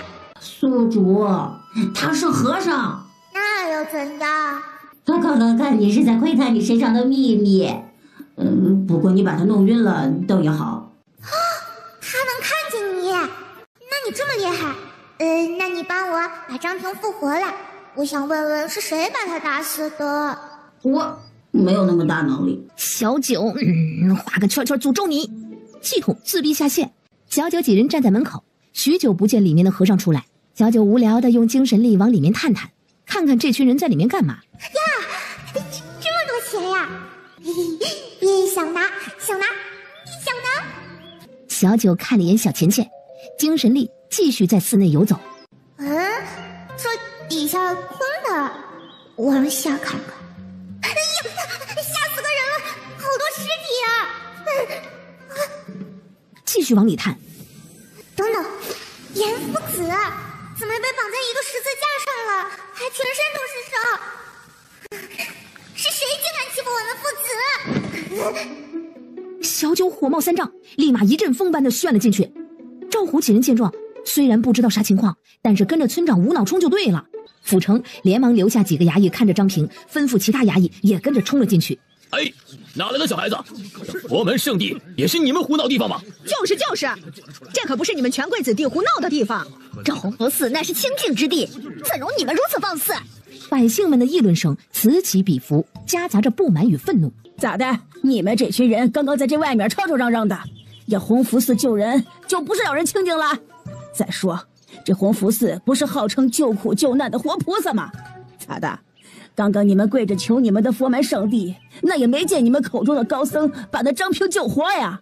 还缘分？哪门子缘分？没有那个能力开个洪福寺在这里捞钱，算什么佛门圣地呀？我们大早上就过来了，等了大半天，这群和尚怎不见出来？我看压根就没有把你们这群百姓放在眼里，你们这群人还眼巴巴的碰人家臭脚。哼，咋的？这群高僧是你爹还是你娘啊？还有哪个嘴巴臭的再敢说一句我家村长，老婆子我大嘴巴抽他！周围百姓不是这哪来的疯婆子呀？如此嚣张，嘴巴还这么多会骂人。而寺内，小九刚闯进去，院内就凭空出现了几个高手，直冲小九而来。小九默默地掏出徐奶奶出门前塞进他布袋子里的板砖，拿起就砸，跟敲萝卜似的，敲一个晕一个，中间还夹杂着不知道哪来的鸡，专门啄人眼睛。寺内其他高僧见有人闹事，连忙抄家伙。赵虎几人和这群衙役刚冲进寺内，见到此情此景，二话不说就加入了战局。小九敲完人，就往关着严夫子的地方而去。严夫子，小九喊了好几声都没人应，不会死了吧？护卫连忙探了一下男人的呼吸，还有气。小九把拴着的铁链全部扯断。俩护卫看了看满身是伤的男人，连忙找了个门板，把严夫子小心翼翼地放上去抬着。小九的耳朵动动，还有人。小九让护卫先把人抬出去，自己走到了一处地牢。哎呀，里面关着一群孩子。小九突然想起了祥云镇还有山洞里的那群孩子。难不成这群都是一伙的？小九火冒三丈，人贩子都该死。小九走到地牢处，迅速地扯断几根牢门上的锁。走，带你们报仇去。待听清楚刚刚这小姑娘说什么，这群孩子才回神儿。报仇？对呀，待会儿你们就狠狠地揍他们。走，跟我来。小九招呼一众孩子跟上，这群孩子连忙道谢，一群人紧紧地跟在了小姑娘身后。府城看见走出来的长乐公主，舒了一口气。没事就好，没事就好。等看清楚后面跟着出来的一群孩子时，府城只觉得老命休矣。嗨，跟着长乐公主赌一把吧，已经把事情捅出来了，那就干脆捅破天，反正早晚都是一死，还不如拼一把。府城连忙吩咐衙役把躺在地上半死不活的和尚们全绑起来，然后又派了一众衙役连忙回府衙禀告京兆尹大人。公主，这洪福寺罪孽深重，是否派人禀告圣上？圣上是谁呀？公主可真会开玩笑。我没开玩笑呀。公主，这洪福寺的事是否禀告您父皇？你告吧。小九对他这个只见过一次面的爹不感兴趣，继续往埋尸骨的地方去。看见后面跟着的府城，小九指着前方种着芍药的花说：“把这一片都挖开。”这花听说是做成美容养颜药膏的原材料，京城很多夫人都来这里花重金购买，其中就包括长公主。小公主，您确定有啊？小九见他磨磨唧唧的样子，举起了自己的小拳头。府城见状，拿起铲子，拔腿就往那片种着芍药的地方而去。看着长公主举着小拳头的其他衙役们，立马开始四处的找工具挖地，一个比一个卖力，生怕待会儿地上躺着的就是自己了。哎呀，死人！我这儿也挖出了骨头，我这儿也有，还有我这儿。这洪福寺方丈身体不太好，就这么点路还能把自己阻晕了。我这是站在死人骨头上了吧？我好像踩到了。有胆小的衙役吓得抱头鼠窜，脸色发白的跑到寺外，直接扶住了柱子，狂吐不止。怎么了这是？走进去看看。百姓成群结队的往里走，看着被绑起来的圣僧，你们这群贼子如此冒犯高僧，就不怕天打雷劈吗？你们竟然还拆了洪福寺！你们，不对啊，这洪福寺怎么有这么多的小孩？有眼尖的百姓看到那边缩在一起的小孩，立马察觉到情况不对呀。那个不就是张平家的儿子吗？怎么会在洪福寺啊？哦，难不成张平前夜里出门是知道自己儿子被拐到了洪福寺？原来这张平就是被洪福寺的高僧一掌击下河边溺死的啊！什么？这洪福寺的高僧还杀人？百姓不可置信。有人发现那边一群衙役在挖些什么，连忙跑过去。待看清地里挖出的尸骨和尸体时，百姓们只觉得自己的信仰塌了。小九趁着大家注意力都在挖尸骨这边，带着翠花偷偷摸摸的开始每个房间忙上忙下的收东西。现在终于可以合法且合理的拿走这些钱财了。赵虎几人好不容易找到了村长，结果就看见村长搜出了一堆的金银财宝往自己的布袋子里装。原来当和尚这么赚钱啊！早知道让我爹也来当了。你爹听到会揍死你的。静心找来了一个包裹，把这些搜出来的金银首饰全部都装了起来，回去就把那破道观全修缮一遍。嘿，再请个厨子，让师傅和师兄们顿顿吃肉。小胖子看着自己搜出来的钱财，我爹老说他赚钱有多么辛苦，花了几十年，好不容易才赚到我们王家那么多钱财。我爹他肯定是在骗我，这钱明明就很好赚啊！我带出来的1000多两，现在都翻了几十倍了。沈之渊看着自己怀里的珠宝，就是嘛，我爹还老说县衙很穷，都快发不起俸禄了。我看啊，还是我爹不够努力。要是像我一样会赚钱，县衙俸禄都可以翻倍发了。石安，你干嘛呢？阿斗看着搜着的石安，突然看着一处墙面就开始发起呆来。这里有个暗格，但是我找不到开关。小九闻言把人扒拉到一边，食指对着石安刚刚敲过的地方往前一推，墙面出现了一个窟窿，几本账本掉了下来。小九看了一眼，不感兴趣。阿斗翻开看了一眼，祥云镇，这不是满仓家吗？虽然其他的我也看不懂，但是我感觉徐夫子和洪福寺有仇。等下把这个送给徐夫子。哎呀，糟了，我把严夫子给忘了。他们几人连忙跑到寺外，看见2个护卫抬着严夫子正往镇北侯府走，徐老太就在旁边哭天抢地的控诉这洪福寺的罪行。紧赶慢赶赶来的京兆府尹大人看见长乐公主，连忙躬身行礼。我一个早上帮你查出来了凶手，连被拐走的孩子都给你找回来了。你这官呢，当的不行呀。旁边的京兆尹，是他们不想查吗？京城水深，一不小心怎么死的都不知道。后面的事情你得赶紧办好哈，要是还办不好，那你的位置我就抢来让阿斗做了，我觉得他比你合适。阿斗连忙点头，这一关他想当。京兆尹连忙表示自己就算是赴汤蹈火也会把事情给办好。小九连忙吩咐2个护卫抬着严夫子回家去找秦叔叔。一回府的几人到家的第一件事就是找秦旭。阿斗连忙把账本给了徐夫子，徐老翻开账本，待看清楚上面记载的是什么时，徐老气得差点吐血。早已退出朝堂的徐福子决定明日去上朝，好好的说道这弘福寺的恶行。听到消息的老夫人还有几个舅母也全都赶了过来。皇宫内，陛下，这是要亡国了吗？还这么大声！皇帝一脸阴沉地看着连滚带爬跑进来的公公。怎么了？公公连忙把弘福寺发生的事儿一五一十的回禀给皇帝。你再说一遍。陛下，长乐公主把弘福寺拆了。哦，弘福寺里面的高僧呢？全部外出了。回禀陛下，弘福寺高僧此刻全被抓进了京兆府大牢了。那弘福寺的方丈呢？也被抓进去了。据说那方丈身子骨比较弱，刚出寺门没走几步就晕了过去。皇帝激动的只觉得在做梦，伸出手悄悄的在自己大腿上拧了一把。没做梦，是真的。皇上挥手让寝宫内的人都退下，黑影立刻出现。灵异，你立刻带人去弘福寺找一下账本在哪，再派几个暗卫到镇北侯府保护长乐公主。长生殿的人听到消息，恐怕会对长乐公主不利。遵命。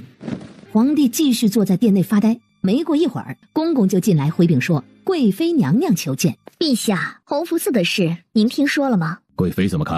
你这个傻子，快扔掉呀！我想那长乐公主身边必定有高人相助，否则一个小姑娘再厉害，如何能够对抗整个弘福寺的高僧呢？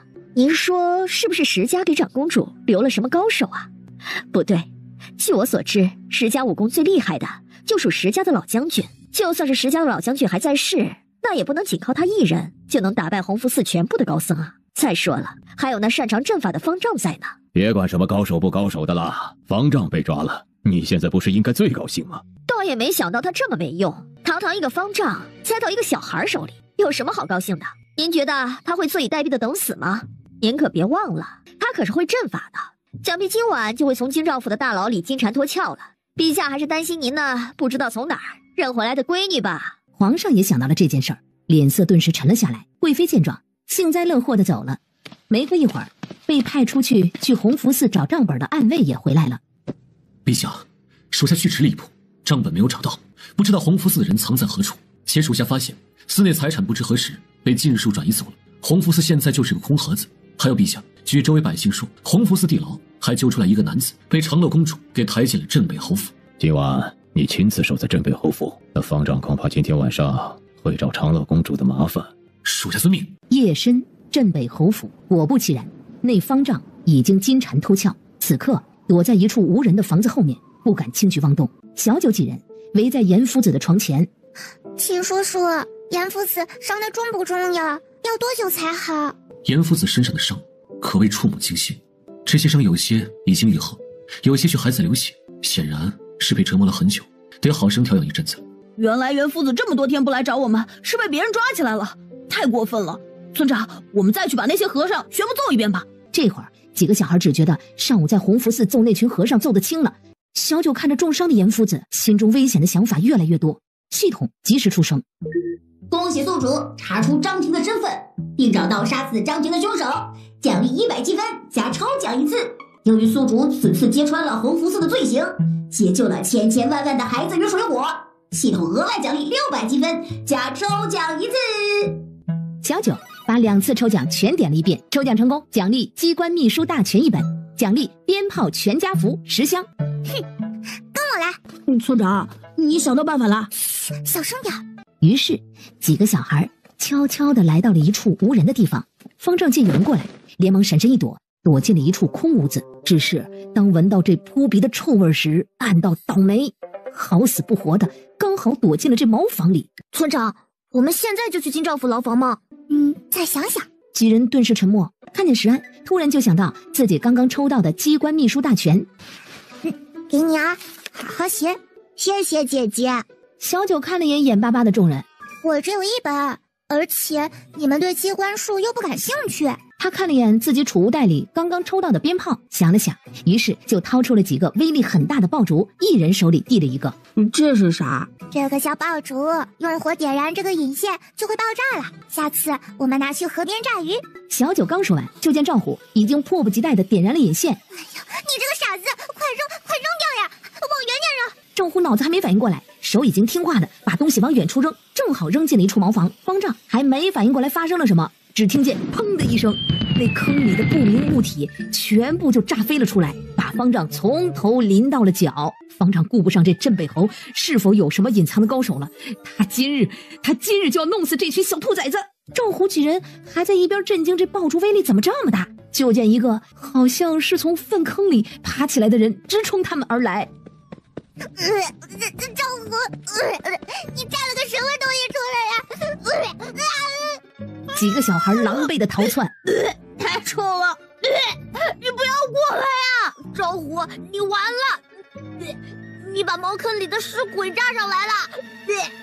你们死定了！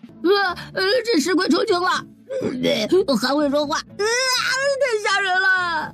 眼见着那鬼穷追不舍，呀，小九实在是忍不了了，捡起一块石头往那沾满不明液体的鬼身上扔去。被不明液体糊住了眼睛的方丈就这样被砸得直挺挺的，再一次晕倒了。镇北侯府听到动静的众人就都往茅房这边赶。徐老太一把抄起旁边的扫帚，直接冲到铁牛和赵虎面前，拿起扫帚就往两人身上抽去。你们俩玩什么不好？玩这么恶心的东西，还把村长带过来，我看你们两个呀是皮痒了。哎呦，我今天就打死你们！这东西这么臭，你们……徐老太臭的嘴巴都不想张开了，直接也不骂人了，只一个劲儿拿着扫帚往这俩人身上抽。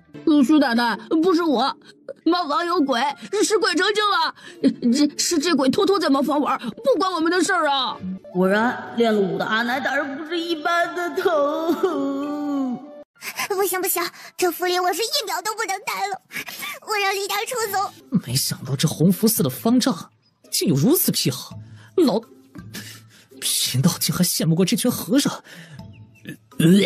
哎呀，老子不干净了，眼睛脏了，我要去洗洗眼睛。小九几人也连忙往自己的屋子里一边冲一边喊：洗澡水，我要洗澡。至于那个罪魁祸首方丈，早就被小厮冲干净，五花大绑的绑了起来，明日一早就送去京兆府。小九把自己全身上下搓了一遍，终于把自己洗干净了。不行，这府里我是一秒都不能待了，我让李大出走。太臭了。小九把衣服收拾好，背着小包裹就出了屋门。哎，村长，你要去哪儿？我要出去呼吸一下新鲜空气。说罢，小九头也不回的往府外走。等等我也要去。就这样，三更半夜，镇北侯府灯火通明，一群小厮丫鬟忙上忙下，而小九几人逃窜出府，赶紧出门找了家客栈避难去了。紧接着，镇北侯府的人全来了客栈，而隔壁永宁侯府，怎么现在连清理茅房的人手都没了吗？别忘了，你们的卖身契还在本侯手上呢。启禀老爷，是隔壁府传来的。去搬梯子来，本侯亲自去看看。老爷，梯子上次被夫人叫来搬嫁妆的长乐公主那一群小孩跟护卫顺带给搬走了。你又晚了一步。回禀陛下，长乐公主并不在镇北侯府。皇帝正想说话，突然闻到一股若隐若现的臭味。你这是去哪里了？属下这去的时候，正看见那永宁伯爵正吩咐着自己小妾，在镇北侯府的茅房里搅风搅雨。如今整个镇北侯府臭气熏天，府内现在不管主人还是底下的丫头小厮，全部都跑出府避难去了。皇帝听完只觉得荒唐，皇帝挥手示意灵异退下，喊来了门外的公公，即刻拟旨把本就降为伯爵的永宁侯再降一节，直接贬为了子爵。早朝上，早已退出朝堂的徐太傅突然杀了出来，还手拿不知道从哪里来的洪福寺账本，愤慨激昂地控诉着那洪福寺的罪行，条条状状，令人发指。徐太傅控诉完洪福寺的罪行后，回头看见朝堂上的一众官员，更气了。堂堂清照尹，身为查案之人，最近几年失踪了这么多孩子，你竟然毫无察觉，简直失职至极。还有你们，在其位却不在其政，那洪福寺干了这么多的坏事，你们竟然没有一个人发现，真是愧对于百姓啊！还有丞相，你身为文官之首，却毫无作为，简直就是屁用没有。还有你们这群御史，连这些事儿都监察不到，简直就是白痴放路。骂完这群官员，徐太傅转头看向了皇帝。陛下，您也该好好反省反省啊！您的臣子如此无能，您难道没有责任吗？徐太傅一顿输出，神清气爽的潇洒离去，走出了金銮殿。殿内众官员脸色涨红，徐太傅走后，皇帝才愣愣地吩咐底下官员按照账本上记载的地方，把该抓的人抓了，该救的人救了。说罢，就吩咐下朝。另一边，宁静而庄重的国师府内，主上的计划被那长乐公主破坏，国师似乎一点都不着急啊。回去告诉主上，不必担心，我自有办法对付那长乐公主。只要略施小计，就能让世人认为那长乐公主就是不祥之人，从而让百姓最近放在长生殿的目光转移到长乐公主身上去。说完，落下一子，棋盘上的局势瞬间就发生了变化。哦，不知国师有何妙计？此计需从长计议，时期一到，自会让那长乐公主陷入万劫不复之地。那就静候国师的好消息。长乐公主，哎，那不就是主人吗？翠花继续趴着，眯着鸡眼，聚精会神地盯着那边。发呆中的国师总觉得有人在窥视自己，眼神警觉地巡视了一圈，等看见那边蹲着的一只野鸡，这才放松了警惕。于是招来小厮，让他去给那只鸡拿点食儿喂一喂。谢谢后，你人还怪好的嘞。从客栈出来的小九几人，今日准备去京城最贵的酒楼潇洒一把。村长，我要点好多好多菜，我有钱。听说仙楼是京城最奢侈的酒楼，也是京城最豪华、最典雅、最有品味的地方。嘿，而且里面的菜肴更是一绝，每一道菜都是由京城中最顶尖的厨师精心烹饪而成，色香味俱全，让人回味无穷。走，现在就去，我们有钱。几人很快的就来到了这所谓的最奢侈的酒楼。听说这里的酒也是一绝。几个豪横的人找掌柜的要了一间雅间，隔壁雅间，二皇子。父皇新任这个闺女，本皇子还没见过呢。哈哈哈，那二皇子是否需要去隔壁雅间打个招呼呢？当然了，本皇子这妹妹回京，作为哥哥的，肯定是要过去打个招呼的。长乐妹妹，你好，我是你二哥。说罢，伸手就想要摸摸这小姑娘的脑袋，被小九一旁两个人高马大的护卫一把给拦住了。小主人的脑袋不能随便摸，会长不高的。二皇子尴尬的收回手。长乐妹妹想吃什么尽管点，记二哥账上。说罢，二皇子转头看向了小二，把长乐公主的账记在二皇子府。小二连忙点头应好。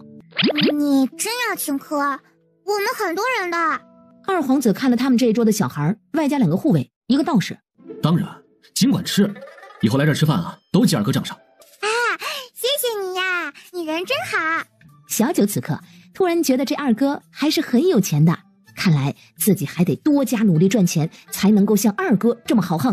哎呀，果然呢，是乡下来这侠客骗子，随便这么一些小恩小惠就收买了。二皇子顿感无趣，于是随便的寒暄了几句，就离开了酒楼。小二，把你这招牌菜都上一遍。哎，好嘞！静心招手，让小二赶紧去早点上菜。京城真好啊，干啥都不用花钱，还能有钱赚。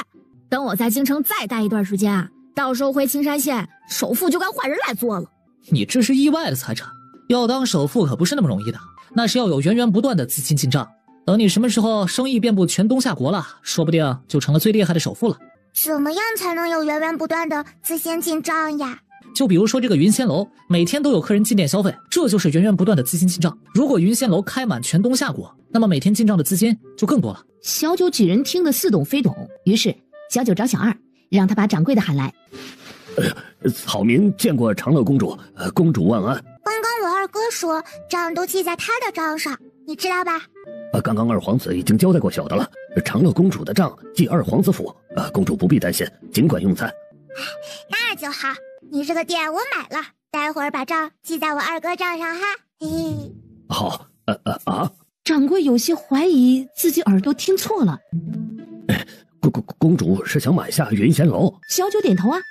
公主是说买这云仙楼的钱记在二皇子府。小九继续点头。掌柜的宁愿自己听错了，也不愿意相信这话是长乐公主说出来的。你不卖？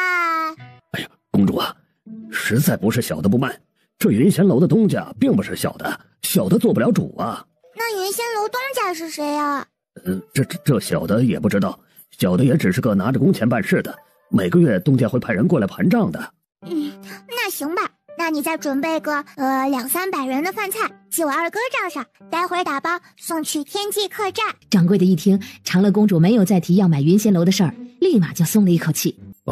请公主放心，此事一定办好。说罢，带着小二逃也似的溜了。哟，你这是自己一点都不想努力，只想捡现成的。我努力了呀，可是这掌柜的不卖嘛。哼哼，二皇子要是知道的话，你可别努力了，你努力我害怕。你这个努力可真是一点不管别人死活呀。没过一会儿，小二就紧赶慢赶的跑上跑下，就把他们这桌的菜给上齐了。小九也顾不上搭理静心的话，连忙拿起筷子就开动。正吃着呢，楼下吵吵嚷嚷。小九几人把头探出窗外瞧了瞧，里面的不是还有位置吗？为什么不让我们进去啊？对呀，是不是瞧不起我们世子啊？里面还有那么多位置，我们小姐有的是钱，开门做生意，哪有不让客人进店的？实在抱歉，各位啊，今日本店确实是特殊情况，小店目前食材全都用完了，人手也不够啊。明日各位来，本店上新品，保管大家吃得开心。门口的宾客看见掌柜的态度诚恳，倒也没有再过多的为难。听说明日有新品上，大家纷纷表示明日来。没想到这云仙楼生意这么好，这还没到晚上呢，食材就卖完了。要是他把云仙楼卖给村长该多好啊，那村长每天都有很多钱啊。有没有一种可能是你们刚刚点了200-300人的分量，把云仙楼的食材用完了，现在整个云仙楼都在忙你们的事儿？是这样吗？是。哎呀，吃完赶紧走，万一账单送到二皇子府，人家不肯付账，那就完了。几个小孩一听，连忙加快了扒饭的动作。很快，几人就扶着肚子出了云仙楼。天际客栈内，众人看着云仙楼送来的各种饭菜，还是外孙女儿孝顺，出去还惦记着大家吃不好。哎呦，还是咱们小村长会惦记咱们。老婆子我呀，这一把岁数也能有幸尝一尝这据说京城最好酒楼的菜喽。这群兔崽子怎么不知道拿点酒过来呢？这云仙楼的酒可是一绝呀！徐老连忙拦住要走的云仙楼小厮，吩咐道：麻烦你们再走一趟啊，帮老夫再拿些你们云仙楼的招牌酒过来。对了，多拿点啊！小厮连声应好，最开心的莫过于府里的丫鬟小厮们了，这一辈子竟然还能吃上一次云仙楼的饭菜。咱们长乐公主真是菩萨下凡，小小年纪都还能把我们这些仆人放在心上。主人，我找了你好久啊！怎么回事啊？家怎么又空了？为什么要跑到这里来啊？翠花，你这几天又跑哪去了？主人要害你，我去盯着他。啥？反正就是一个老头，不过我并没有听得很明白，所以我打算跟着他，看看他要干什么。啊，还有啊，主人，记得给我准备点物资哦，我打算搬过去住一段时间，不用担心我哦。小九摸了摸翠花空荡荡的布兜，连忙打开自己的袋子，一边往里面装，一边叮嘱：哎呀，我给你多装点鸡饲料，你在外面少惹点祸哈。翠花一边点头，一边扒拉着主人袋子里的东西往自己的布兜里装。啊，主人，这个是什么？这是爆竹，用火点燃这个会爆炸。你一只鸡要这个干什么？这个点燃了就要跑得远远的呀，万一你没跑开，一不小心变成了烤鸡，我可不救你啊！翠花一听这玩意儿这么神奇，连忙扒拉了几个往自己的布兜里。主人，家里怎么还绑了一个人扔在院子里啊？小九愣了一会儿，才想起来，啊，他们这是把那个食鬼给忘了。翠花，要不你把他带去你现在待着的地儿，反正你要盯着那个老头嘛，盯一个是盯，盯2个也是盯。你是认真的？认真的。说罢，小九又往翠花的兜里塞了一堆的零嘴儿。这个给你，待会儿我帮你送过去，顺便去你新待的地方溜达一圈。确定只是溜达？那当然了，我可是正人君子。我刚刚看了一下，这地方好大，而且好有钱呐。你不是说这个老头要害我吗？那我拿点精神损失费应该不过分吧？翠花想了想，好像是这个理儿。于是一人一鸡一路的搜刮，直至把所有库房薅了一遍。小九这才意犹未尽的收手。主人，我们是不是有点太过分了？过分吗？我的袋子都没有鼓起来呢，说明还是装的不够多。你那个不是袋子，是吞金术吧？不听王八念经，到手的东西那就是我的了。我已经送你到你新家了，你慢慢玩，我先走啦。说罢，小九头也不回的飞走了。翌日，你有没有感觉今日府上变得格外宽敞了？可能是丫鬟把家具挪动了，显得宽敞了。走，去库房看看。国师带着下人就往库房而去，小心翼翼的解开库房周围的阵法。国师打开库房门，里面空荡荡的。这怎么可能？国师继续打开其他库房，整个国师府库房空空荡荡。这不可能！谁有这么大的能力，能破我的阵法，还能一夜之间把国师府的钱财尽数转移走？到底是谁？到底是谁？而在翠花不远处，终于醒过来的方丈想起了自己晕倒前的一幕幕，立马解开自己身上的绳子。醒过来的翠花看见那边要逃的人啊，不是，主人没说这人会自己解开绳子逃走啊！翠花急得咯哒的叫，听到一声声鸡叫的国师府众人连忙往翠花这边赶，国师就正好看见了方丈设下阵法逃走的模样。好你个狗屁方丈！我就说嘛，我这国师府到处都设了阵法，普通人进来了根本就出不来，也没有办法一夜之间运走这么多的钱财。原来长生殿的叛徒是你呀！好得很，我看你往哪里逃！国师连忙找来纸笔，就给主上传消息。干完这些事的国师，把那边还在咯咯哒叫的翠花抱了起来。没成想，你还是我国师府里的福星呢！要不是你出声提醒，我还不知道谁闯进了我国师府，盗走那么多的钱财。以后你好好待在国师府，俺国师定会好好待你。翠花鸡脑袋上全是问号。经过此事，翠花的待遇在国师府直线上升，地位仅次于国师。另一边，云仙楼的小厮昨日已经连夜整理出了账单，今日一大早就送到了二皇子府上。将近300人的分量，我这好妹妹是把这些菜送去了军营了吗？据说是整个镇北侯府，镇北侯府加起来才几个人呢？这云仙楼是不是坑我呀？听说是长乐公主对外说她二哥请她全家吃饭，镇北侯府所有丫鬟小厮都包括在里面。二皇子气得扔了筷子。殿下，那这账还能怎么办啊？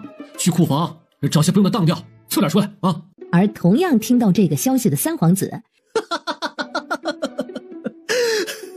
没想到我这二哥竟栽到了一个小姑娘手里，请人家吃了10万两的饭，哎呀，太好笑了！恐怕这长乐公主身后的高手不仅武功高强，心机手段也不错。昨日云仙楼这事儿，恐怕是这长乐公主并不想接二皇子抛出的橄榄枝，所以才来了这么一出，让二皇子吃了个哑巴亏。哦，那这么说，长乐公主身后的高人并没有看上二哥？三殿下，此时正是我们拉拢长乐公主的好时机。有了二皇子这个前车之鉴，我们多留个心眼，就算长乐公主不愿投靠我们，那我们也不吃亏，就当是留个好印象。听说我这长乐妹妹此时正住在天际客栈，待会儿吩咐丫鬟拿点小孩吃的零嘴和玩具，我去天际客栈瞧瞧我这妹妹。天母，你们知道怎么开店吗？开店？小九想要做生意啊？对呀，我也想像云仙楼那样，每天都能收到钱。那你想要开什么店？甜品店，就是很好吃的，夏小姐会做。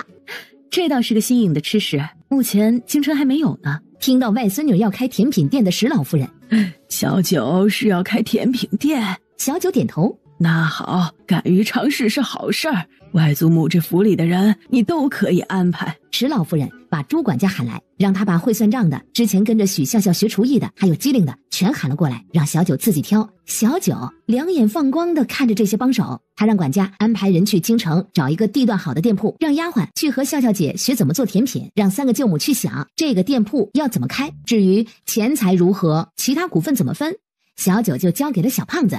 这人员怎么安排，小九就交给了沈之渊。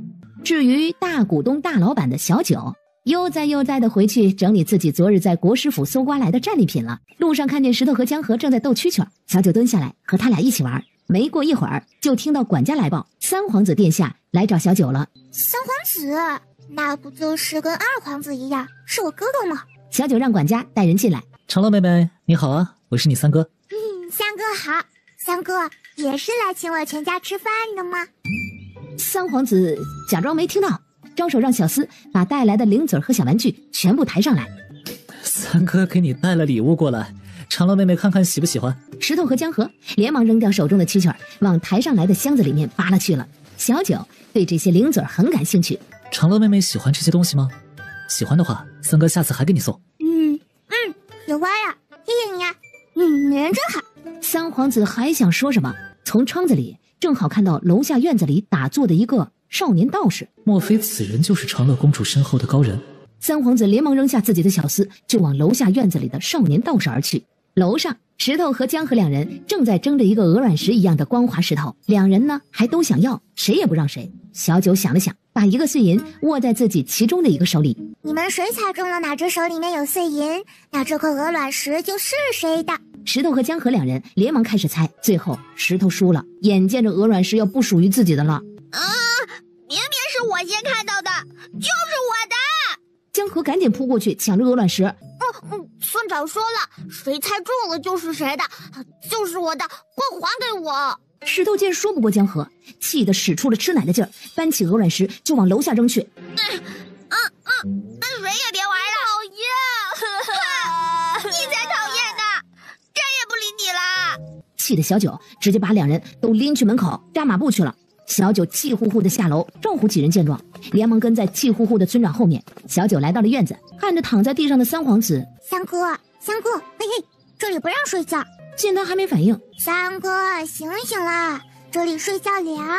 跟在后面下来的三皇子的小厮，殿下你怎么了？他睡着了。小厮一噎，待看见殿下脑袋上的大包，你们竟然敢砸晕殿下！冤枉我！小厮看见这长乐公主的小拳头，你还想杀人灭口不成？我不杀你，但是我揍你！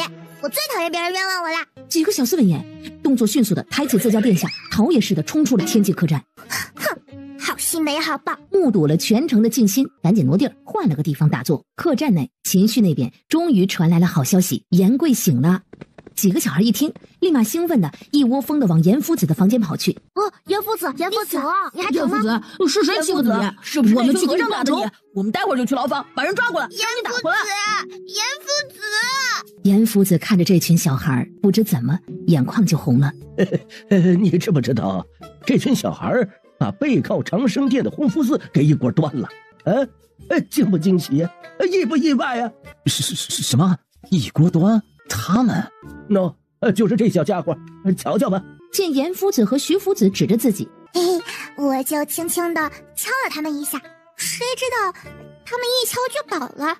你听听，他这还怪上了那群和尚脑袋不够硬呢。严贵咽了咽口水，小九，你实话实说，你这是师从何人呢？你呀，你教我的，你忘了？他自己什么能耐，他自己清楚。他要是能有你这么厉害，至于被打成这样？话说你这一身伤是哪儿来的呀？你一个长生殿弟子，怎么还会被洪福寺的和尚抓走啊？难不成你叛变了？严贵没应声。不会吧，你真叛变了？严夫子，你是长生殿弟子？严夫子，你可不可以带我们去长生殿玩？不行。为什么？我在长生殿的仇人比较多。我不怕呀。我已经不是长生殿的弟子了，此时长生殿的应该都在追杀我。不会吧？你来真的？你们竟然尿床！哎呀，你真叛变了呀！严贵点头，徐老顿时看这人顺眼了不少，回头对几个小孩道：他呀叛变了。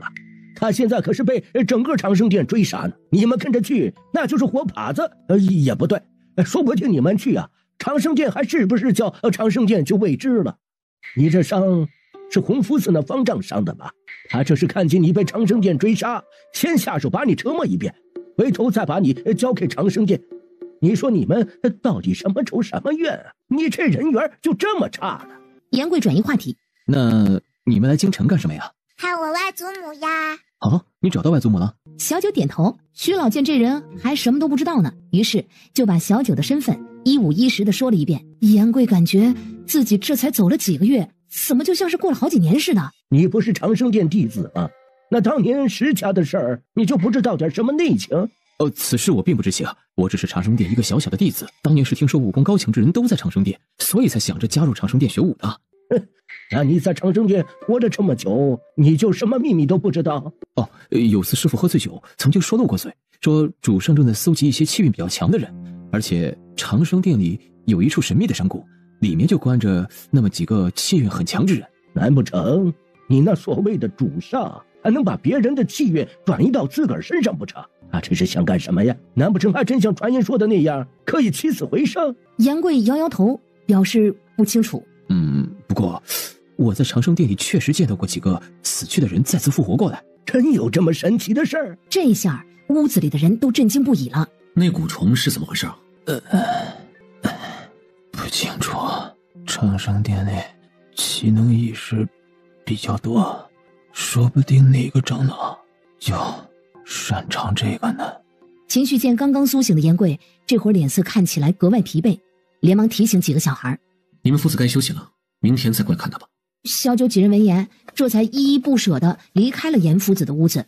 客栈门口，长乐公主，谢谢您替我找回来了我家的小孙儿，这是我家做的油饼，可香了，您尝尝，里面啊包着肉呢。长乐公主，这是我家养的鸡，可肥了呢，还能生蛋，给您补身体。谢谢您替我找回我家小闺女。这是我做的一些小玩具，送给长乐公主你们几个小孩玩。谢谢你们帮我找回了闺女。汉子的话还没说完，石安就连忙接过了这些雕刻的木头，拿在手里瞧了又瞧。就是不是什么值钱玩意儿，是我自己用木头雕的。你们若是喜欢，下次我再雕刻些新鲜样式给你们送过来。谢谢你。张老头牵着自己的小孙儿，连忙朝着小九一行人跪下。草民拜见长乐公主。感谢长乐公主替我儿找出杀人凶手，感谢长乐公主帮我找回小孙儿，谢谢。满脸是泪的张老头还没说完，就被小九一把给提溜了起来。不用谢，就是顺手的事儿。公主就是菩萨心肠，好人有好报啊，公主一定会长命百岁的。眼见其他百姓也要纷纷跪下磕头道谢。你们再这样，我就跑了。百姓闻言，立马把手上提着的自家最好的东西往小九几个小孩身上塞，塞不下的就往客栈里面放。小九连忙吩咐护卫给百姓拿钱。这群百姓一听长乐公主要给钱，立马扔下东西，一窝蜂的就跑走了。小九又白吃白拿了一顿。突然，严夫子房间一声暴怒声传来，小九几人立马往严夫子的屋内冲去。这是怎么了？进贼了！徐老连忙也往严贵的屋子内赶去。几人打开房门，就看见石头的脑袋埋进了被子里，一边拼命的用被子往屁股上盖，而江河也是，两人撅起的屁股上都是湿漉漉的一片。现在立刻马上把这俩货给我扔出去！啊！你们竟然尿床！哎呀，别胡说，不是我们没尿，是夫子尿的。对，别胡说，是我们没尿。你们俩屁股还在滴水呢。这俩小家伙平日里几乎不尿床的，今儿个俩人咋还说好的一起尿了？走上前摸了摸俩人湿漉漉的裤子。难不成跟着严夫子睡，你俩睡得更沉了？要不下次干脆就把你俩放严夫子房间来睡。听到这话的严夫子顿时脸黑了。没有尿床，我是在梦里找到了茅房我才尿的，这个不是我尿的。好，我们石头怪没尿床。我也没尿。好，我们江河也最乖了，没尿床。说罢，徐老太一手一个把两个小崽子抱回去换裤子去了。溜了，杨夫子太惨了，你真好。我宣布，你现在就是我最喜欢的哥哥了。贫道见过贵妃娘娘。国师安好。两人目光交汇，见国师找皇帝有事儿，贵妃短暂停留后，便是各自继续前行。翠花觉得奇怪，贵妃给她的感觉很像桃源村那群为了蛊虫的马。翠花不确定，决定试一试。旋转跳跃。正打算进御书房的国师就见那边贵妃优美的跳起来，在空中劈了一个一字马，稳稳落地后又兴奋的旋转了几圈。这贵妃是疯了吗？她这是在大庭广众之下跳舞，勾引我一个老头吗？国师抱着翠花离贵妃远了一点，翠花不确定是不是巧合，她觉得还得再试一下。把国师抱起来转圈圈。国师还没有从震惊中缓过神呢，那边的贵妃就张开双手朝着自己而来了。国师惊得差点眼珠子都快掉出来了。国师手里抱着翠花，嘴里一边骂着成何体统有辱斯文，一边脚步飞快地逃离了皇宫。哎呀，没想到啊，堂堂贵妃竟然觊觎他一个老头。英俊不输当年呐。翠花百思不得其解，决定下次见到贵妃再好好研究一下。听说了吗？那弘福寺的方丈早就背叛了长生殿。这方丈啊，瞒着长生殿犯下了种种恶行，长生殿对此毫不知情，完全被蒙在鼓里。如今弘福寺那群丧心病狂、草菅人命的和尚早已被长生殿除名了。哼，除得好！我就说嘛，长生殿啊，人家肯定不会干这些坏事的。原来都是那人面兽心的方丈干的呀！这就说得过去了吗？可不是嘛！听说明日国师府将隆重举行一次前所未有的盛大祈福仪式，邀请皇室宗亲、朝堂官员还有平民百姓一起前往弘福寺参与。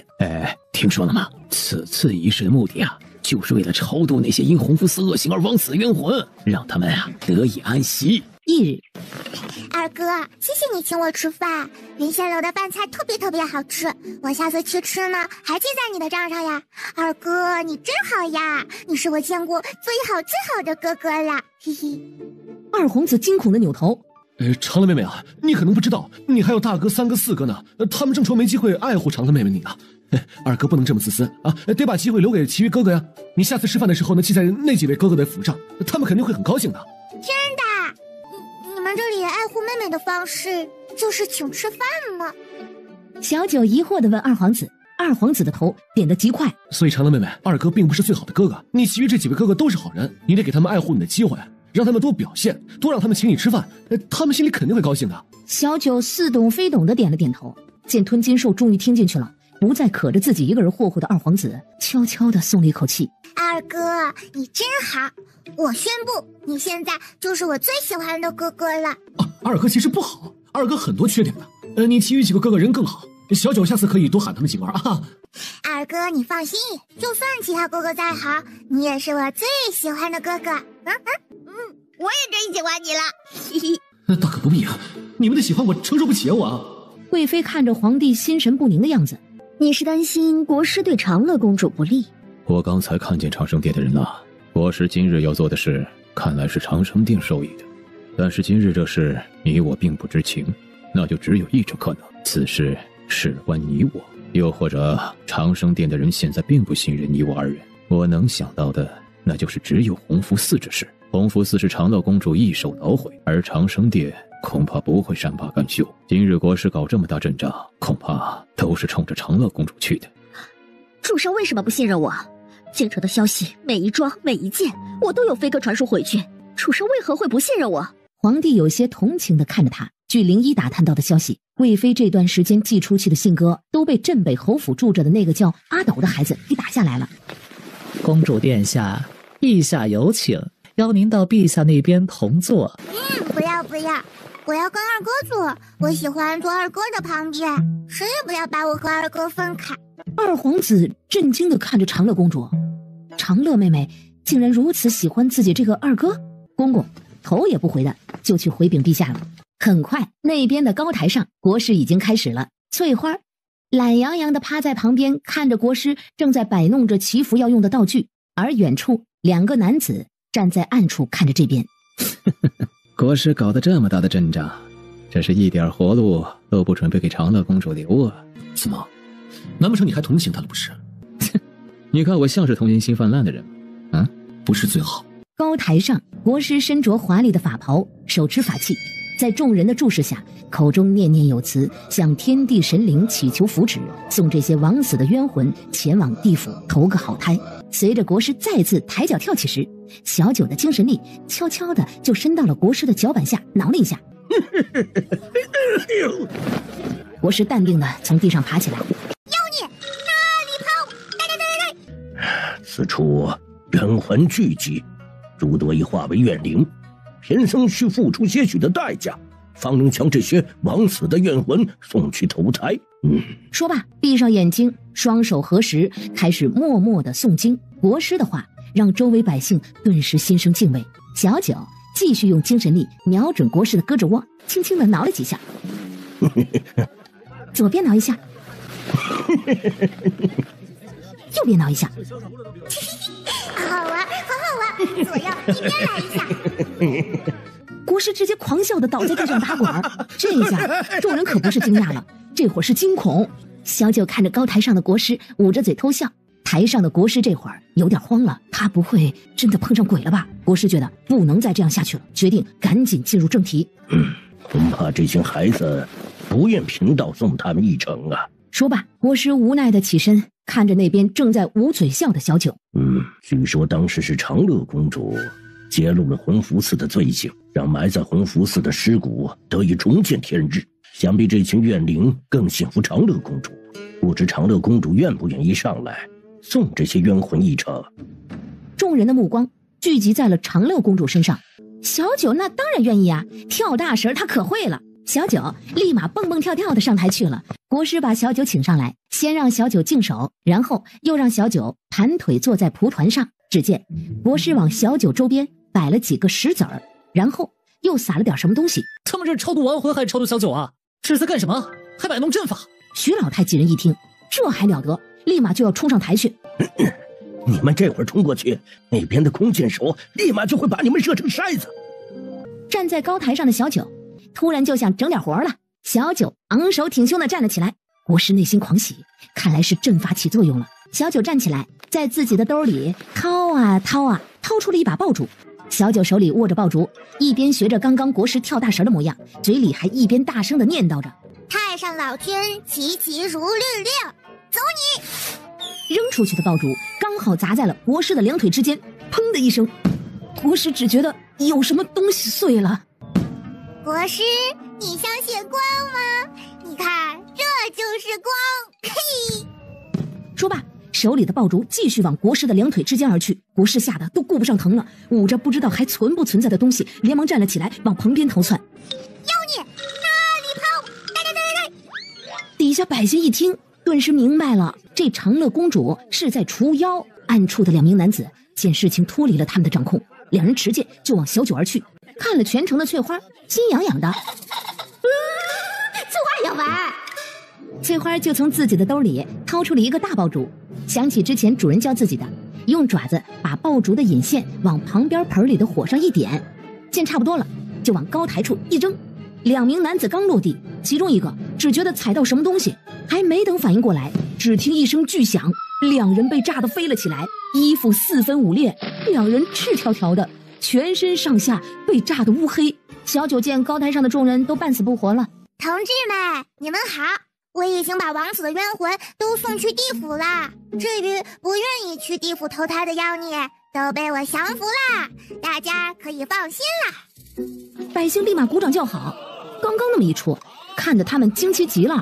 小九说完，顿时感觉自己就像一个超级厉害的大侠。他挺了挺胸膛，雄赳赳气昂昂的脚尖一点，就往自己来时的位置飞去，身后还亦步亦趋的跟着一只五颜六色极其显眼的鸡。长乐公主被怨灵附身了，你们没看见她暴气伤人吗？皇帝和贵妃两人目瞪口呆。这就是你说的长乐公主乖巧无比，是个无比心善的小姑娘。皇帝指了指那边赤条条躺在地上的长生殿弟子，这就是你说的长生殿弟子，都是些奇能异士，个个都武功高强。两人此刻都觉得对方在造谣。徐老太和静心几人在村长掏出爆竹的那一刻就立马安静下来了。长乐妹妹，你好厉害呀！你可以教教我怎么降妖除魔吗？我也想学。哎呀，想要练会这个呀，首先呢要戒掉肉食，这辈子都不能吃肉了。啊，不能吃肉吗？当然了。那我不练了。见几人要走，四皇子连忙跟上。你跟着我们干嘛？家里不能再添一个饭量大的了。自从两个护卫来了，我现在吃饭我都不敢说话了。大胆，你竟敢拦着本皇子！那你别跟着我们呀！你不跟着我就不拦你。你跟我让开，否则别怪我不客气。不让！你再说一遍！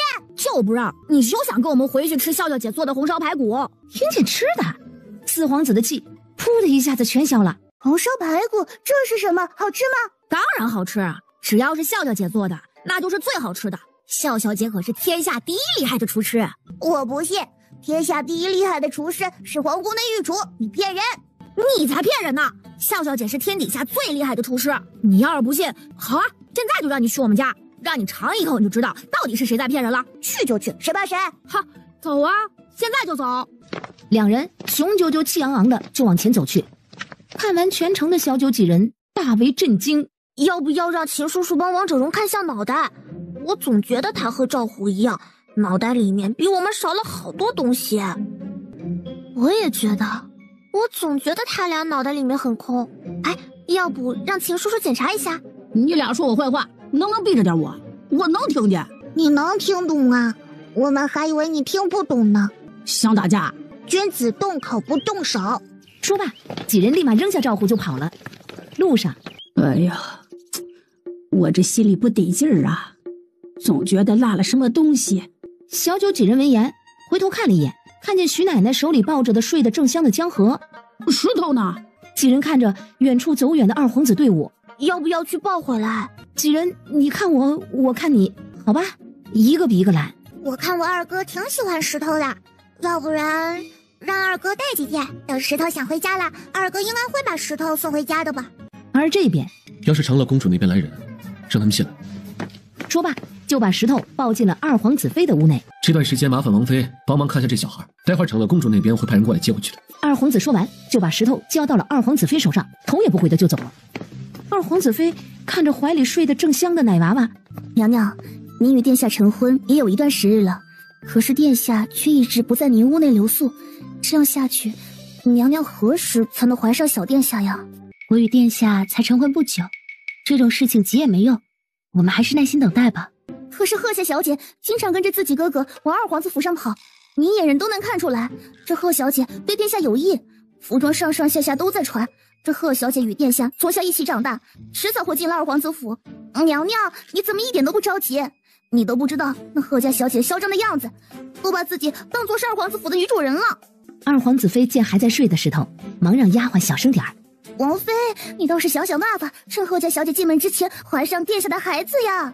回到客栈的小九几人发现门口有人在等着自己。老奴见过小公主，公主殿下安好。小九手一抬，就把管家扶了起来。你找我？公主晚安。小公主，您打算何时回公主府啊？陛下前段时间赐给您的公主府，老奴一直在府中等您呢，可您一直住在客栈。小九想了半天，才想起来自己前段时间好像是白得了一套房子。那你是谁呀？启禀公主，老奴是公主府的管家，此番前来就是接公主回府的。那管家，我家在哪呀？小公主是准备回公主府住了吗？回，你等我收拾下行李啊。管家连忙招手，身后立马呼啦啦的出现了一堆的小厮丫鬟。马车都准备好了，公主只管先回公主府就可以。至于剩下的事儿，小公主不用自己亲自动手，都交给他们去做。这些都是公主府的人。回公主，这些都是公主府的丫鬟小厮，府中还有很多。那他们的工钱都要我发吗？哎呀，公主不必担心，公主府有自己的庄子、田产，这些田产分布在各地，可以给公主府带来丰厚的收入。而且陛下也给公主府送来了很多地契铺子，这些收入养活府中的小厮丫鬟绰绰有余。我爹这么大方，往后公主府会有越来越多的产业的，所以公主不用担心府上小厮丫鬟的月钱问题。小九听完这些才安心不少，他觉得回公主府之前嘛，得去跟外祖母他们说一声，跑进客栈跟外祖母和舅母们打了一声招呼。正好石老夫人今日也准备搬回镇北侯府住。公主府气势恢宏，宛如一座小型的宫殿，庄严肃穆，金碧辉煌，尽显皇家威严。管家亲自领着大家挑院子。可以住好多人呢，下次可以把族长爷爷们都接过来。刚刚他还听管家说了，他还有田呢，到时候可以让村民们来种地，种好多好多吃的。四皇子见这群人只顾着选房子了，有些生气的质问小胖子：“你不是说有红烧排骨吗？你是不是骗我？那今天不是搬家吗？要不是搬家，我肯定让你尝尝什么是绝世美味。你居然敢吼我！你信不信我让我父皇治你的罪？那你让好了，真是羞羞脸，这么大了还告状。你俩先别吵了，今日村长搬家，肯定要做一桌子好菜庆祝下的。你们呐，先在院子里逛一下，待会儿好了叫你们。”说罢，徐老太和许笑笑就往公主府的厨房而去了。小九几人这会儿已经蹦到了屋顶上了。你就不能管管？你看看像怎么回事啊？哎，你服不服？我只管教他们武功，至于其他的，是徐夫子你的责任。什么叫老夫一个人的责任啊？你教会他们飞来飞去、上蹿下跳的，你负责去把他们逮下来。杨贵抬头看了眼那边，哎呦，已经准备蹦到隔壁屋顶看看邻居是谁的小九。杨贵转头就准备回院子。哎呀，我可打不过小九哦。不是，你打不过还有理呀？啊！徐夫子把眼神落到了秦旭身上。我只是个大夫，更打不赢。徐夫子最后又把希望落到了人高马大的2个护卫身上。我们只听小主的吩咐。气得徐夫子骂了一句榆木脑袋。小九几人这会儿已经蹦到了隔壁屋顶，听到声响的顾子兴抬头，就这么好巧不巧的跟自家屋顶上6、7双眼睛对上了。好哎，你们几个啊！少爷最近禁足，正愁没法出门，去找你们几个算账呢。你们都自己撞上门来了，你们给我等着！哎呀，谁人呀这是？嗨，哎，你们有本事给我下来单挑！你确定吗？别以为你是女孩子，少爷就不敢打你了。你给我下来！还是第一次有人找自己单挑的，小九觉得应该满足他，于是一跃而下，就站到了顾子兴的面前。你会飞？你想怎么单挑？顾子兴头皮发麻，这会儿冷静下来了，这才想起爹娘说的长乐公主武功高强，他一直以为自家爹娘骗自己的。还打不打了？我不和女孩子打，赢了不光彩。小九懒得跟他唧唧歪歪，二话不说就拎着顾子兴就往屋顶上一扔。眼见还要继续往上飞，赵虎喊道：“去哪儿？回来！”说罢，一把抓住顾子兴的脚，把人按到了屋顶上。体验了一把飞行感觉的顾子兴，刚刚竟不觉得害怕。小九一跃而上，来到了屋顶上。哎，你服不服？不服会怎么样？那我就把你从这里砸下去。顾子兴看了眼高度，我服，我超级服。晚了，我现在就想扔。哎，小九抓着顾子兴的肩膀就想动手，死到临头的顾子兴脑子突然一闪，要不你换个人扔吧啊！你扔我爹，我知道我爹在哪里。爹呀，快来救救我呀！不要，你爹又没单挑我。我爹单挑了，我爹天天都在家里说想要单挑长乐公主。哎，真的，我没骗你。哦，你爹很厉害。那当然厉害了，我爹天下第一。不可能，天下第一是我们村长。你爹在哪儿？现在就带我们去比比看，到底是不是我们村长天下第一？杀个鸡都不敢的顾国公世子，怎么了？没事，许是那小子这阵子关禁闭关久了，在院子里骂我呢。邢儿关了这么久的禁闭了，这样下去也不是办法，也不能这样一直拘着他。要不老爷明日还是解了邢儿的禁闭。明日就让管家放他出院子吧，但记得要叮嘱他少去招惹那长乐公主。可是听说那长乐公主刚刚已经住进了隔壁公主府，邢儿往后与那长乐公主岂不是常常都能碰到了？那就小厮跟着邢儿，出门时候尽量避着点。这样下去也不是办法，难不成让邢儿一直这样躲着吗？那不然呢？邢儿那性子你也知道，就是被你惯的。他要是遇上长乐公主，就肯定会上前挑衅。就邢儿那小身板，还不够那长乐公主一拳的。你走快点啊！你爹到底住哪个院子呢？竟然敢跟我们村长争天下第一，看我待会儿不削死他！削死！顾子兴的脚步更慢了。他突然意识到自己此刻带着这群人去找他爹，好像有些不孝。你是不是想挨揍了？你爹到底住哪儿？不想挨揍的顾子兴立马指了指前面的院子，小九几人连忙拎着顾子兴往他指着的方向飞去。小九停在了屋顶，吩咐顾子兴去把他爹喊出来。这么晚不好吧？会扰民的吧？要不改日吧？不行，来都来了。小九抠着屋顶的瓦片，要不我们先看看他爹在干嘛，我们偷偷把他叫上来打一场怎么样？于是几个小孩立马探头往村长抠开的那片瓦片处往下看。几人就看到屋子里有4个人，有1男1女被绑着，2个男子正坐在桌上喝茶。听说国公世子最近抓了不少人，还救出来不少孩子，可真是尽职尽责呀。顾国公世子看着桌上的匕首，咽了咽口水。你们是谁？还有，我也是奉旨行事，算不上尽职尽责。另一位男子把桌上的匕首拿起来，那国公世子知不知道你们抓了我们好多人啊？我们主上不高兴，很不高兴，对吧？派我们兄弟两个过来讲讲道理。国公世子，你觉得我们该怎么给你讲道理呢？说罢，男子拿着匕首，缓缓地靠近了国公世子。你爹到底是哪个呀？顾子行鬼使神差地指了指那个拿着匕首对着他爹的男子道：“是那个拿着匕首的王法，狗屁的王法！你说，要是我今晚就把你杀了，谁会知道？”我知道呀，我看见了。谁？两人直接破瓦而出，只不过脑袋刚露出来，就被小九一人一掌拍了回去，直接拍到了屋内的地上。哎呀，你爹好弱呀，就这样还天下第一呢？你果然在骗我是不是？哎呀，你爹好弱呀，就这样还天下第一呢？你果然在骗我是不是？这也不能怪我呀，我又没见过比我爹更厉害的，我就以为我爹是最厉害的吗？几人一听，好像是这个理儿。那你服不服？服，你就是天下第一厉害的。你爹都晕了，你不着急？难道不是你打晕了吗？还有，这也不是我爹呀，我着什么急呀？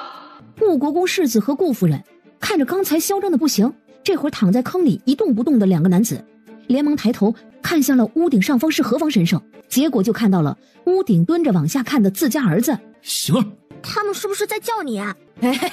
哎，你们听错了，比完了啊，咱们走吧。别人叫你，你不能不应，没有礼貌。说罢，小九拎着顾子行就飞到了顾国公世子和顾夫人旁边，并帮忙给顾国公和顾夫人松绑。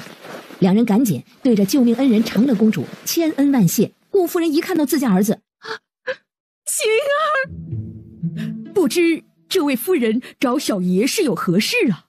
这位夫人，你皮痒是吧？连娘亲都不喊了，怎么关了几天禁闭？这是记仇了？顾子行见状，连忙给自家老爹使眼色，结果自家父亲只想拿鞋子抽自己。老爹呀，我这是在救你的狗命，你怎么就看不懂呢？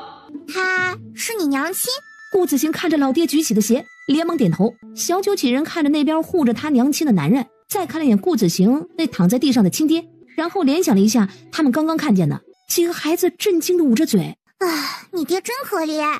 说罢，几个小孩连忙把顾子行他爹从坑里挖了出来，把人往顾子行脚下一推。送你爹去找大夫吧，这都气晕了。等一下，你们说这是谁？你抢了人家媳妇，还问人家是谁？哼，渣男！什么？你抢人家媳妇？难怪人家都拿着刀找上门来了。夫人，我抢没抢你不知道吗？这些人找上门，你刚不也听到了吗？是为了公事。顾国公世子现在那是一个头两个大，这都什么事儿啊？这是他连忙看向了长乐公主。公主，您可不要冤枉微臣啊！微臣这何时抢过别人媳妇了？小九指了指他旁边的顾夫人，就是顾子行他娘亲啊！你抢了他娘亲。顾子行，我问你，真是你娘亲？那你爹是谁？顾子行摇头。小九几人连忙热心的指着地下躺着的人道：“这是他爹。”听见这话的顾国公世子和顾夫人，两人连忙抄起旁边的东西就往顾子行的身上抽去。是你死，竟敢造谣你爹娘，让你胡说八道的，我让你随便认爹，我反了你，爹娘都敢不认的啊！小九这会儿越听越不是那么回事了，一把拦住了顾国公世子。你是顾子行他爹？顾国公世子很坚定的点头。那好，既然你是他爹，那我们再比一场吧。公主，比什么呀？比武呀。顾子行说了，你呢武功天下第一，天天在家说要单挑我，所以顾子行带我来找你比武来了。顾国公看了一眼自家糟心的儿子，再看了一眼那边躺着的自家儿子他爹以及旁边的大坑，所以那个坑本来是该自己躺进去的。说吧，要怎么比？那个长乐公主呀，你可能是误会了，我根本就不会我。不过你放心，这小子敢骗你，现在我就抽死他。顾夫人连忙递上棍子，夫妻俩再次对着顾子行混合双打。隔壁公主府都能听到顾子行杀猪般的嚎叫声。徐夫子听见这声，顿时一惊，这几个小崽子不会跑到隔壁府揍小孩了吧？徐老太一听这话，生怕自家小村长待会儿会被对方家的大人找麻烦，连忙站在墙角大声的喊道：“饭熟啦，回家吃饭啦！”话刚落，几个小崽子接二连三的从屋顶上蹦了下来。你们揍的？顾子行不听话，他爹娘揍的。徐夫子顿时放下心来，不是自家学生揍的就行。徐老太让众人洗手吃饭，很快一道道色香味俱全的菜端了上来，四皇子的眼睛都看呆了，一连盛了满满的3碗饭。你下次还想不想吃了？想吃，我天天都想吃。小九伸手对他道：那行，给钱就可以吃，多少？100两够不够？本想敲诈四皇子5两银子的小九连忙闭嘴，把四皇子递过来的银票接了过来。够了够了，下次过来给你打折。四皇子提着许笑笑给他打包的好吃的，开开心心的带着小厮走了。他这要是吃上1个月，是不是该倾家荡产了？可能京城的人比较有钱吧。我觉得要是多来几个人来咱们家吃饭，一天就能挣好多钱的。我记得京城的人都喜欢办宴会，要不姐姐，咱们家也办宴会吧，这样就可以收到很多礼物，然后每个来吃饭的人都收他们100两，这样咱们都发财了。等后面我们也办个云仙楼，这样大家都会去我们酒楼吃了，我们还可以赚好多好多的钱。哎呀，好办法呀，就这么办。过2日就办宴会。我是桃源村的村长石小九。公主是要办个乔迁宴？小九点头。那公主是要请哪些宾客？有钱的记得叮嘱他们来的时候不能空手来，还有记得把我父皇也请来呀，我父皇肯定有钱嘛。管家心满意足的去准备请帖和办宴会要准备的事宜了。而回到皇宫的四皇子，你跑哪儿去了？去公主府看长乐妹妹了。倒还像个哥哥的样子，比你其他几个哥哥强多了。淑妃听见皇帝没有怪罪的意思，顿时松了一口气。皇帝见四皇子紧紧地护着手里的东西，你手里拿着的是什么东西？没什么。这个儿子此地无银300两的做法，让皇帝更好奇了，连忙吩咐公公拿上来，打开看看。公公连忙打开，一股浓郁的香气扑鼻而来。哦，哪里来的？长乐妹妹家的厨师给我的，是给我一个人的。皇帝看了眼四皇子鼓起来的肚子，你看看你的肚子，你还吃？你见哪个皇子像你一样胖的？说完还不忘斥责淑妃。还有你，以后让他少吃点，胖成这个样子，像什么样子？淑妃连忙点头，表示自己会监督自己儿子减肥的。下次出门记得告诉你母妃，免得你母妃担心，听见了吗？我因为傻哭，你难道不知道吗？你要不要听听你在说什么？淑妃见没啥事儿了，也就赶紧拉着儿子行礼退下了。二皇子府，殿下是准备饿死这小家伙？发生了何事啊？回去一定要叫村长过来打死他。我也不知道，殿下喝个汤还得惊动整个府。早知道殿下下午就该派人去通知长乐公主，让她派人来接回去，何至于让这小娃小小年纪在咱们府中饿着肚子？你等我回去，我让我家村长来打死你！二皇子连忙拦下脑回路有些新奇的两人。谁不让你们吃饭了？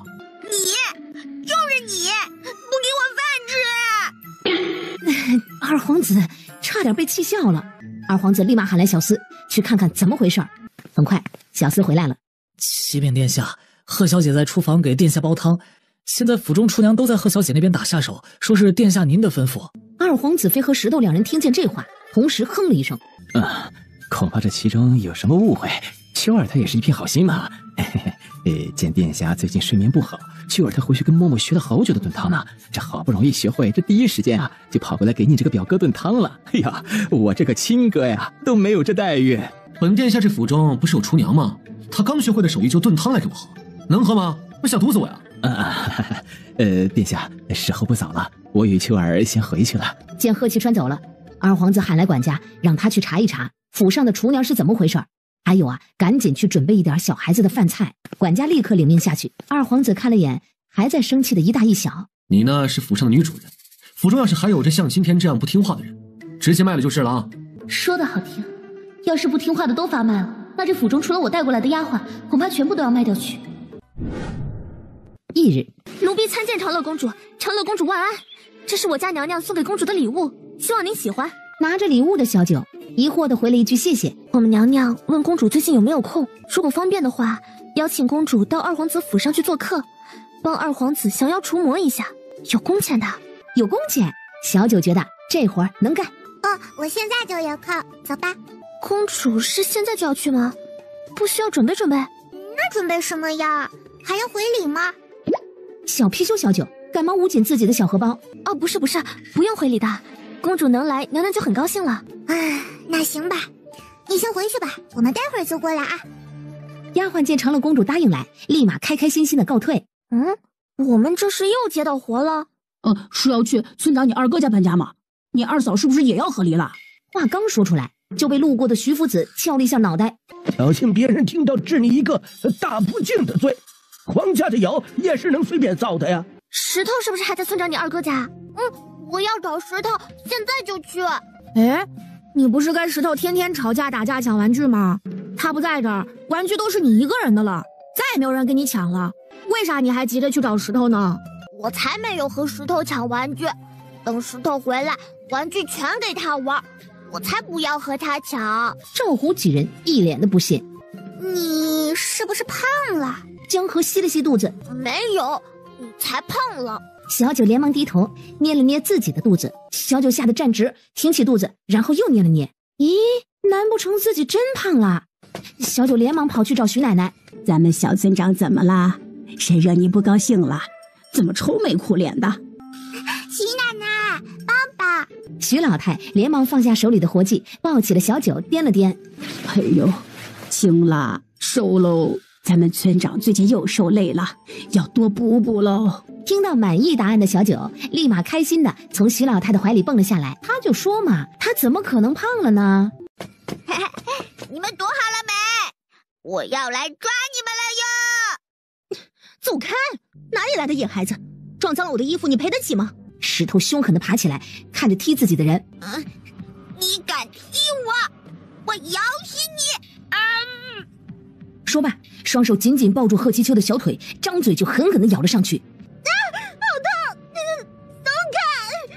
贺七秋抬手就要往石头的脑袋上扇去，二皇子妃的丫鬟冲过去，死死地抱住贺七秋的手道：“贺小姐不能打，石头还小，脑袋打不得，放开！”石头依旧眼神凶狠，无论如何不肯松口。松开！你们都是死人吗？快把这野孩子给我拉开！贺七秋的丫鬟开始拉石头。听到动静的二皇子妃从屋里出来，看见的就是这样的一幕。贺小姐带来的人就要上前打石头，她连忙跑上去拉开拉扯石头的丫鬟。你这是要打一个小孩吗？你们贺家就是这样罔顾王法的？给我把这野孩子拉开！他不松口就给我打，往死里打！谁敢阻拦都给我打！别忘了你们的卖身契在谁手里！势单力薄的二皇子妃只能紧紧地用身体护着石头。被二皇子妃护着的石头身上还挨了丫鬟和贺七秋好多下，浑身疼的他咬的就更用力了。收到消息的二皇子和贺其川也连忙赶到了王妃院子，刚好碰见同样来到王妃院子里的长乐公主几人。二皇子赶紧命护卫去把人都给分开。这是成何体统啊！石头！徐老太石破天惊的一声喊，把众人从瓜田里拔了出来。呀！放开我来！小崽子，小崽子，谁欺负我家小崽子？听到熟悉声音的石头眼睛立马看向声音处，等看见自己撑腰的人来了，立马松开嘴，再也忍不住哇的一声就哭了出来。贺其秋一见自己的腿自由了，看见自己腿上的血已经疼得失去理智，抬起唯一的脚就要往石头身上踹去。翠花直接飞了过去，尖尖的嘴巴直接往贺其秋小腿被石头咬开的伤口去啄。而冲过来的徐老太二话不说，直接一把抓住贺其秋的头发，把人薅到了地上，紧接着整个人骑在贺其秋的身上，双手左右开弓的往他脸上抽。你敢打我家石头，他一个3岁的孩子你也敢下手？我打死你这个黑心肠的！表哥，快救我！他们疯了，快把他们全部抓起来！看见妹妹的惨样，贺其川直接抽过旁边护卫身上的刀，飞身就往徐老太的身上而去。只是人还没靠近徐老太，就被突然出现的小九一锤就锤到了二皇子妃院里的墙上，扣都扣不下来了。贺家的护卫看见自家公子和小姐被打，立马抽刀就上，结果他们都低估了小九的实力，小九一脚一个全部踹进了墙里。小九跑到石头面前，看见石头满嘴是血，浑身脏兮兮的样子，顿时气疯了，立刻就冲到人群，见人就捶，不管是没动手的还是动手的，全被小九一拳捶进了墙里。石头，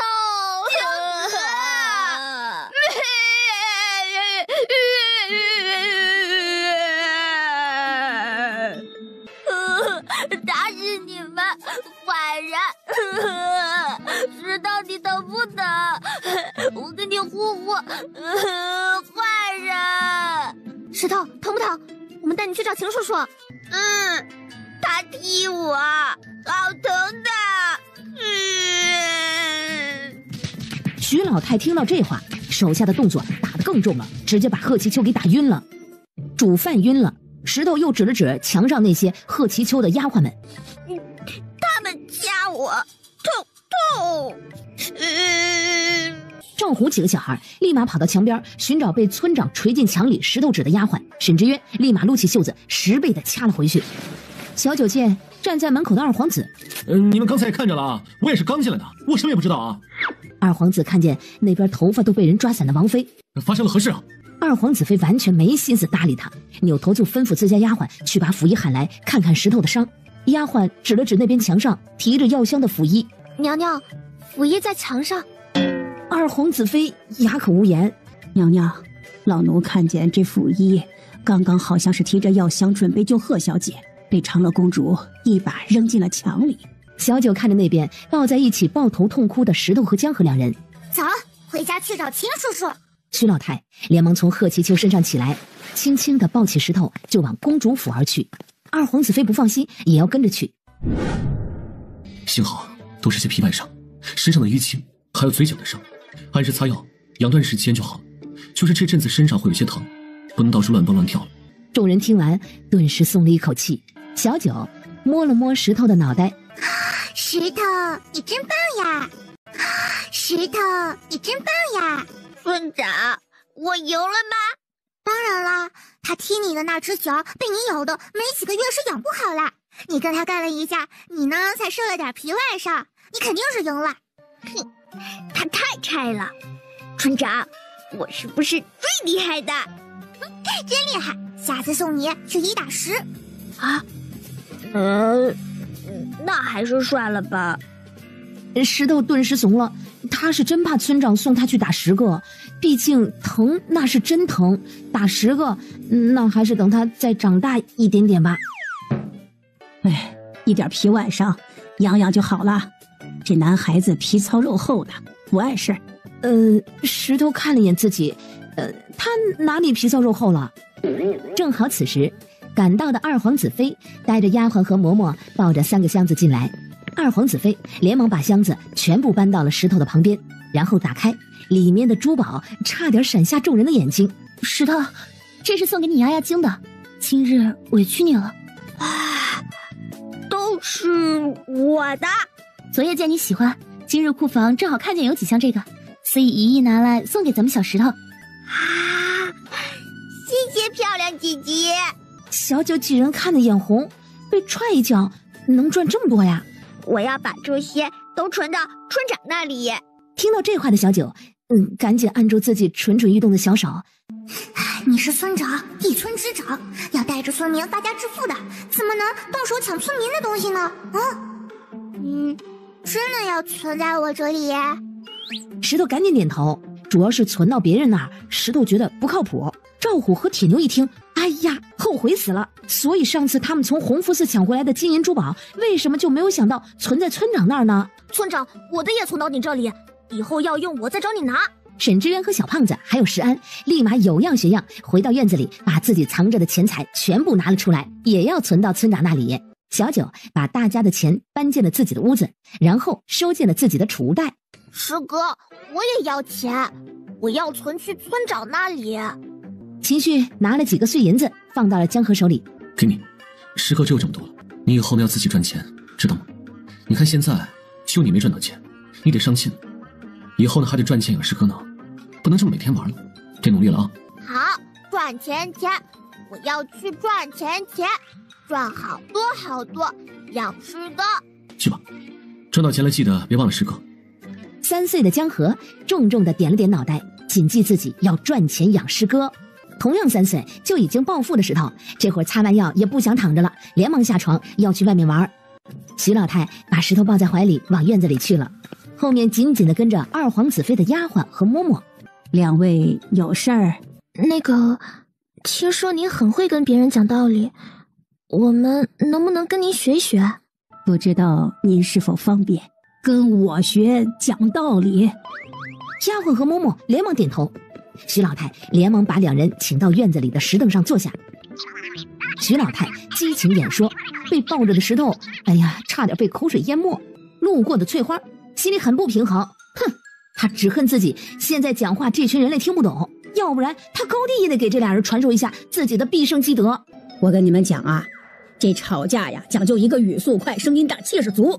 你不管别人说什么，你就只管说自己的，只管一个劲儿的骂，别管什么有理没理，想到什么骂什么，先把自己心里的脏东西清出去，自己骂爽了再说。骂完，哎，你就走，不给对方发挥的机会，气死他。那万一他们动手怎么办？对呀，怎么办呢？嗨，简单，打你就告状。你们家府上谁做主啊？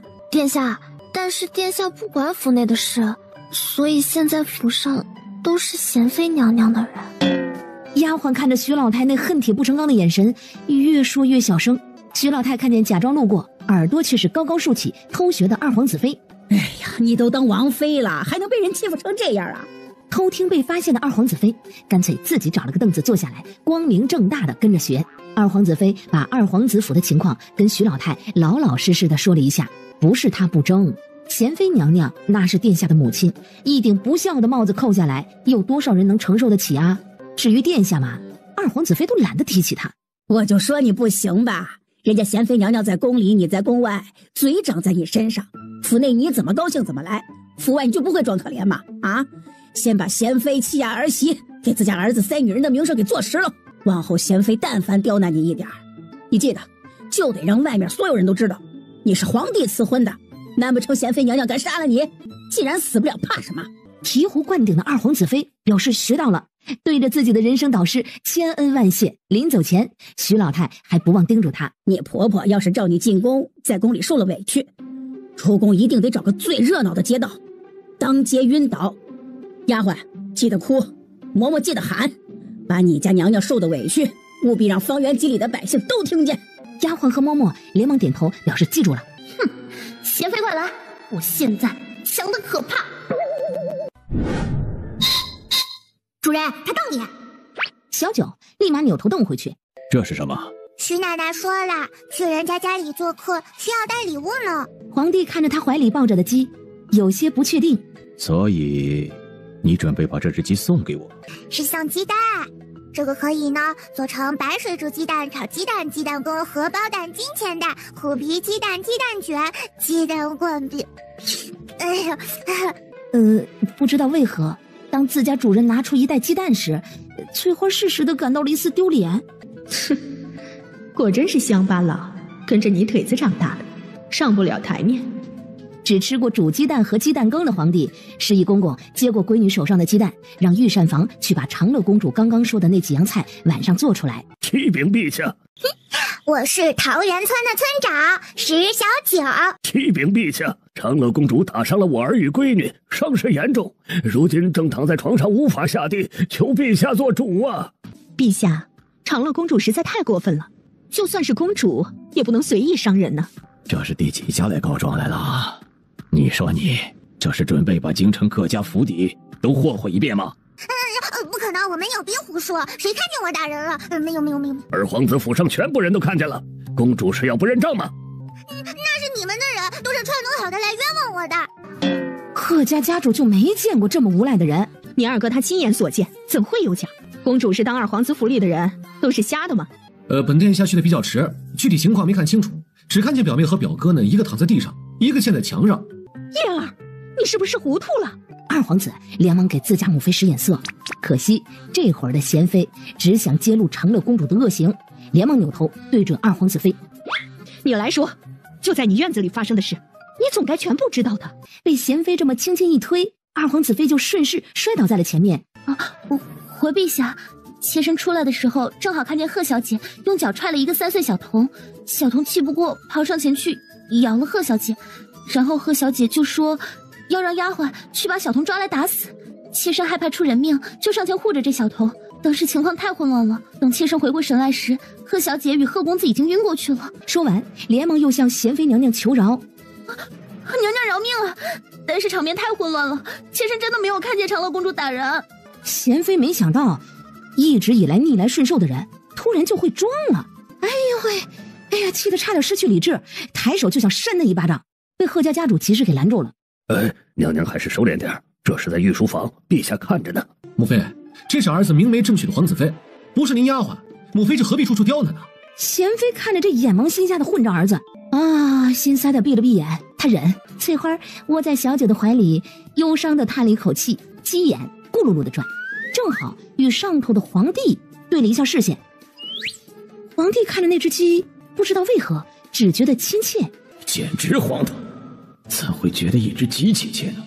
难不成这只鸡是官运养的，所以亲切？不是吧，不是吧，刚刚没感应错吧？主人的爹怎么跟上司的贵妃一样？好像貌似也能对这个人发号施令啊！翠花惊得都从小九的怀里站了起来，正想继续给长乐公主安罪名的娴妃，就见陛下突然站了起来。怎么回事？这个，我要是说你爹听我的，你信吗？小九不信，翠花立马开始了自己的表演，骂娴妃，往死里骂。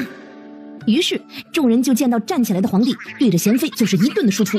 最后骂完，翠花就让皇帝把这群人赶回家，面壁思过去。翠花满意的点了点头。父皇是不是被什么脏东西上身了？怎么突然这么会骂人了？哎，小点声，万一被父皇听见，待会儿被骂的就是我们两个了。看见陛下看过来，连忙找了一个借口拉着二皇子妃就告退了。翠花切断自己与陛下的联系，被切断联系的皇帝这会儿一脸的懵逼。他们人呢？到饭点啦，他们回家吃饭饭啦。皇帝一噎，所以他们回去吃饭也不跟他这个皇帝打声招呼就走？要陪父皇一起吃顿饭吗？小九连忙点头，他还没有吃过御厨做的美食呢。另一边，四皇子听说长乐妹妹进宫了，还留在父亲的殿内吃饭，四皇子立马带着小厮就往御书房狂奔而来。长乐妹妹，长乐妹妹！小九回头，然后就看见跑得太快的四皇子被门槛绊了一下，紧接着咕噜咕噜的像个球一般滚到了小九的脚下，拜了个早年。起来吧，起来吧，不用如此客气，给你这个。谢谢长乐妹妹。长乐妹妹真好，还给我糖吃。皇帝轻咳了一声，四皇子连忙跪下行礼。正餐厅父皇。你不在自己院子里，跑到这儿来干什么？我就是听说长乐妹妹进宫了，过来找长乐妹妹玩。信你个鬼！这是跑过来蹭饭来了吧？而另一边，主上新炼制了一粒药丸，找个机会把它给皇帝吃了。最近他越发不受控制了。主上5年前不是已经给皇帝篡改过记忆吗？为何还要吃药啊？主上是怀疑皇帝的记忆有恢复的迹象。你只管把这药给皇帝吃下，其他的不要问。这是什么药？你问题很多。属下知罪。长生殿已经很久没收到你传来的消息了，主上派我来问问，是不是皇宫的日子过久了，忘了自己的身份了？属下不敢，属下不知主上是何意。属下一共传了6封信回长生殿，但是主上一次都没有回复过属下消息。你是说你的信被人劫了？属下不知，以往并没有出现过这种情况。除非这皇帝的记忆逐渐恢复了一点，知道自己可能并不是替身了，皇帝就是他自己。突然发现这皇帝看似是做了很多荒唐事，但是好像没有一件是对东夏国不利的。贵妃连忙把自己的怀疑说了一遍。那你说，那施家老夫人的毒是不是皇帝找人给解的？听说此次长乐公主进京，身边跟着2个药神谷的弟子，想必是那药神谷的弟子给解的毒。药神谷弟子？这药神谷的人不是自诩不问世事纷扰，只愿以手中之术解救苍生疾苦吗？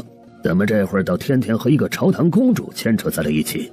还是说这长乐公主只是个幌子，真正牵扯的人是皇帝？看来这皇帝很有可能恢复了记忆，已经开始在暗地里想办法对付长生殿了。不过恢复了又怎么样？记忆能篡改第1次，就能篡改第2次。陈太后还没回宫，找个机会把瓶子里的药丸给皇帝吃下，我倒是要看看这皇帝要装到什么时候。黑袍人让贵妃附耳过来，交代贵妃接下来的计划具体要怎么进行。吃瓜没吃到尾的翠花要气死了，指挥着贵妃对着正在附耳交代贵妃接下来要怎么做的黑袍人脸上直接就扇了一巴掌。有这么神奇的药，还能篡改别人的记忆啊？有什么话不能大点声说？你知不知道你有口臭啊？黑袍人愣愣的捂着自己被打的那半边脸，久久不能回神。在翠花支配下的贵妃此刻嚣张的不行，趁着黑袍人愣神的时刻疯狂的扇着他的巴掌。一个伸手，一个伸手，一个伸手，伸手，伸手。打完人的贵妃一把掀起裙摆就往院子里狂奔。杀鸡了！杀人了！杀鸡了！杀人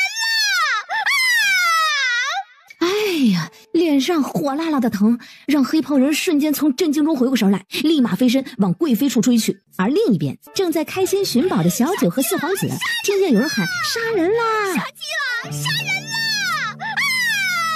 啊！两人瞬间停下手上的动作。杀鸡了！啊！杀人啦！快跑！长柚妹妹，你等等我！狂奔赶去吃瓜的小九，迎面看见翠花带着一个人往自己这边跑，空中还有一个全身是黑的人，一掌往地上跑的女人身上打去。翠花这是招惹谁了？怎么又跟人干起来了？翠花也看见自家主人了，主人，给我干死他！好战分子小九一听打架，他最喜欢了，立马飞到空中把黑袍人给拽了下来，完全没有留给黑袍人反应的机会，抡起小拳头就是一顿的狂揍。被主人保护的翠花像极了反派，在旁边扇着两只翅膀，得意的呐喊助威，目睹了全程的四皇子。哇，我的妹妹是超级厉害的武林大侠，好激动！被切断联系的贵妃累得气喘吁吁，震惊的看着这一幕。你刚才看清长乐公主用的是什么身法了吗？公主速度太快了，这一眨眼的功夫就把空中的刺客给拽下来了。你说我要是拜长乐公主为师，是不是也能学到这么快的速度和这么大的力量？想得美！我大舅哥家二表哥的妹夫的姐姐的隔壁邻居在公主府当家差，听说小公主是小神仙，天生的武功高强。我就说嘛，小公主菩萨心肠，刚来京城就惩凶除恶，解救了成千上万失去孩子的百姓，可不就是小神仙吗？锤完人的小神仙小九见黑袍人已经晕了过去，立马开始搜黑衣人的身。翠花在一旁咯咯哒的叫着，把刚刚在贵妃屋内的事情说了一遍。啊，有这么神奇的药，还能篡改别人的记忆啊！翠花疯狂的点头，并把贵妃身上顺走的药瓶从兜里掏了出来。小九想了想，把黑袍人的嘴给掰开，把药丸往黑袍人的嘴里塞。然后呢？不知道啊，他们后来就背着我偷偷说的，我没有听见。小九看着吃完药丸的黑袍人，我们把他带回家，慢慢研究吧。于是小九拎着黑袍人往公主府飞去，后面还跟着一只鸡。目瞪口呆的禁卫军们，刚刚跟在长乐公主后面飞的是一只鸡吧？我没看错吧？难不成也是天上的神鸡？长乐妹妹，你去哪儿呀？你还回来吗？你等等我，我不会飞呀。可惜飞远的小九完全没空带上他。四皇子立马往自己的院子里跑，他要收拾东西去长乐妹妹家住。拎着黑袍人飞回公主府的小九，一把把人扔到了自己的院子里。几个小孩和吃瓜头子静心瞬间就围拢了过来。村长，这谁呀？不认识。小九脑中想的却是要怎么篡改这人的记忆。小九在心中问系统：系统还活着吗？沉迷于游戏的系统立马心虚的回道：怎么了？你去哪儿了？又偷懒啦？怎么这么久都没出现了？谁说我偷懒了？我的任务是培养你成为一个合格的村长。你这会儿人在京城，又不在桃源村，村民都没几个在这儿，有我一个系统，啥事儿啊？那你知道怎么篡改别人的记忆吗？宿主可以试试催眠术，这人吃了药丸，加上催眠术或许有用。怎么用呀？系统也不会，但是系统会忽悠小孩。系统给小九找了几个不知道从哪儿到来的催眠术的视频，看清楚了吗？小九一脸的懵，要不你试试？啥也没学会的小九是个毛线呀！这人穿成这样，一看就不是好人。你从哪儿捡回来的？小九把刚刚在皇宫的事说了一遍。你说陛下的记忆被篡改过，还是5年前？你外祖母的毒也是长生殿的人下的？小九和翠花同时点点头，众人都惊呆了。你爹这么菜的？被徐夫子瞪了一眼，立马闭上了嘴。众人又把目光齐刷刷地看向曾经在长生殿待过的严夫子。你不是在长生殿待过吗？长生殿这么厉害的？我之前呢，就是一个江湖侠义，听说长生殿的人武功高强，于是便拜入了长生殿的门下，在里面啊，就是一个普普通通的弟子。而且呢，我待的时间并不长，所以我对长生殿啊也知之甚少。那你知道长生殿在哪儿吗？长生殿在4国都有据点，至于真正的长生殿到底在哪儿，我也不知道。不过东夏国的长生殿据点在幽寒山谷，谷外有阵法，我们进不去的。之前我就一直怀疑你们石家的事与陛下有关，如今看陛下应该也是被蒙在鼓里，难怪5年前石家男儿阵亡，皇后坠崖，紧接着皇宫传来消息，陛下深受打击，昏迷了一段时间，再醒过来时就感觉像是变了一个人。原来是这样，那一切就说得通了。不行，我得立马传信给太后，让太后她老人家赶紧回京。陛下身体里的蛊虫始终是个隐患。小九好奇地问秦旭：“我爹身体里的蛊虫是不是只听母蛊的？”按理说是的，蛊虫极为难以炼制，更别说母蛊。再说，目前不知道陛下种的是何种蛊虫，要找着对应的母蛊就更难了。且母蛊都是唯一的，如此重要东西，长生殿这看管肯定会极为严苛。小九指了指翠花肚子，把翠花在不知情的情况下吃了一只胖虫子，然后现在能指挥陛下和贵妃的事儿说了一下。好消息，陛下不会被长生殿控制住了。坏消息，现在控制陛下的人变成了一只抽象的鸡。徐老忧心忡忡地看着翠花的肚子，问秦旭：“有什么办法能把翠花肚子里的母蛊取出来啊？”我对蛊虫不了解，等我传信去蛊中问问实属。翠花用翅膀护住了自己的肚子，不要取出来！小九这会儿对什么虫不虫的不感兴趣，他现在比较好奇要怎么样才能篡改别人的记忆。小九回想了一下刚刚自己看过的视频，小九把自己脖子上挂着的金锁拿了下来，让秦旭把地上的人给扎醒。醒过来的黑袍人两眼无神地看着前方，小九立马拿着挂着金锁的链子在黑袍人的眼前晃啊晃。你现在是翠花的弟弟，从小你就和自己的哥哥翠花相依为命。翠花舍不得吃，舍不得穿，又当爹又当娘，把你这个唯一的弟弟拉扯大。最后翠花为了救你这个弟弟，身受重伤，变成了一只鸡。你超级愧疚，于是你发誓这辈子要好好保护自己的哥哥翠花。村长，翠花会生蛋，是母鸡吧？应该叫姐姐。小九看了一眼，明明长得就像公鸡的翠花，坚定地认为翠花就是公的。小九继续在黑袍人的耳边念叨：“你一定要好好保护自己的哥哥翠花，他是因为你才变成一只鸡的。以后谁欺负你哥哥翠花，你就上去揍他，上去揍他，揍他揍他。”小九一连在黑袍人的耳边说了10几遍，直到看到黑袍人点头。系统惊呆了，还真有用啊！星星看了一眼，这会儿眼泪汪汪看着翠花的黑袍人，太吓人了，这会不会太损了？这个老头不会真信了吧？那以后翠花是不是就多了一个老头弟弟啊？这个药丸这么神奇，还有吗？还没给这老头取名字呢。村长，翠花的弟弟叫什么名字呀？取名字大佬小九上线。桂花，你是翠花的弟弟，桂花，你是桂花，你是桂花。黑袍人点头，催眠完，小九把金锁重新挂回了自己的脖子。只见黑袍人缓缓地把目光转向了翠花。哥，要死了，要死了！太吓人了，这也太下鸡了！哪知黑袍人桂花直接把翠花抱起来。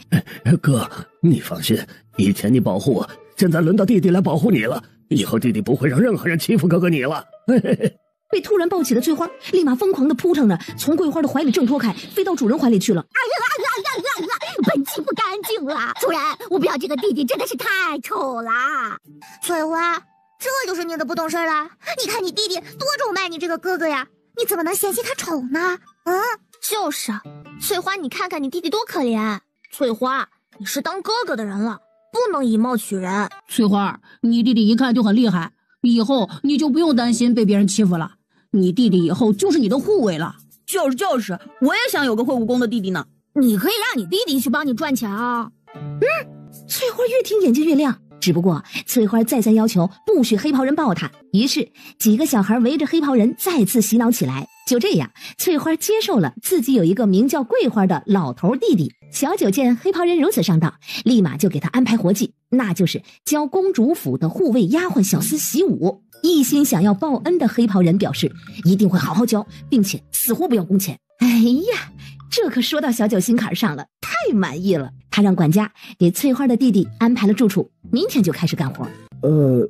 公主，老奴也要习武吗？当然了。可老奴这把年纪了，学武会不会晚了？老奴觉得还是把这等学武的好机会让给他们年轻人。管家爷爷，活到老学到老呀，我相信你可以的。哎呦，不行啊，公主，老奴老胳膊老腿的跟着他们年轻人一起学武，这不是给他们添乱吗？管家爷爷，你得上进呐！你怎么能够自甘堕落呢？你看你现在只是一个普通的管家，但是你要是练会了武功，那就不一样啦！不仅能比别的府的管家活得更久，而且还能成为京城最有牌面的管家。别人的管家都不会武功，就你会，是不是倍儿有面子？还有以后要是谁敢欺负咱们公主府的人了，咱们就揍他。咱们有武功，不怕别人欺负，你说是不是这个理儿啊？好像是有道理啊。管家爷爷，你可是咱们公主府的主心骨呀！要是你不练武功的话，底下的人肯定也就不想练了。你难道想要看到咱们公主府的人出门就被人欺负吗？管家爷爷，你要努力习武呀，给大家当个榜样嘛！加油啊，加油！公主请放心，我一定带头做好榜样，并监督好底下的人好好练武，以后好好保护公主，一定不让公主府的人被外面的人欺负。我就知道，管家爷爷你是最棒的，你这个年纪呀，正是闯的年纪。哦，弟弟，你一定会成为咱们整个东夏国最厉害的管家的。公主，时候不早了，您早点休息，老奴这就去通知公主府的下人，明日一早就开始练武。说罢，激动的走了，目睹了全城的几个小孩，表示又学到了。路过的徐老太看见大晚上的村长院子里还有嘻嘻哈哈的吵闹声，你们几个皮痒了是不是？大晚上不睡觉，让村长陪着你们几个在外面吹风啊？还坐在台阶上，湿气这么重，不怕村长着凉啊？徐老太一声吼，瞬间吓退了一众小孩，几个小孩拔腿就往自己的院子里跑。眼见着所有人都跑光了，只有翠花还蹲在台阶上琢磨着刚刚主人跟管家说的话。徐老太见逮不到几个小孩，立马就拎起了翠花。你皮痒了是不是？大晚上不回自己的窝，还蹲在这干嘛？黑袍人一见自家哥哥被骂了，立马从徐老太的手里把翠花解救了下来。不许骂我哥哥，信不信我揍你啊？桂花儿，给我上！错过了刚刚大戏的徐老太，只以为这人又是村长从外面哪个犄角旮旯里捡回来的老头。这老头是个傻子。小九捂着嘴偷笑，连忙小声的在徐老太耳边把刚刚的事说了。哎呦，这一大把年纪了，到头来晚节不保，认一只鸡当哥，造孽呀！徐老太也没心思骂翠花了，赶紧把这俩糟心的货赶出了村长院子。哥，你没事吧？哥，你不要伤心啊！哥，我一定会保护你的。你爹要娶2个老婆，你奶奶要给你爹找小老婆。翌日清晨，紧赶慢赶从皇宫提着包裹跑出来的四皇子，正好赶上了公主府的早练时间，只好被迫的加入了练武。好在第一天，小九也没有让大家练多久，众人休息了会儿，吃完早饭，就听到管家来报说，隔壁府顾夫人的丫鬟上门求见，说是顾家夫人邀请徐老太去顾家做客。邀请徐奶奶？徐老太也觉得一脸的懵。管家把丫鬟请进来，丫鬟立马说明来意，把夫人交代自己的事情说了一遍。众人这才知道，原来昨日在皇宫的事儿大家都听说了。顾夫人表示也想请徐老太去顾家与他家老夫人讲讲道理。顾夫人表示愿意出300两，徐老太立马就跟着丫鬟走了。300两啊，动动嘴皮子的事儿，这钱太好赚了。几个小孩立马要跟着去，被徐老太一把拦下。小孩子家凑什么热闹？眼见着徐老太走远，小九几人立马往屋顶上蹦。不会武功的四皇子急得在底下跳脚。我也要去，快来个人把我也拉上去啊！小九回头拎着四皇子的衣领就往隔壁的屋顶上飞去。顾子行一眼就看见了在屋顶上的小九几人，立马往屋顶上招手，表示自己也要上去。小九顺道把顾子行也一起拎到了屋顶上来。夫人，收下吧。你家老夫人不是说这叫莹儿的是来伺候你和顾大人的吗？那正好啊，你府内的丫鬟也能减轻些负担。就是不知道，这叫莹儿的要开多少工钱呢？哪来的不知礼数的婆子？主人家说话也是一个下人插嘴的。徐老太找了一个凳子坐下来。你从哪儿看出来我是你家下人的？我是隔壁公主府的，邻里邻居的过来串个门，这不听到你们说话呀，有些好奇。说罢，转头对顾夫人道：“你婆婆人还挺好的，还担心你府内的丫鬟伺候不好你和顾大人，特意把自家侄女找来伺候。哎呀，就是不知道你婆婆她侄女有没有丫鬟这么勤快喽。不过呀，夫人，您可以让丫鬟们好好教，事情干得多了，自然上手就快。莹儿自小没吃过什么苦，怎能做丫鬟？哼，没吃过什么苦，那你说什么伺候？老婆子我还是第一次听说做婆婆的往自家儿子房里塞人的。毕竟啊，在我们桃园村，大家都只有一个媳妇儿的。要是哪个杀千刀的学外面的娶个3妻4妾的回来，祖坟是要被踢出村子里重埋的。更别说像你这种给自家儿子拉媒的，那是要被村长拉去山上喂野猪的。你们公主府的人就是如此无礼的！说罢，转头对着顾夫人就骂道：“咱们府上是什么人都能进的吗？”母亲的意思是说，公主府的人不配进咱们府。哎呦，你们顾家身份比公主还尊贵呢。我什么时候说过这话？你说你是公主府的人，难不成公主府的人就能擅自插手到别人府上的家事吗？来人，送客！怎么说不赢就要赶人走啊？哪有这样的道理啊？我这才刚发挥呢，不能走。老夫人，我们再说道说道。老婆子我呀，有时间。顾老夫人还是第一次遇上这等无赖，眼神威胁地看着顾夫人。而另一边，姨娘是什么呀？就是他爹再娶一个媳妇，你完了。你爹以后有了姨娘，肯定不会喜欢你娘和你的，你要失宠喽。你爹要娶2个老婆，你奶奶要给你爹找小老婆。顾子行虽然没明白小老婆是啥意思，但是还是点了点头。顾子行，我觉得你爹可能不是你奶奶亲生的。我爹为什么不是亲生的？听过很多八卦的赵户几人顿时顺着村长的这个思路展开了自己的想象。我阿奶说，因为我爹是他儿子，所以我奶才不希望自己的儿子找姨娘，要不然打断腿赶出家。顾子行，你爹是不是捡来的？所以你祖母才要给他找姨娘。可是我爹和我祖父长得很像呀。那可能你祖母是假的。你想啊，要是你祖母是真的，怎么可能给你爹找姨娘？反正我阿奶一定是不会给我爹找姨娘的。哎，你完了，你爹找了姨娘，以后他就不要你这个儿子了。我爹不要我了？肯定的呀，以后你爹会有其他的儿子的，就不要你这个儿子了。到时候他就会把你赶出家门，然后你就要去当乞丐讨饭吃。那又怎么办？怎么样才能让我爹不娶那个姨娘？你可以让你祖父娶，这样你就不用担心你会失宠了。你爹还是你爹，你娘还是你娘，你还是你爹娘唯一的孩子。我也觉得可行。你祖母不是说她不放心那个莹儿吗？要把她放在身边吗？那要是那个莹儿嫁给你祖父了，那你祖母不就能天天见到那个莹儿了吗？嘿，你俩真聪明。你祖父成婚，到时候记得请我们去你家吃席哟。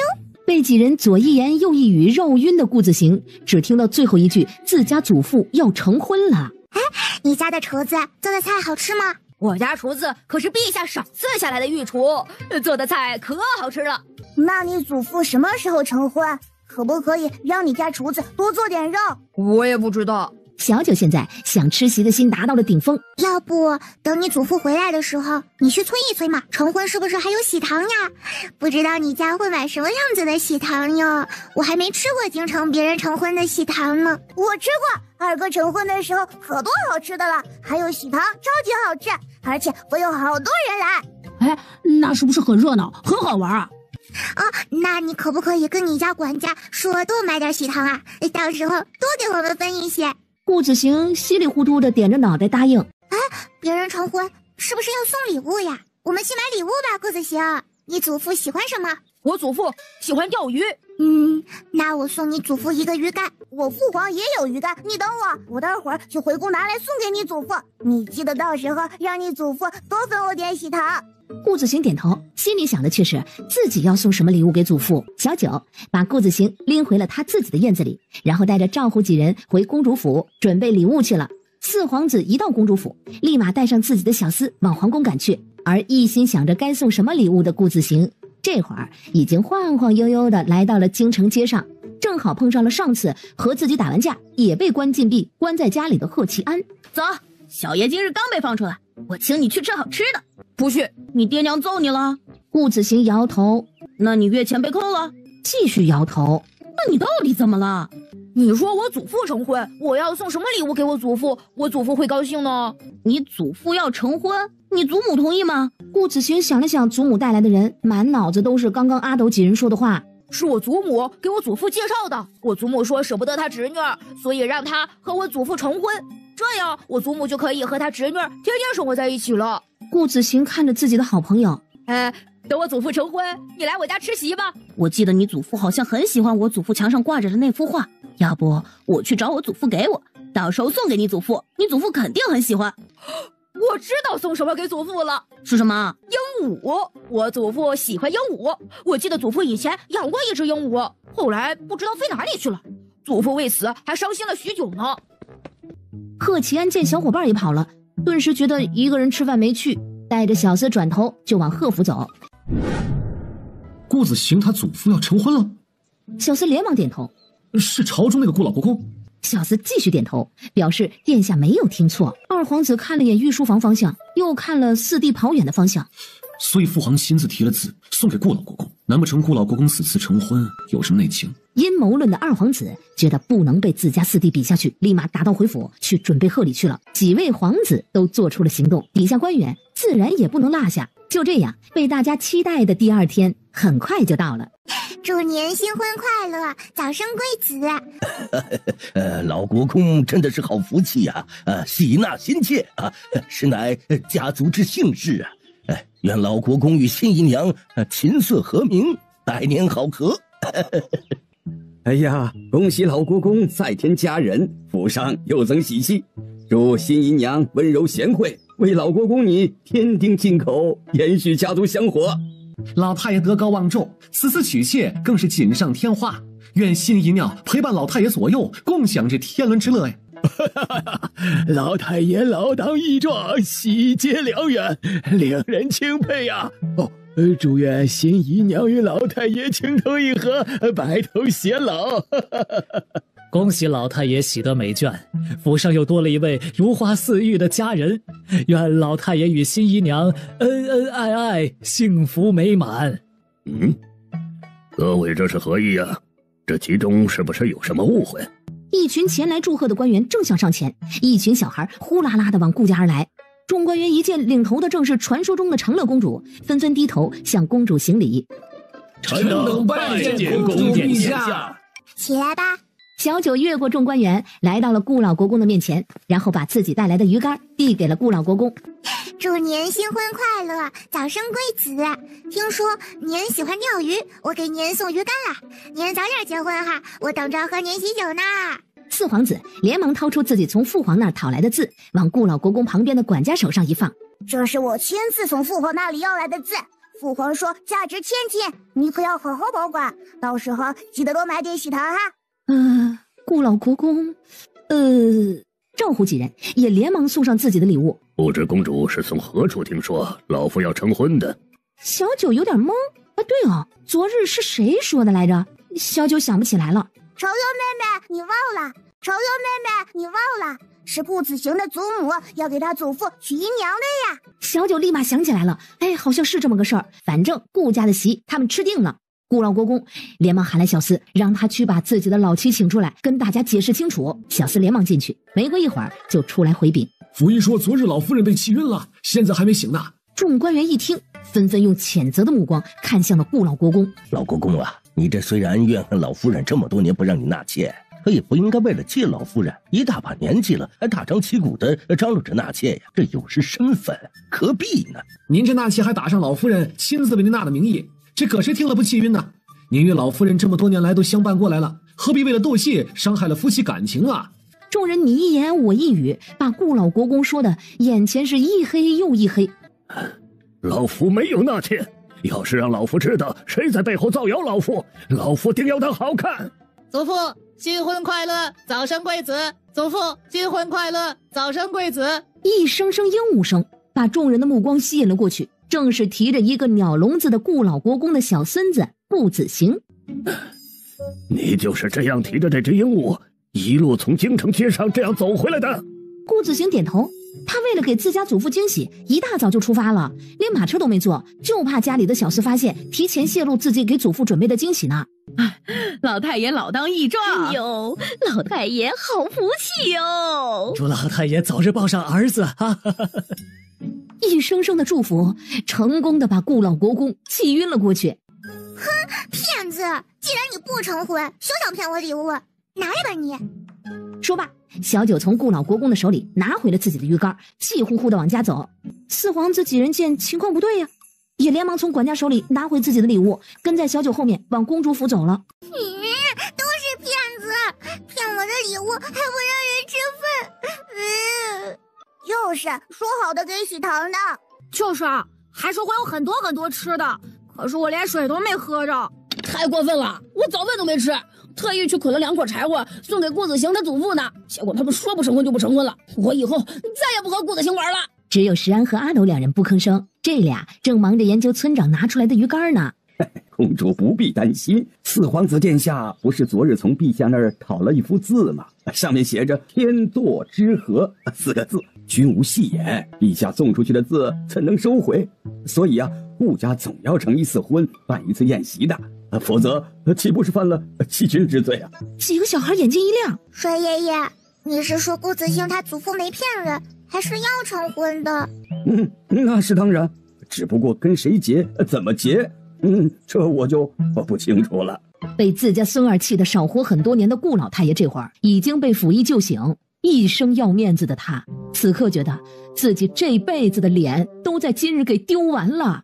祖父新婚快乐，早生贵子。直到这声鹦鹉声，让顾老国公垂死病中惊坐起，抄起门口的扫帚就往自家孙儿院子里去。只可惜顾子行这会儿早就跑得不见人影了，不知道躲哪儿去了。顾老国公转头就把扫帚对着还在乱叫的鹦鹉，吓得鹦鹉直接撞开幸好没锁的笼子，逃命般的飞远了，正好飞到了公主府的院子。傻鸟啦，傻鸟啦！翠花看着在公主府乱窜的鹦鹉，对着上方骂了一句傻鸟。乱窜的鹦鹉立马停下。傻鸡啊！翠花惊呆了，这是遇上对手了呀！傻鸡！翠花立马飞到空中跟这只鹦鹉干了起来。鹦鹉眼见自己要打不赢了，立马逃窜，直接飞进了小九的怀里。小九把这只鹦鹉从怀里拎出来。主人，扔给我，扔给我，我要干死他！别吵别吵，我研究研究这小东西。主人，吉祥如意，恭喜发财！呸！不要脸！谁是你的主人？那是我的主人！鹦鹉挑衅般的继续在小九的手掌心亲昵的蹭了蹭。本姬要杀了你！停！我不是你主人，不许叫我主人啊，否则我把你的毛给拔了。翠花闻言瞬间就不闹了，她就知道主人最喜欢她了。鹦鹉嘴里的吉祥话不要钱的往外冒，试图让小九收下她。给你2个选择：1认翠花当主人；2我把你炖了。鹦鹉在骨气和性命面前毫不犹豫的选择了性命，立马狗腿的对着翠花喊了一句主人。翠花对待自己人那一向是大方的，连忙高兴的从自己兜里掏出吃食往鹦鹉那边送。小九把这一鸡一鸟赶到了另一边，而一旁的沈老太爷和沈之渊聊了大半天，还是没能劝自家小孙女回沈府小住。哎呀，那就只能放弃了，叮嘱了小孙女几句就告别了公主府回去了。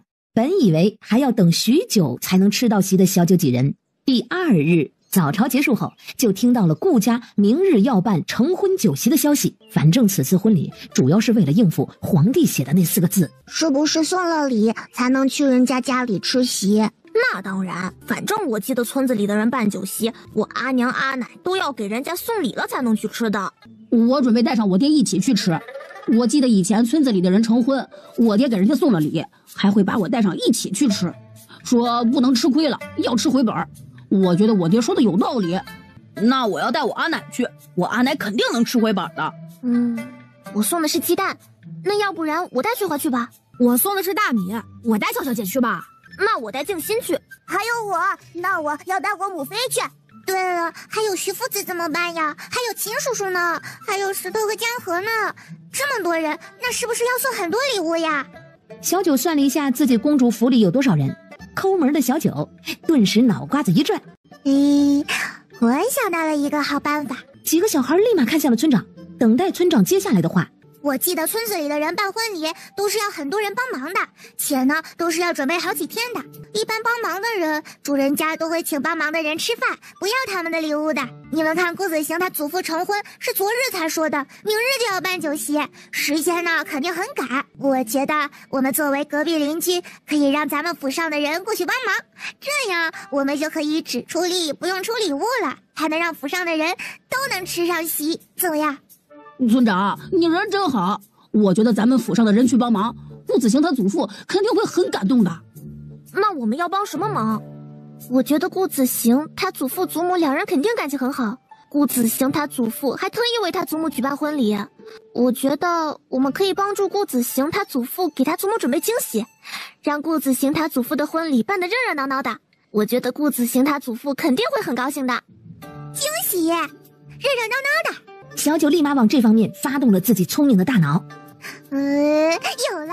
小九连忙跑去找管家，要来了敲锣打鼓的东西。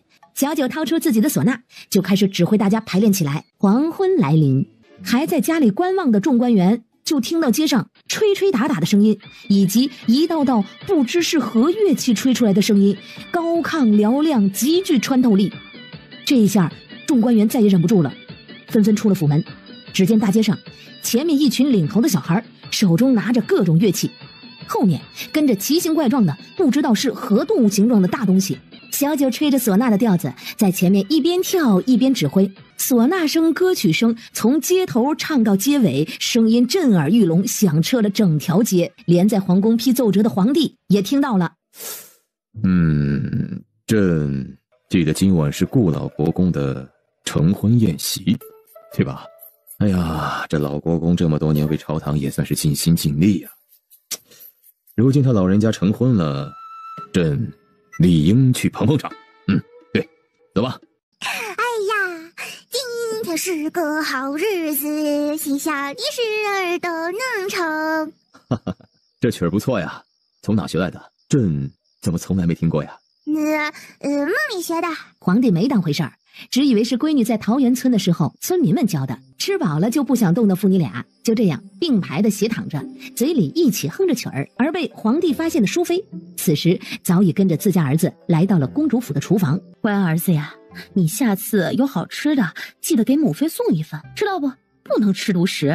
母妃您放心，儿子保证完成任务。淑妃满意的摸了摸儿子的脑袋，生怕被皇帝发现，赶着在皇帝前头回宫的淑妃捧着刚做出来的山楂水，打包了一点吃食，一步三回头的离开公主府时，再次叮嘱自家儿子，有什么好吃的千万别忘了深宫里嗷嗷待哺的老母亲。四皇子拉着自家母妃的手，上演了一番生离死别。在旁边目睹了全程的静心，静心只觉得皇宫里出来的人多多少少是有点大病的。父皇准备给你赐封地，你想要哪个县作为封地啊？京城边上那个临江县好不好啊？这个地方可是京城周边最富裕的县，每年的税收啊，养你公主府的这些人，你可是绰绰有余啊。公主封地，那是什么呀？村长，你要热的山楂水还是凉的呀？我要凉的。小九立马接过徐奶奶递过来的山楂水。村长他爹，你是要喝热的还是凉的？村长他爹旁边刚喝进去一口山楂水的静心差点没一口水喷出来。小九见自家老爹一愣一愣的，连忙从徐奶奶手里拿了一杯热的给了皇帝。封地到底是啥呀？本朝公主的封地通常是一县之地，主要是收取该县的税收，但不涉及行政管理，不用小九你亲自管理，会有专门的人员负责。且公主封地的税收啊，以后都是归公主所有，不需要上交朝堂。二哥的封地在哪？你二哥？你二哥他们还没有封王呢，所以啊，还没有封地。有封地就能封王吗？那我是什么王呀？公主不能封王，封王只针对皇子和皇室男性成员。那他们的封地是什么？这个本朝封王之后的皇子封地，通常是一个州，拥有相对独立的行政、财政和军事权力，成为这个封地的一方之主。皇帝话还没说完呢，小九噌的一下子站了起来。你重男轻女！州和县的大小，小九还是分得清的。他老爹给自己就是一个县，给他哥哥那就是一个州啊。皇帝见自家闺女拳头捏紧，眼神凶狠地看向自己。这灵异护驾护驾！灵一一个闪身从暗处飞了出来，挡在了皇帝面前。黄公公也一边喊着放肆，一边护在了皇帝面前。几个小孩立马就想跟着村长一起动手。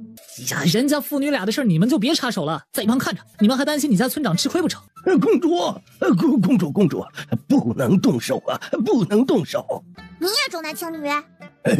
老夫可没有啊！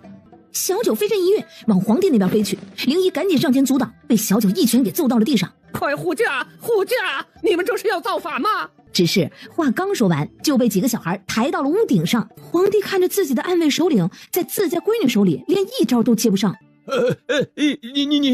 你这是要弑君的了呀！黄公公见陛下被揍，凄厉的声音刚想喊起，就被静心一把捂住了嘴巴。徐老看着屋顶上懂事的静心，立马投去了满意的眼神。你给我住手！不就是封地吗？咱们坐下来好好商量。真的？皇帝立马点头，生怕脑袋点慢了又挨了一拳。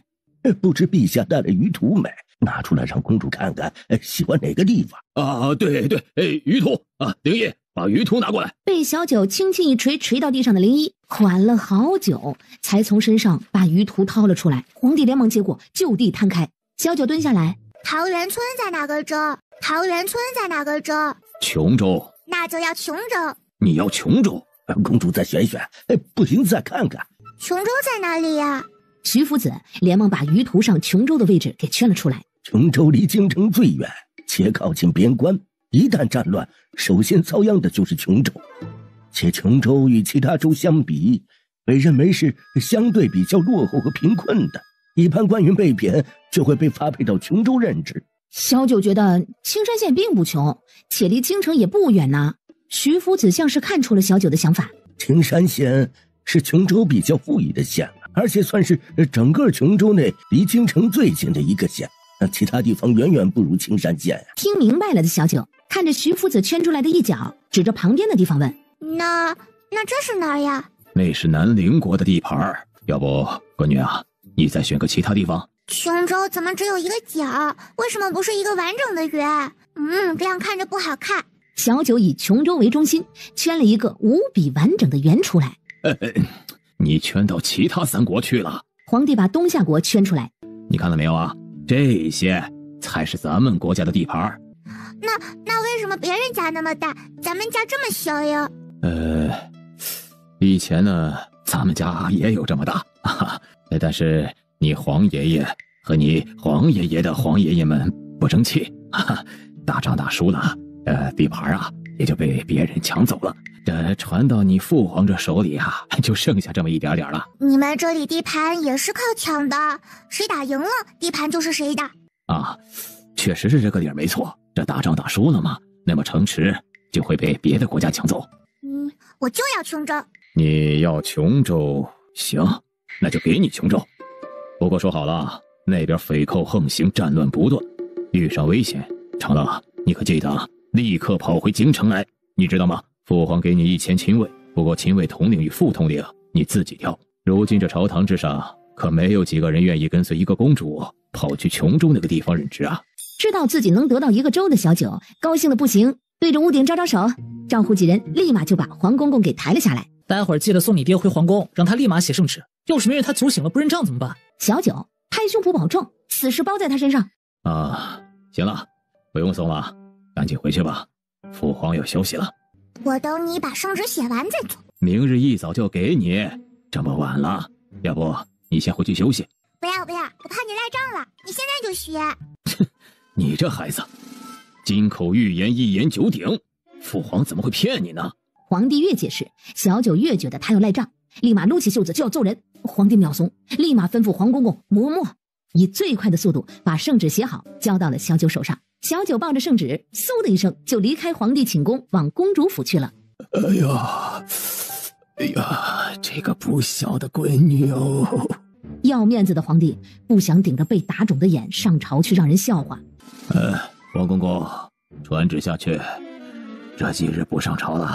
黄公公立马领命退下。一大早，管家就从外面拿了一封信来，以及一马车的东西，说是青山县送来的。是不是族长爷爷们寄来的？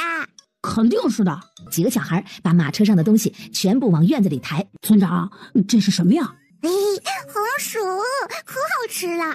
说罢，小九抱了几个就往厨房找笑笑姐。她今天早上就要吃烤红薯。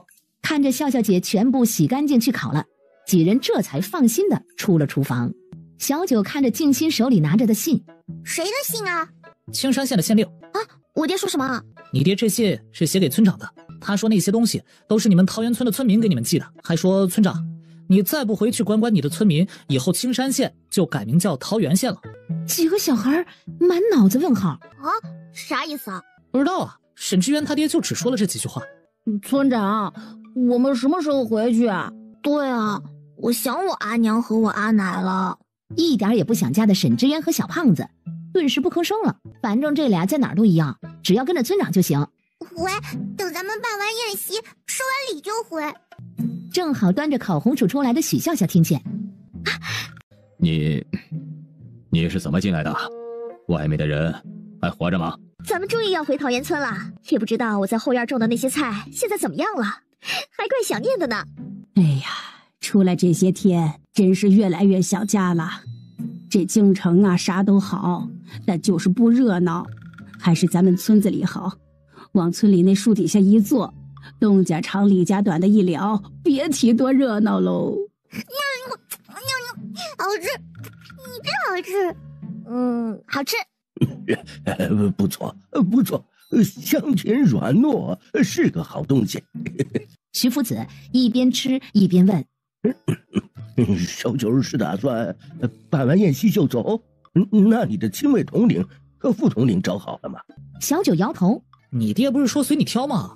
那你把京城最厉害的将军都带走，正好琼州靠近边关，到时候起了战事还能有个帮手。”陛下虽说让小九你随便挑，但是朝中的人肯定是不愿意随公主去琼州的。小九，你只能挑一些没在朝中任职的。不要，我才不要他们呢，全是老头。那就只能到琼州再选。几人吃完烤红薯，四皇子才想起来自己的母妃。我想带一个给我母妃尝一尝。小九想了想，自家老爹给自己又送钱又送地盘的，我也给我父皇送一个尝尝。小九想到宫里的黄公公和灵一，于是直接兜了一兜。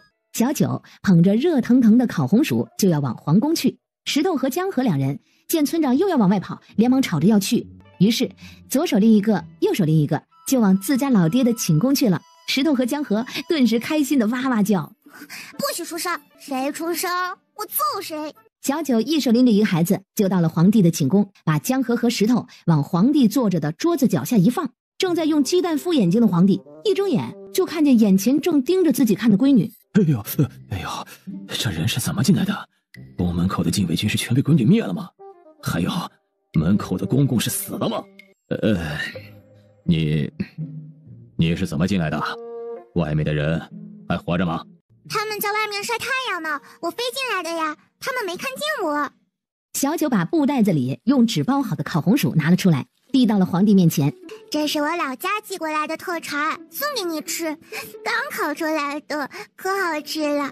皇帝看着那还在冒着热气的东西，哎呀，肚子咕噜噜的叫。皇帝拿起烤红薯就连忙吃了起来。小九看了看屋内，只有老爹一个人在，于是连忙从带来的红薯中挑了2个去找黄公公了。也不知道是不是早上吃多了烤红薯的原因，小九这会儿很想放屁。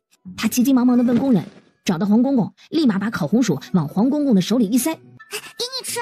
说罢立马飞身一跃往公主府飞。他要回家放屁，憋不住了。而被赖在皇宫里的江河和石头谨记着刚刚村长说的不许出声，以至于皇帝到现在都还没有发现自己这屋内多了2个娃。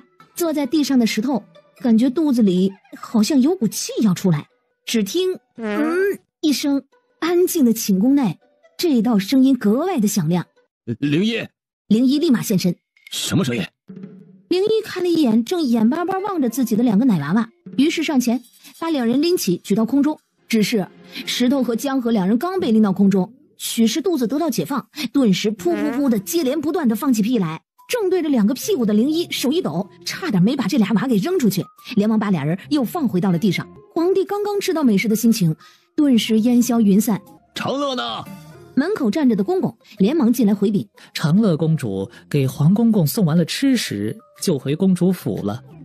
公公惊讶地看着声音来源处，快点把这俩领远点，有多远领多远。江河和石头两人跑到皇帝身边，抬手指着桌上问：村长爹爹，可以吃吗？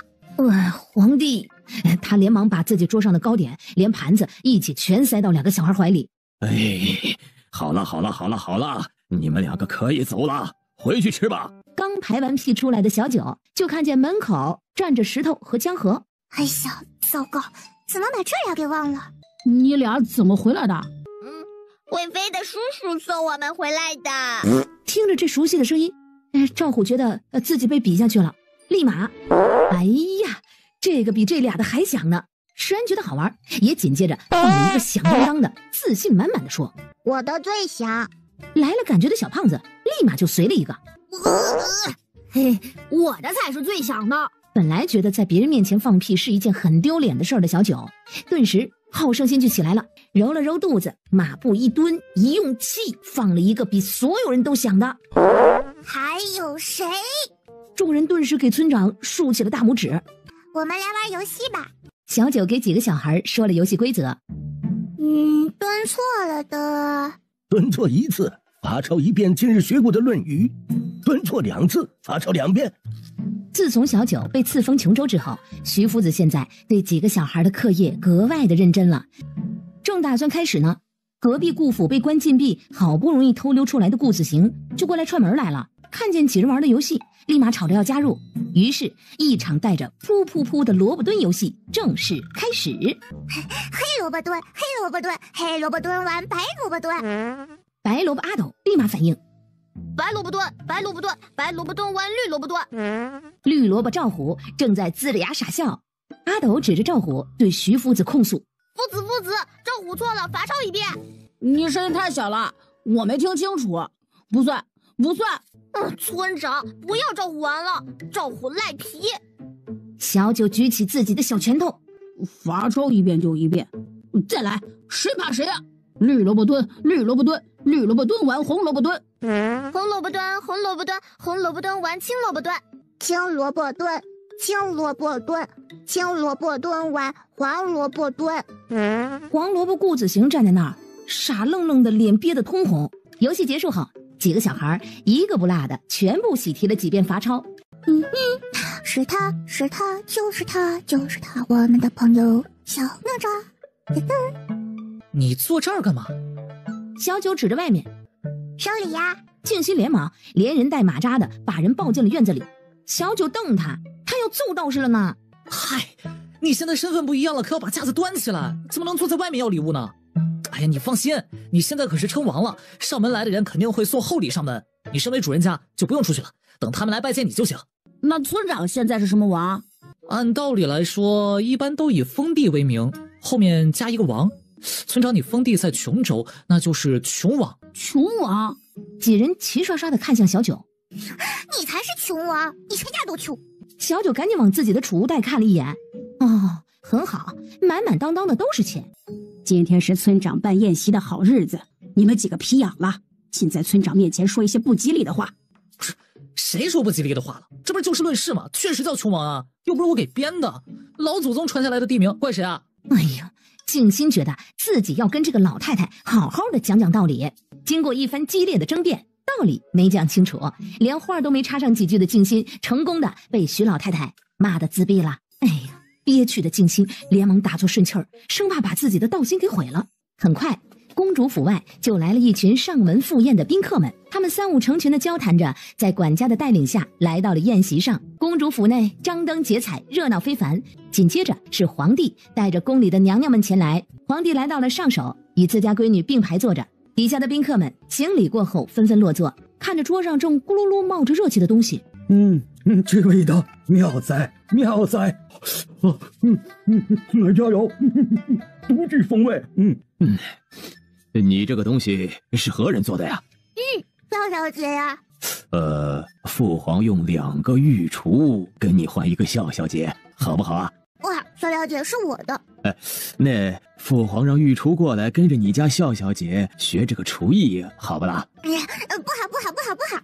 这火锅底料可是自己商城的东西，御厨怎么可能学得会呀？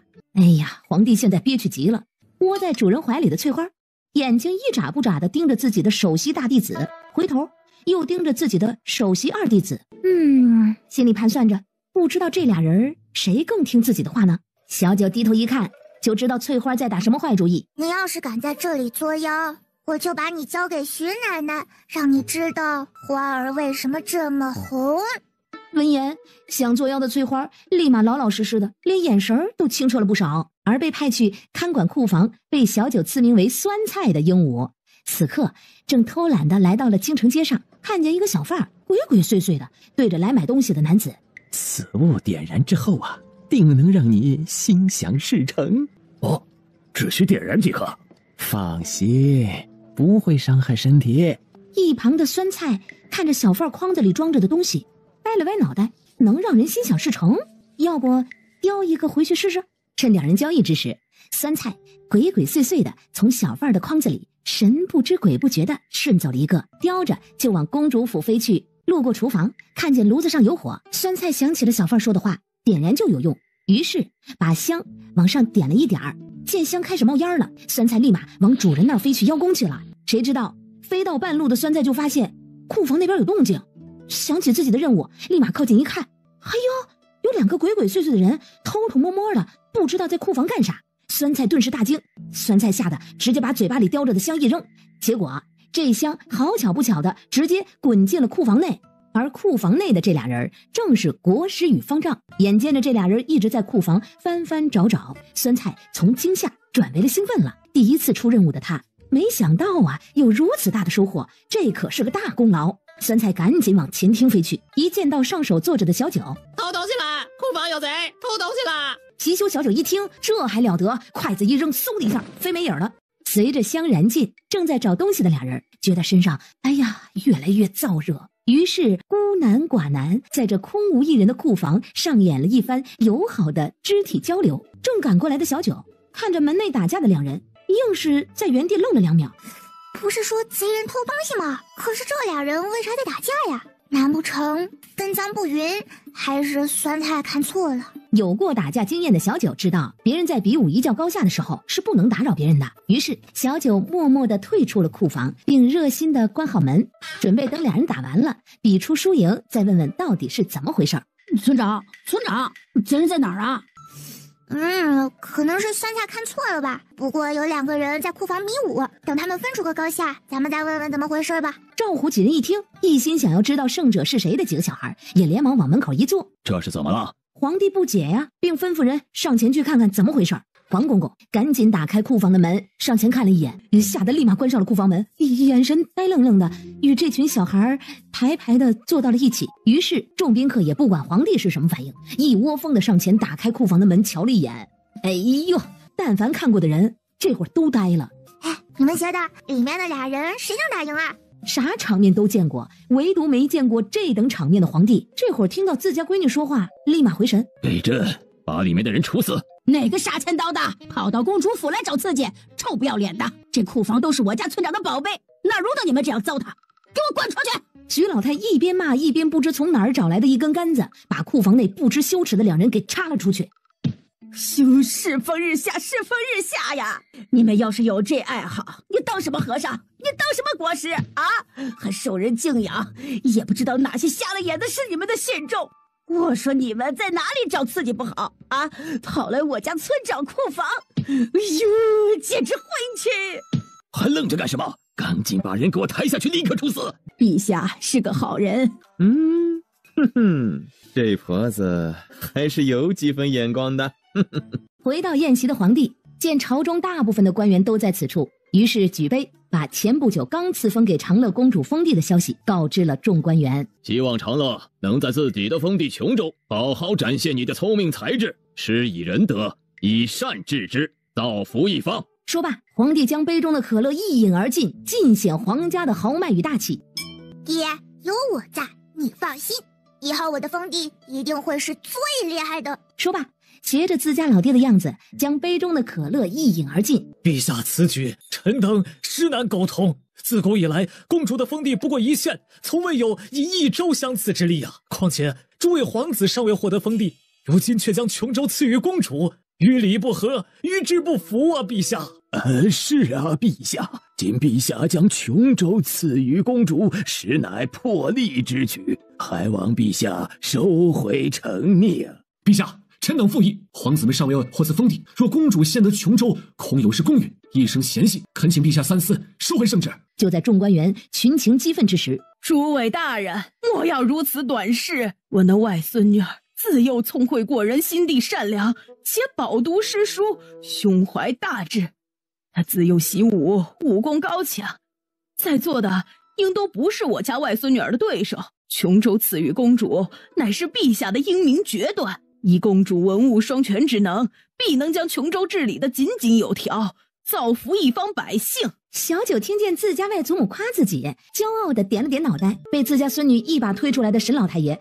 诸位大人莫要固执己见啊，亦不可守着旧规矩，规矩应当因时而异啊。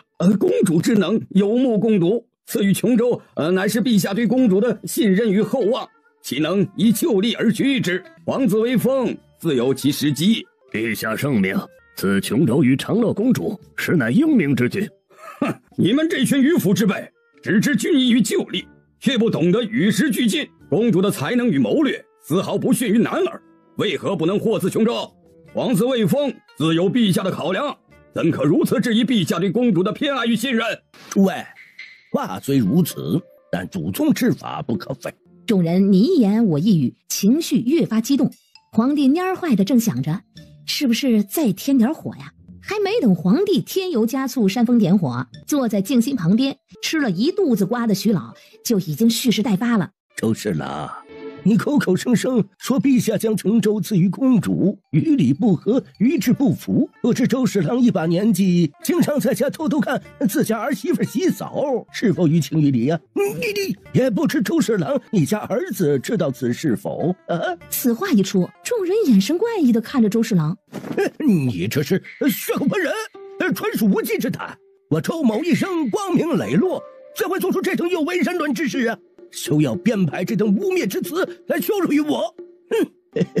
周侍郎，你口口声声说老夫污蔑于你，可你那屋偷偷藏有的，不仅有你家儿媳妇的贴身衣物，还有府中众丫鬟的私密之物。这等龌龊事，你如何解释啊？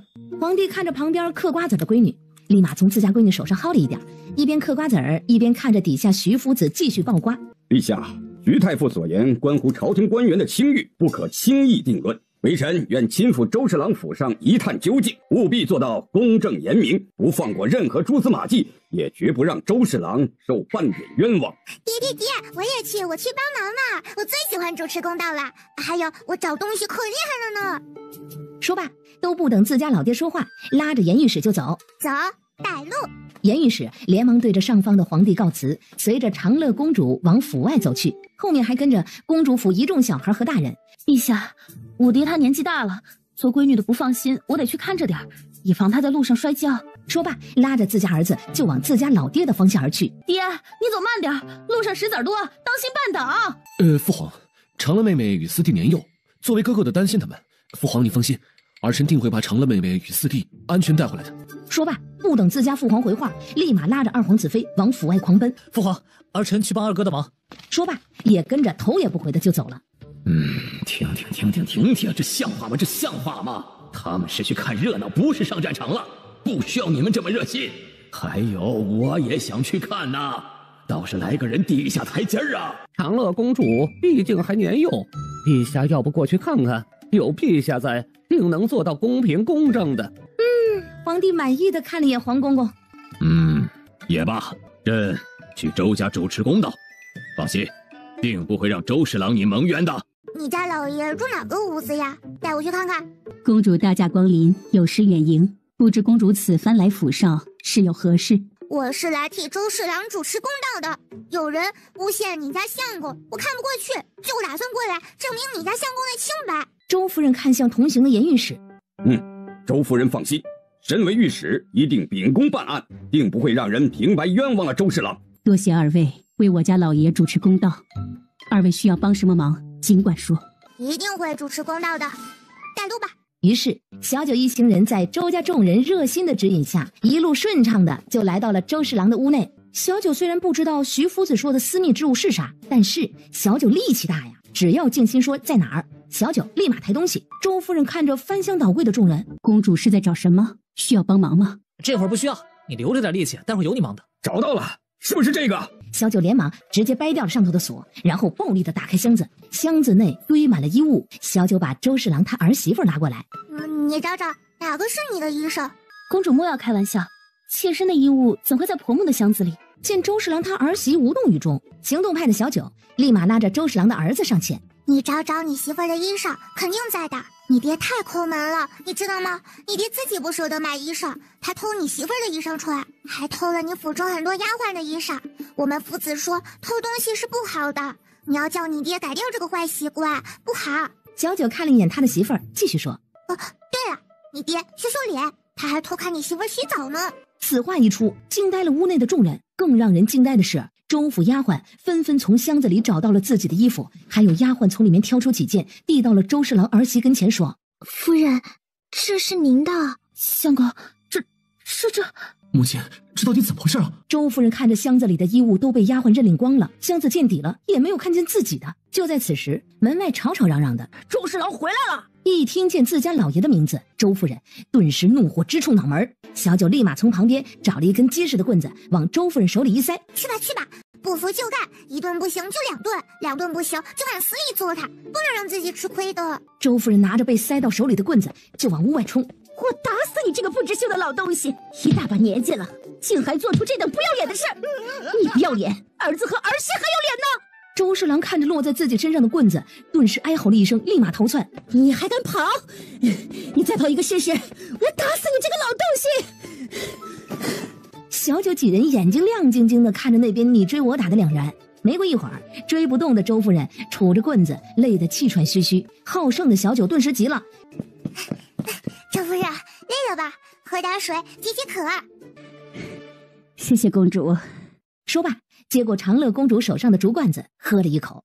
小九盯着他喝完了，见他还杵着棍子在原地休息。周夫人，周侍郎还没道歉吗？是不是下次还要看别人洗澡呀？周夫人听着长乐公主的童言童语，刚刚消下去的气顿时又开始直往脑门冲。周夫人捞起棍子大吼了一声：哪里逃！追着自家老爷就去了。众人大为震惊啊，早就听闻周夫人是个厉害的，如今看果然是名不虚传。小九看了眼旁边还在流眼泪的周侍郎儿媳和一脸怒气的周侍郎儿子，哎呀，你们也不用伤心了，衣服没了可以再买嘛，不就是一件衣服吗？我让徐奶奶给你做一件嘛。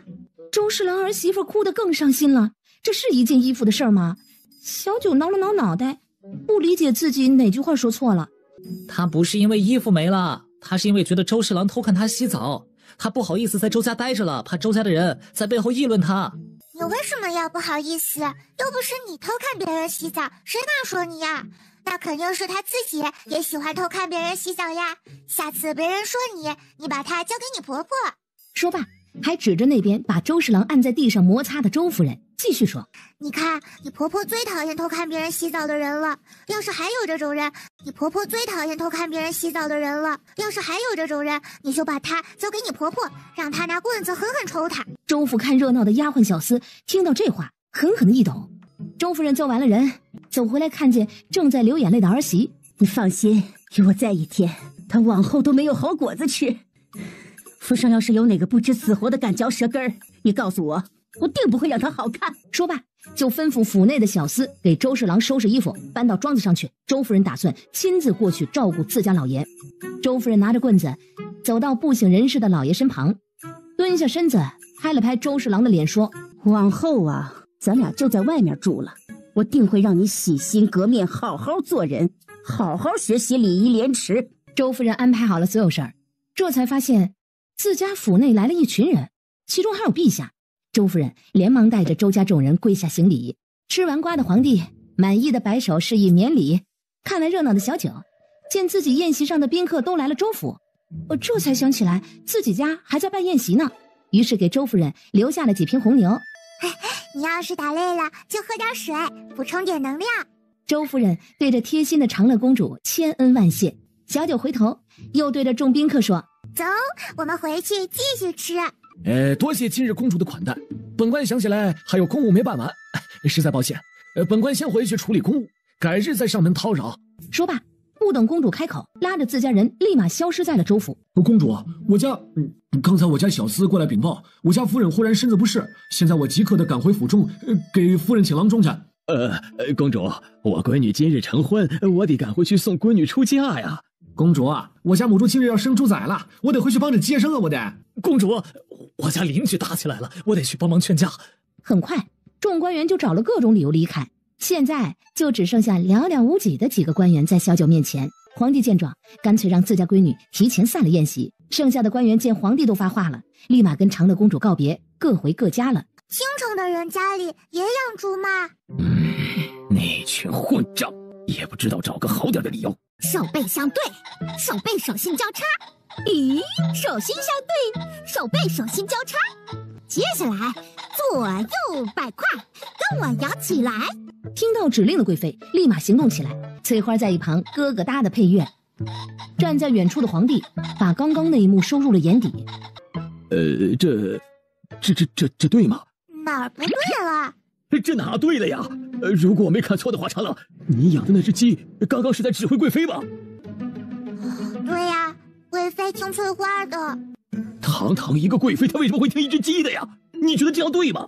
就是对的呀，爹，你也听我家鸡的呀，那这哪儿不对了？皇帝只觉得自己脑袋被人重击了一下。长乐，你刚才说什么？父皇没有听清楚啊。小九指了指翠花，爹，你和贵妃都听翠花的，你不知道吗？小九还把上次翠花在皇宫指挥自家老爹把贤妃娘娘骂了一顿的事儿说了一遍。你觉得我应该知道吗？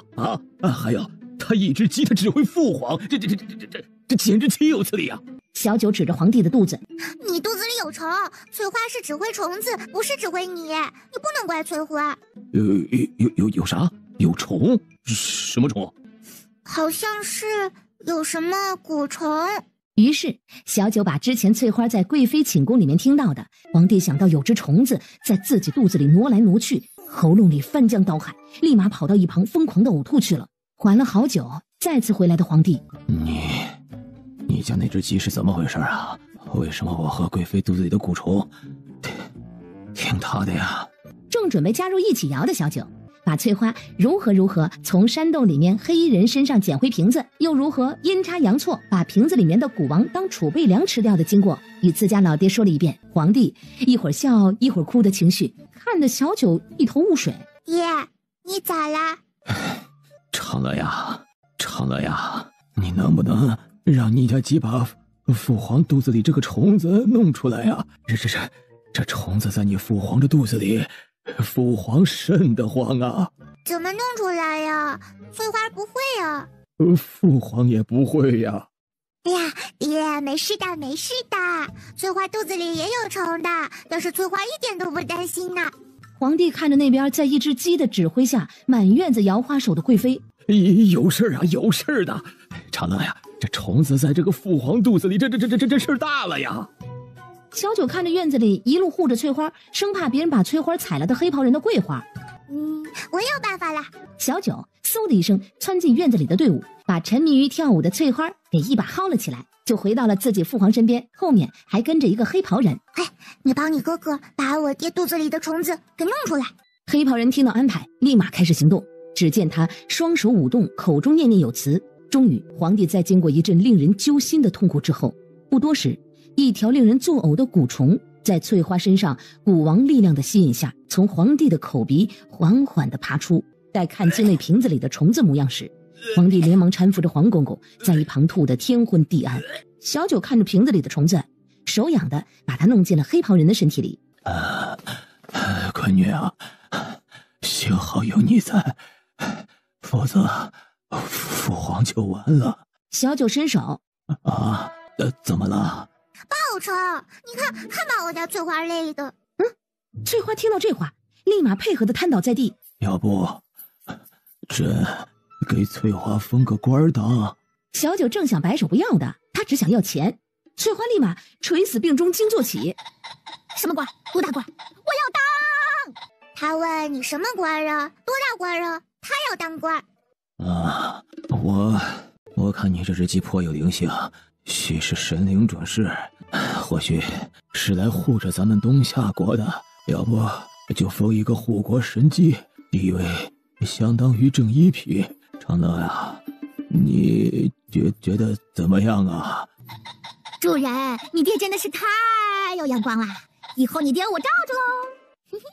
翠花说你很有眼光，他以后会罩着你的。啊，长乐，你准备安排谁去帮你管理琼州啊？我呀，我马上就回去了。长乐，你要离开京城？对呀，我的村民们都在等着我呢。不是，长乐，你要是走到京城怎么办呢？万一又有长生殿人来找朕麻烦，你爹我可招架不住啊！长乐呀，你要是走了，父王害怕呀。这万一长生殿的人又把蛊虫放进父皇身体里，这可怎么办呢？那要不爹，你跟我去琼州？这怎么能行呢？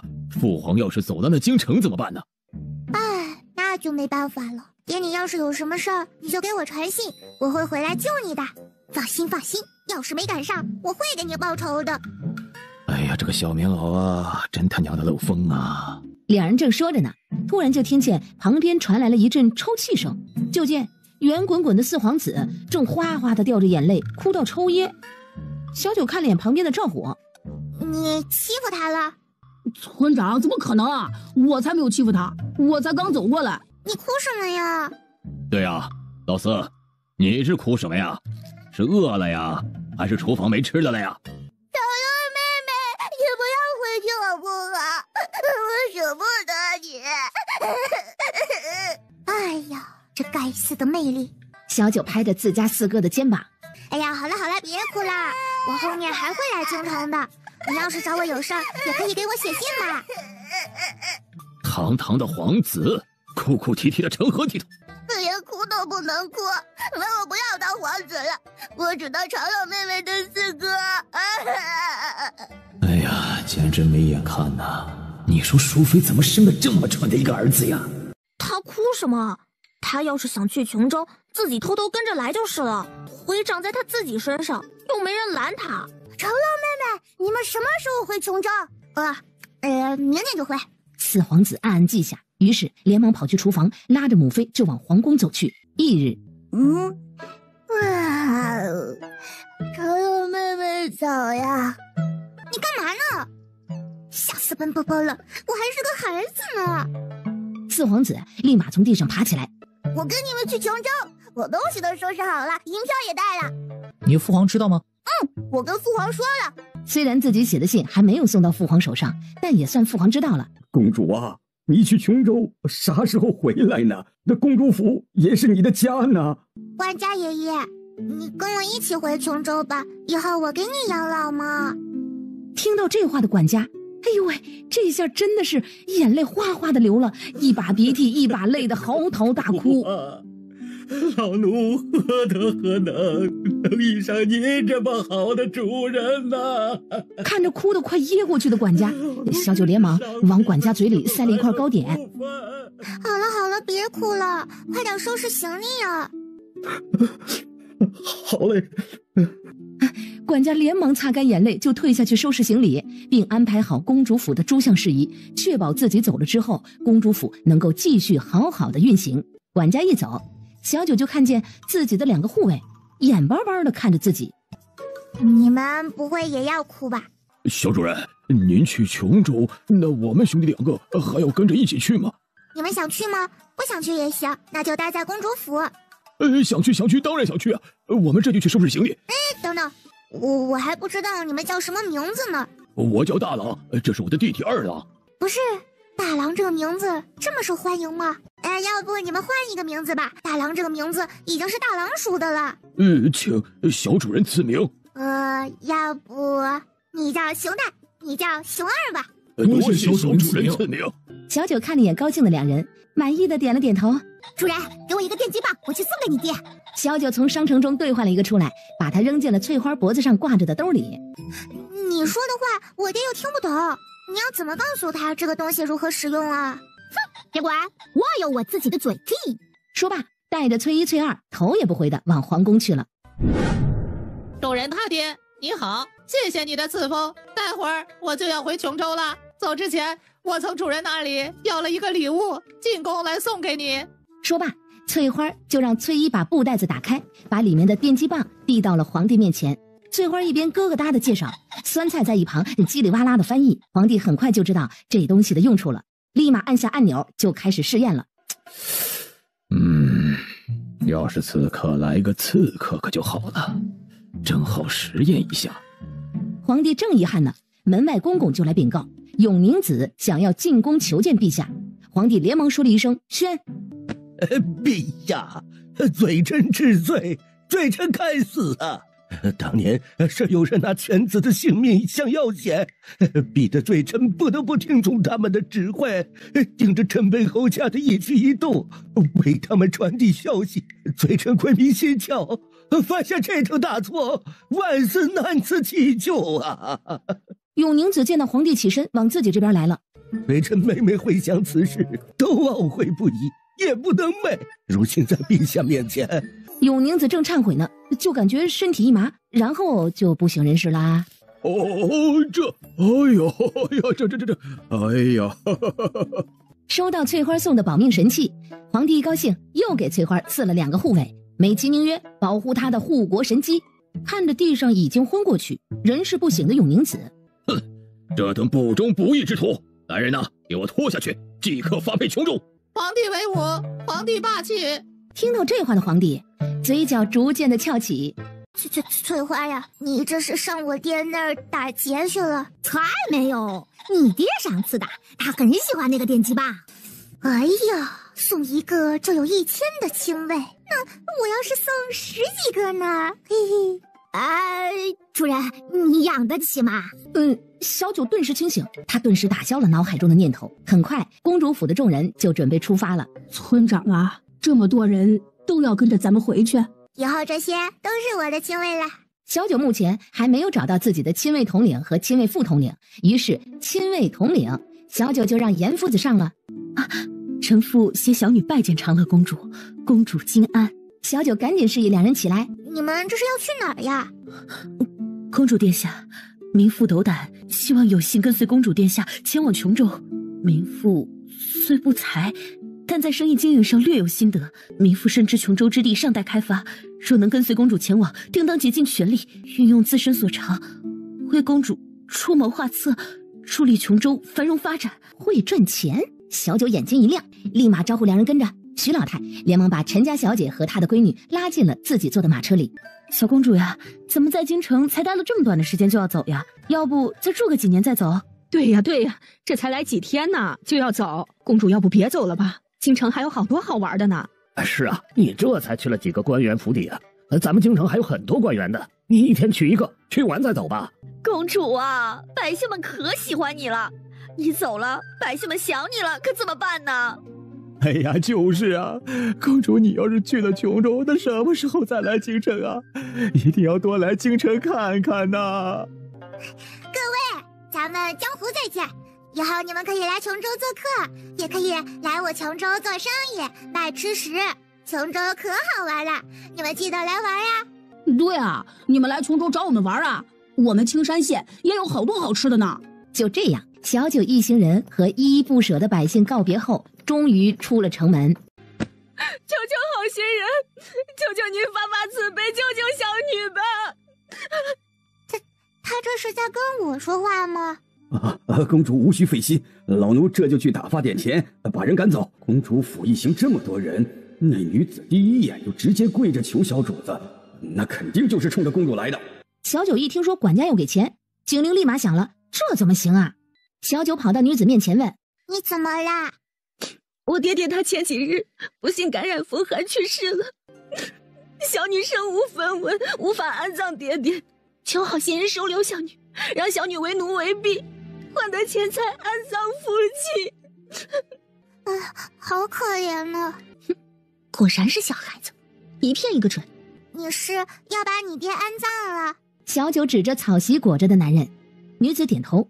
那我们帮下他吧。姑娘心善，小女愿一生伺候您，报答您的大恩大德。哎呀，挖个坑的事儿，小事一桩，不用谢。你也不用报答我，也不用把自己卖给我。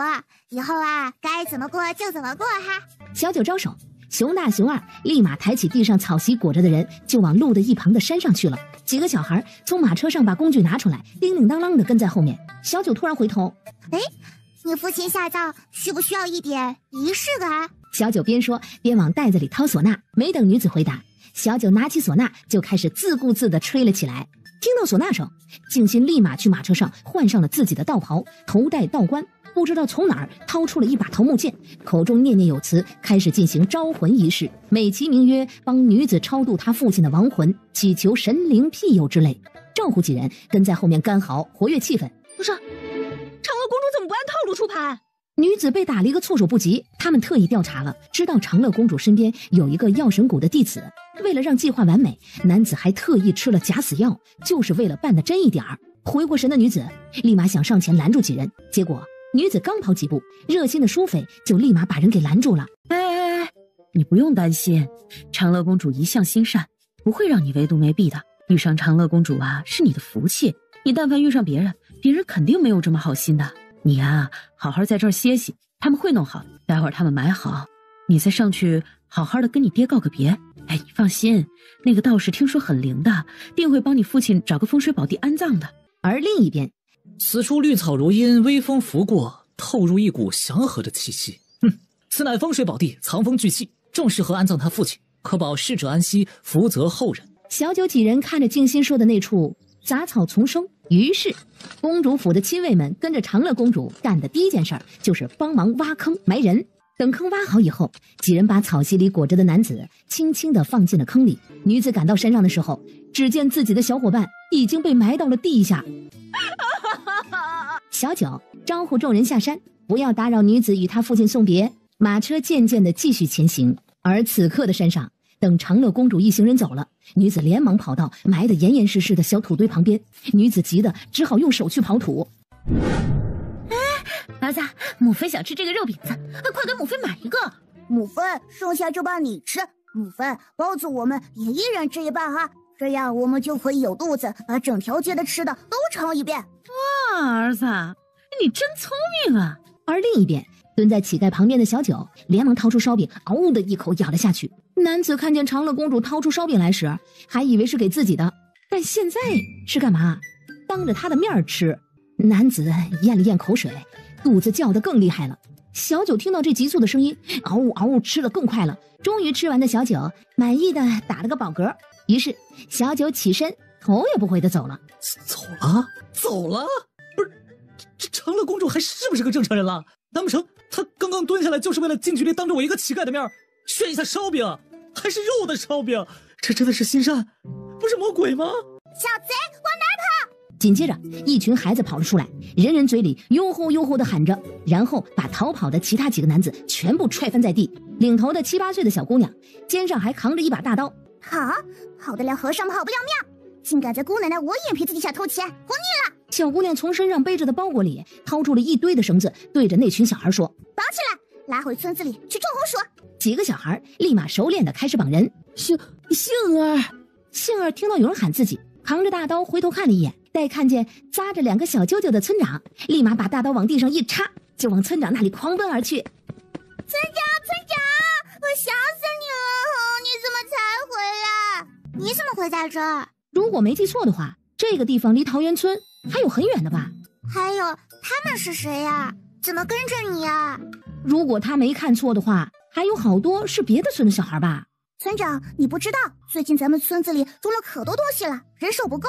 我这不就带着他们到处搜刮坏人，把他们保去咱们村子里种田，等赶好了再放他们回家。这还是村长你教大家的呢。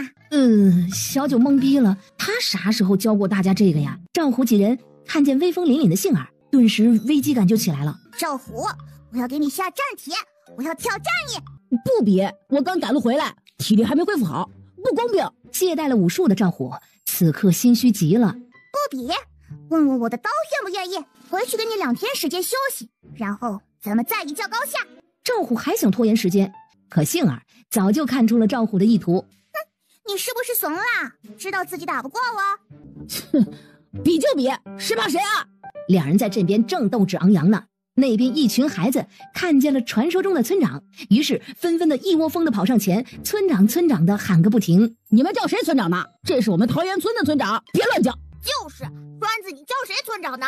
那下河村的村长就是你阿姨，你别到处叫村长。就是，黑娃，你明明是杏花村的，不许叫我们村的村长。就是，你们要村长就去找你们自己村的村长，不要瞎叫。我们要找你们比武。谁说我们不能叫啊？我们现在就是桃源村的村民了，以后你们村长就是我们的村长，你能叫，我们为什么不能叫？就是，村长，我们也是你的村民啦。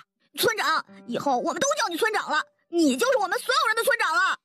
你们都是我村民，怎么回事？村长，其他村的村民觉得跟着村长你更有盼头，于是都加入了咱们村。杏儿，展开说说。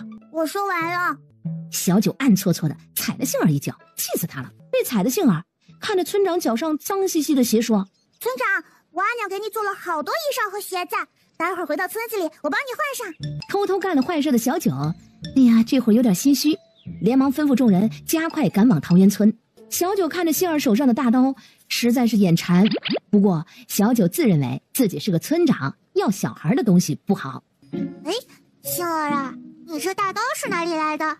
上次一个铁拳寨的说话不礼貌，我就把他大刀抢了。哎，铁拳寨，哎呀，也不知道寨子里面的人是不是都是铁拳。那里有很多大刀吗？是啊，听说里面很多大刀呢。不过听说里面的人很厉害，等我武功练得再厉害点，我就去再抢几把来。走，咱们去铁拳寨。你们来干嘛的？打劫。哎，礼貌用语。小九对着铁拳寨的人很是礼貌。我们要找你们比武。这些个老弱妇孺跟我们比武啊？赢了这脸上没光，要输了那也是不可能会输的呀。哪来的回答去？别耽误老子睡午觉，我这不属老弱妇孺。小九见对面的人完全没有想要比武的意思，看向徐奶奶，要不让徐奶奶骂一下他们，让他们先动手，自己才好动手。徐奶奶回了村长一个包你满意的眼神，立马就站在了队伍前面。北本村长上，拿下铁拳寨。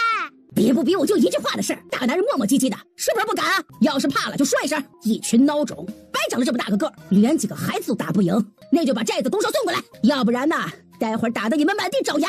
看什么看？再看把你的眼睛抠下来。对，说的就是你，你个憨憨，一看就不聪明。不聪明的大当家，哎，顿时火冒三丈。去，把那臭嘴的婆子给老子抓过来，就吊在寨子门口的树上，晒他个几天几夜，做成风干肉。小九看着要动手的铁拳寨的人，立马眼睛一亮，这可是你们先动手的哟，他要开始正当防卫了呢。徐奶奶别怕，我来救你来了。小九飞身一跃，立马把靠近徐奶奶的几个汉子一抓，然后往空中一扔。大当家的抬头看着远处的几人，一时没反应过来，脑袋里竟然想的是你们去哪里啊？晚上还回来吃饭吗？直到那两个人从空中掉下来，挂在了他刚刚说的那棵树上，大当家的才后知后觉的反应过来。嘿，给老子上！全部抓回去开荒！抓回去开荒！开荒！小九听到这话就更高兴了。北本村长上，拿下铁拳寨！拿下铁拳寨！拿下铁拳寨！你们没吃饭吗？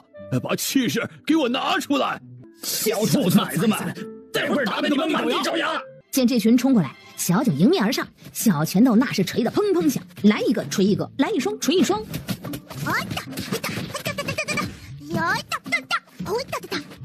没过一会儿，小九所过之处，倒下了一片。哎呀，小九一行人大摇大摆地进了寨子，然后他们绕着寨子寻摸了好几圈。哎呦，整个寨子就只搜出了10几把大刀。小九看了一下这地方，很不错嘛，地盘够大，自己带来的亲卫正好没地方住呢。赵虎，去把山脚下的人都喊上来，以后就让他们住这里啦。得嘞。得到命令的赵虎立马应声，一溜烟的就没影了。哎，你们这么大的地方，为什么没有任何值钱的东西啊？大当家不说话。因为我们今天赚的钱今天花，从不留着过夜。你们这当然呢找不到值钱的东西。很稀奇的生活方式，众人很好奇，那要是今天没赚到呢？那你们吃什么？去山上猎点啊。哦，哎，那你们会打猎，为什么不多打点儿，然后多卖点钱，把钱攒下来呢？那攒钱多累啊！你们寨子里的人没有媳妇儿吗？这个小孩真没礼貌，专挑人痛处。没有媳妇儿，我们自己吃饭都不够吃的，再娶个媳妇儿多张嘴，更没饭吃了。那你们这寨子哪来的？我爹传给我的。那他们呢？也是你爹传给你的？杏儿指着那群壮汉问。当然不是，这都是我自己抢过来的。小九看着这一群壮劳力，哎呀，实在是眼馋。他刚刚可听杏儿说了，村子里现在最缺的就是这种壮劳力。你们觉得这香味儿好不好闻？饿了2顿的汉子们肚子接二连三地响了起来。你们想不想吃？大当家的几人连忙点头。想不想天天吃啊？想不想以后不用赚钱就能每天吃饱饭呀？几个汉子头点到一半，点不下去了。这话怎么听着怎么像是骗人呢？那这样吧，你们这地儿就给我的亲卫们住了。作为交换，你们跟我们回村子里住，往后你们就再也不用愁要天天出去赚钱才有饭吃啦。村子里呀，管吃管住，保证不会饿着你们。哦，原来是要换寨子呀！大当家的连忙把寨子里的人召集到一起商量。你们怎么看啊？真有这么好的事情？不用赚钱就可以有饭吃？他说要咱们这寨子，可咱这寨子也不值钱呐。对呀，换一个寨子，他们就养我们这么多人。这小姑娘真这么善良？那当然了，公主就是最善良的，最看不得百姓受苦了。你是公主？大当家一行人立马扭头开始讨论起来。想不想以后不用赚钱就能每天吃饱饭呀？我觉得这个事是真的，公主肯定不会骗人的。哎，我也觉得是真的，公主肯定很有钱。对，养我们肯定养得起。咱们好运来了，往后可以跟着公主吃香的喝辣的了。于是大当家的二话不说就答应了，转头就立马吩咐众人去收拾东西。此刻寨子里的这群懒鬼还不知道，他们口中的公主，人家只说来了不赚钱有饭吃，可没说干不干活呀。吃饱喝足的小九看着已经收拾好的众人，满意的点点头。恭喜宿主为村子里新增壮劳力，奖励积分100，加抽奖1次。好久没有抽奖的小九迫不及待地点击抽奖，抽奖成功，奖励西瓜种子1袋。哎呀，想吃。然后嘴馋的小九把这袋西瓜种子交给了赵大郎，并把刚刚视频看过的如何种的方法也一并交给了他。做完这一切的小九这才心满意足地带着众人往桃源村而去。徐老太看着这群懒汉，这会儿满脑子都在想该怎么让他们忙起来。这群汉子看着这老婆子看他们的眼神越来越奇怪，哎呀，顿时起了一身的鸡皮疙瘩。我不喜欢年纪大的。徐老太听见这话，以为这大当家的是在拐弯抹角的想要让自己给他介绍一个媳妇儿呢。哼，你这么懒还想找媳妇儿，还挑三拣四，怎么是想找个媳妇儿给你当牛做马？脸这么大。我啥时候说要娶媳妇儿了？哼，刚刚是哪个跟我说的不喜欢年纪大的？别以为我老婆子不知道你在打什么坏主意。就你这懒汉的模样，要是敢祸害我们桃源村的姑娘，看我不笑死你！谁说我？想到什么的大当家立马止住话，不吭声了。薛老太见这大块头不再吭声了，冷哼了一声。这种好吃懒做的，他有办法对付。你抢着报我家村长干嘛呀？你们杏花村不是有村长吗？去报你们自己的村的村长。你脸磨吗你？杏花村族长听到这话，把小村长往地上轻轻的一放，然后把腰上别着的镰刀给拿了出来。就是头牙村村民，小区也是我们的村长，这凭什么不能碰呀？啊？怎么的？想打架呀？谁怕谁呀？看上是你的斧头厉害，还是我的镰刀厉害？夹在斧头和镰刀中间的小九，斧头更厉害。周组长一听，顿时神气极了。一旁的大当家看了眼拿着斧头和镰刀的两个老头，这些村民屁股后面基本上都别着工具呢。哎呦呵，大当家的，咱们是不是进的土匪窝了呀？对哦，咋看着这么吓人呢？这里打架都是用着斧头和镰刀互砍呐。打赢了啊，往后还得打；这打输了，那就得埋了，多可怕呀！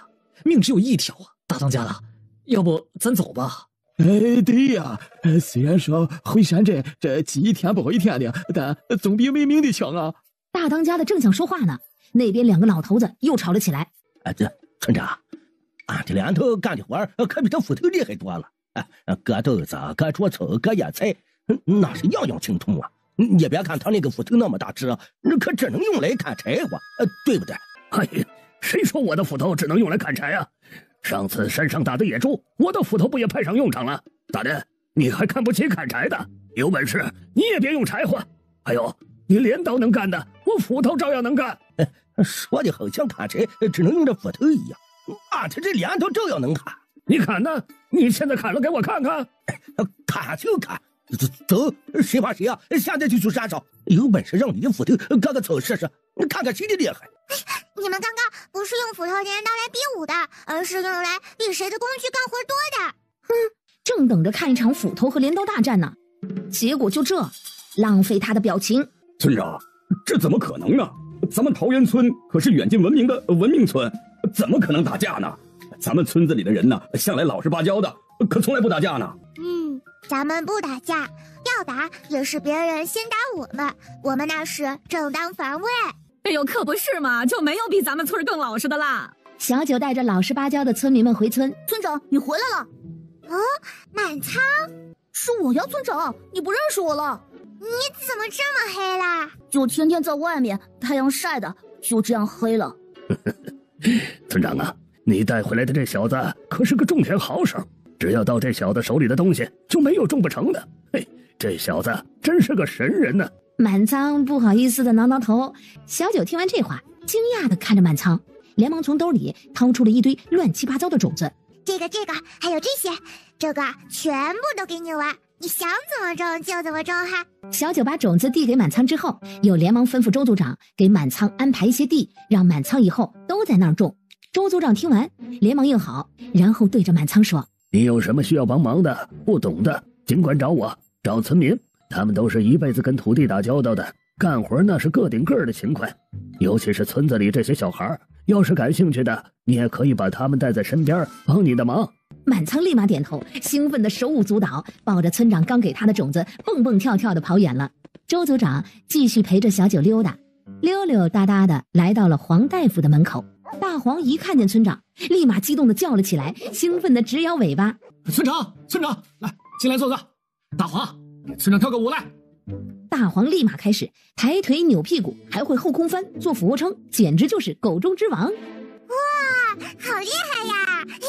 好。黄大夫，大黄跟谁学的呀？黄大夫还没回答呢，在一旁听到几个小孩喊黄大夫的情绪，立马一个箭步冲到了黄大夫身边，激动地握住了他的手。前辈你好，久仰大名，一直想来拜见您，今日总算见真容了，是那秦某的荣幸。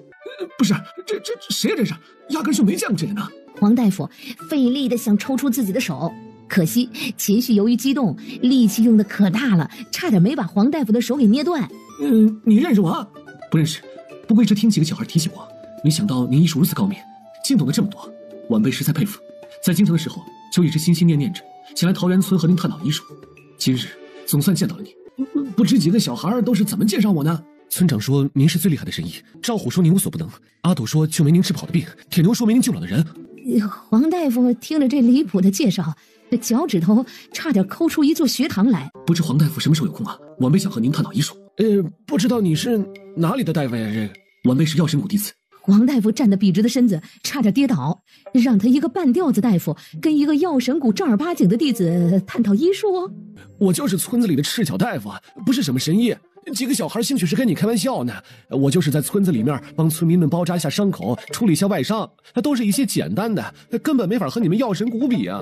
晚辈知道你们想暴露自己身份，希望在村子里安静的研究医术，不想被人打扰。您的这种精神，晚辈着实钦佩，晚辈定会向您学习，往后把全部的心思都放在医术之上，不被外界这是是非非打扰。黄大夫见自己解释完，情绪依旧自顾自地说：哎呀，只觉得心累呀。大黄，怎么回家啊？大黄立马汪汪地叫了几声，趴在小九的脚上，就是不肯走。黄大夫也没管他，自己进屋了，且进屋后连忙把门从里面反锁了，谁也别想来打扰我。而另一边，赶紧起来，把屋子收拾干净，还有收拾完屋子去田里帮满仓的忙。那边的地还需要开荒，哎，就赶紧的，不要磨磨唧唧。不是凭啥呀？公主说了呀，我们不赚钱也会让我们吃饱饭的。凭啥？凭你现在在桃园村，住在桃园村的可不允许有一个好吃懒做的。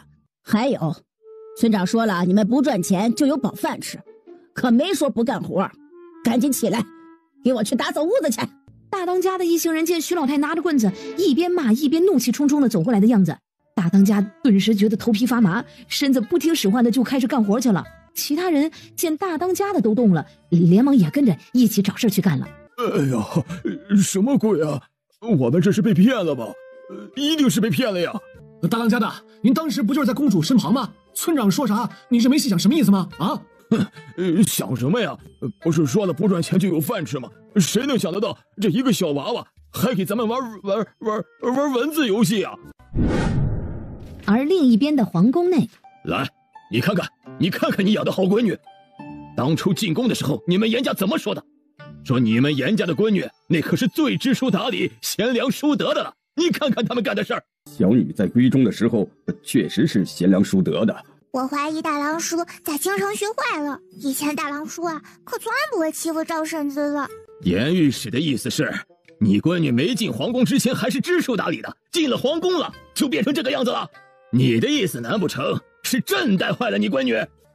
陛下，微臣不是这个意思，微臣只是觉得许是淑妃娘娘爱子心切，这才一路追随四皇子去了琼州。好一个爱子心切，我看呢，他就是主谋。你看看啊，你看看他把朕的四皇子都教成什么样子。严御史趴在地上，脑袋疯狂地转动着，想想还有什么能帮助闺女的。既然你闺女知书达理，还传闻饱读诗书，行，那就待在琼州。琼州那地方穷得很，许氏父子也没几个，传信给他，让他好好协助公主，给琼州的百姓开蒙。要是没有做到，朕定不会饶了他们母子两个。严御史连连道谢，并表示定会把陛下的旨意传达给自家闺女。皇帝摆摆手，示意严御史退下。刚刚听见了啥？自行车？小九赶紧拿出图纸摊开来看了一眼，哎呀，小九激动的睡不着觉，拉着翠花和酸菜蹦出门，兴奋的在各位村民的屋顶上蹦跶了一圈，吓得许久未能见到自家娘子的赵大郎差点留下了阴影。不许欺负赵婶子，小心我告诉赵奶奶，让她揍你。他刚刚可都看见了，大郎叔这么壮这么重，趴在赵婶子身上，差点把赵婶子压扁了。他还听见赵婶子说不要不要。小九凶完大郎叔，就把瓦片盖上了，又偷偷的窜到了赵虎的房间，睡得死沉死沉的赵虎。这村长怎么了？你以后跟着你爹娘睡啊？为啥呀？小九小声的把刚刚的事儿跟赵虎说了一遍，完了还不忘加上自己的分析。我怀疑大郎叔在京城学坏了，以前大郎叔啊可从来不会欺负赵婶子的。我以前路过我爹娘屋子的时候，也听到我娘亲哭的声音。我问我娘亲是不是我爹欺负她了，我娘亲说没有。啊，不会吧？大郎叔这么坏？我严重怀疑你爹背地里打你娘亲。赵虎，你这几日一定要好好的观察，找到证据。要是真的，定不轻饶你爹。放心，村长，我爹会好好盯着大郎叔的。哼，没想到爹竟然是个打妻子还打儿子的渣男。村长，要是我发现大郎叔真的欺负我娘，我一定让我阿奶把他赶出家门，不对，还要把他赶出村子。好，那就赶出村子。一日，娘亲，你怎么了？昨晚起夜不小心撞到了桌角，把腰给扭到了，不碍事。对了，你今日怎么在家，没去村长那儿？村长给我交代了任务，我正在努力完成。既然是村长交代的，你定要好好完成，不许偷懒。有什么需要帮忙的，记得跟娘亲讲。赵婶子说完就扶着腰走了。赵老头和赵老婆子出来的时候，就看见自家那3天不打就上房揭瓦的孙儿正乖乖的坐在院子里不吵不闹的。怎么了？这是难得见你这个大忙人今日有空待在家里呢。阿奶，阿爷会打你吗？他敢！赵老婆子见自家孙儿愁眉苦脸，咋地了？是不是又惹什么祸了？阿爷阿奶，要是我爹做了坏事，村长要把他赶出村子，你们会不会伤心？哎呀，你阿爹是不是在京城做了什么坏事啊？哎呀，他肯定是做了坏事了，要不然村长也不会有想把大郎逐出村子的想法呀。这个孽障，咱们桃源村从来没有被逐出过村子的人，你爹这是犯了大错了。这个混账，看他回来，我们得打死他。我阿爹可能经常打我阿娘。你阿爹啥时候打你阿娘了呀？阿爹偷偷打的，村长都看见了，我也听见了，阿娘还不敢告诉我。哎，你跟儿媳待的时间更多，你想想有没有什么端倪？你这样说，我想起来了，有段时间我老是看到儿媳身上有伤，还能闻到药味。我之前问过他，他还支支吾吾不肯说呢。赵虎拳头都捏紧了，他就知道他果然没猜错。这混账，咱们老赵家一辈子本本分分，从来没有出过这样的孽障。何止呢，咱们桃园村就没有见过这种打妻子的男人。这混账，我今日非笑死他不可。虎儿，去把你爹娘叫回来。造孽呀！赵虎听完阿姨阿奶的话，别提多难过了，眼眶红红的，立马往外跑去。他今日就要大义灭亲。小九见到一边抹泪一边跑的赵虎，小九拔腿就跟上。大郎说，我阿爷阿奶找你，你回去一趟。嘿，你这个臭小子，反了你了，爹你都不叫了，信不信我抽你？看看平时怎么没发现呢？爹天天把抽你揍你挂在嘴边，看来私底下没少揍阿娘。不知黄大夫什么时候有空啊？晚辈想和您探讨医术。不知道你是哪里的大夫呀？这个晚辈是药神谷弟子。黄大夫站得笔直的身子差点跌倒，让他一个半吊子大夫跟一个药神谷正儿八经的弟子探讨医术。我就是村子里的赤脚大夫，不是什么神医。几个小孩兴许是跟你开玩笑呢，我就是在村子里面帮村民们包扎一下伤口，处理一下外伤，都是一些简单的，根本没法和你们药神谷比啊。晚辈知道你们想暴露自己身份，希望在村子里安静的研究医术，不想被人打扰。您的这种精神，晚辈着实钦佩，晚辈定会向您学习，往后把全部的心思都放在医术之上，不被外界这是是非非打扰。黄大夫见自己解释完，情绪依旧自顾自地说：“哎呀，只觉得心累呀。”大黄，咱们回家啊！大黄立马汪汪地叫了几声，趴在小九的脚上，就是不肯走。黄大夫也没管他，自己进屋了。且进屋后，连忙把门从里面反锁了。谁也别想来打扰我。而另一边，哎呦，赶紧起来，把屋子收拾干净。还有，收拾完屋子，去田里帮满仓的忙。那边的地还需要开荒，哎呦，赶紧的，不要磨磨唧唧。不是凭啥呀？公主说了呀，我们不赚钱也会让我们吃饱饭的。凭啥？凭你现在在桃园村，住在桃园村的可不允许有一个好吃懒做的。还有，村长说了，你们不赚钱就有饱饭吃，可没说不干活。赶紧起来，给我去打扫屋子去。大当家的一行人见徐老太拿着棍子，一边骂一边怒气冲冲地走过来的样子，大当家顿时觉得头皮发麻，身子不听使唤的就开始干活去了。其他人见大当家的都动了，连忙也跟着一起找事去干了。哎呀，什么鬼啊！我们这是被骗了吧？一定是被骗了呀！大当家的，您当时不就是在公主身旁吗？村长说啥，你是没细想什么意思吗？啊？想什么呀？不是说了不赚钱就有饭吃吗？谁能想得到这一个小娃娃还给咱们玩文字游戏啊？而另一边的皇宫内，来，你看看你养的好闺女，当初进宫的时候，你们严家怎么说的？说你们严家的闺女那可是最知书达理、贤良淑德的了。你看看他们干的事儿。小女在闺中的时候，确实是贤良淑德的。想不想以后不用赚钱，就能每天吃饱饭呀？我觉得这个事儿是真的，公主肯定不会骗人的。哎，我也觉得是真的，公主肯定很有钱。对，养我们肯定养得起。咱们好运来了，往后可以跟着公主吃香的喝辣的了。于是大当家的二话不说就答应了，转头就立马吩咐众人去收拾东西。此刻寨子里的这群懒鬼还不知道，他们口中的公主，人家只说来了不赚钱有饭吃，可没说干不干活呀。吃饱喝足的小九看着已经收拾好的众人，满意的点点头。恭喜宿主为村子里新增壮劳力，奖励积分100，加抽奖1次。好久没有抽奖的小九迫不及待的点击抽奖，抽奖成功，奖励西瓜种子1袋。哎呀，想吃。然后嘴馋的小九把这袋西瓜种子交给了赵大郎，并把刚刚视频看过的如何种的方法也一并交给了他。做完这一切的小九这才心满意足的带着众人往桃源村而去。徐老太看着这群懒汉，这会儿满脑子都在想该怎么让他们忙起来。这群汉子看着这老婆子看他们的眼神越来越奇怪，哎呀，顿时起了一身的鸡皮疙瘩。我不喜欢年纪大的，徐老太听见这话，以为这大当家的是在拐弯抹角的想要让自己给他介绍一个媳妇儿呢。哼，你这么懒还想找媳妇儿，还挑三拣四，怎么是想找个媳妇儿给你当牛做马？脸这么大。我啥时候说要娶媳妇儿了？哼，刚刚是哪个跟我说的不喜欢年纪大的？别以为我老婆子不知道你在打什么坏主意。就你这懒汉的模样，要是敢祸害我们桃源村的姑娘，看我不笑死你！谁说我？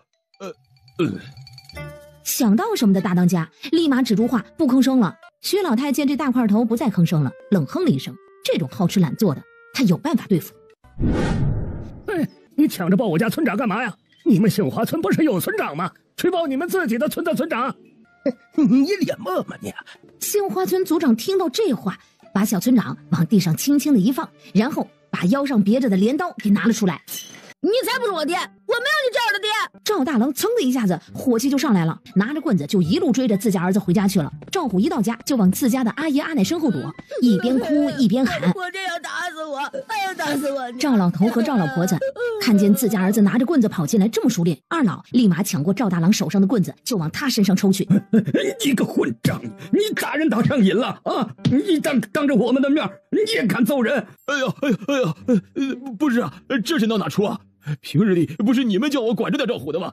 说他3天不打就上房揭瓦的，这会儿就是我打人不对了，这早干嘛去了呀？哎呀，爹娘，你们怎么了呀？这是好端端的干嘛呀？这是我们干嘛？你自己做过的事情，你还有脸问啊？我干什么事了呀？怎么没脸问呢？你们倒是说清楚！哎呦，还死不承认！我今日非打死你！不用等到村长赶你出村，我亲自把你赶出去！娘，你等打呀！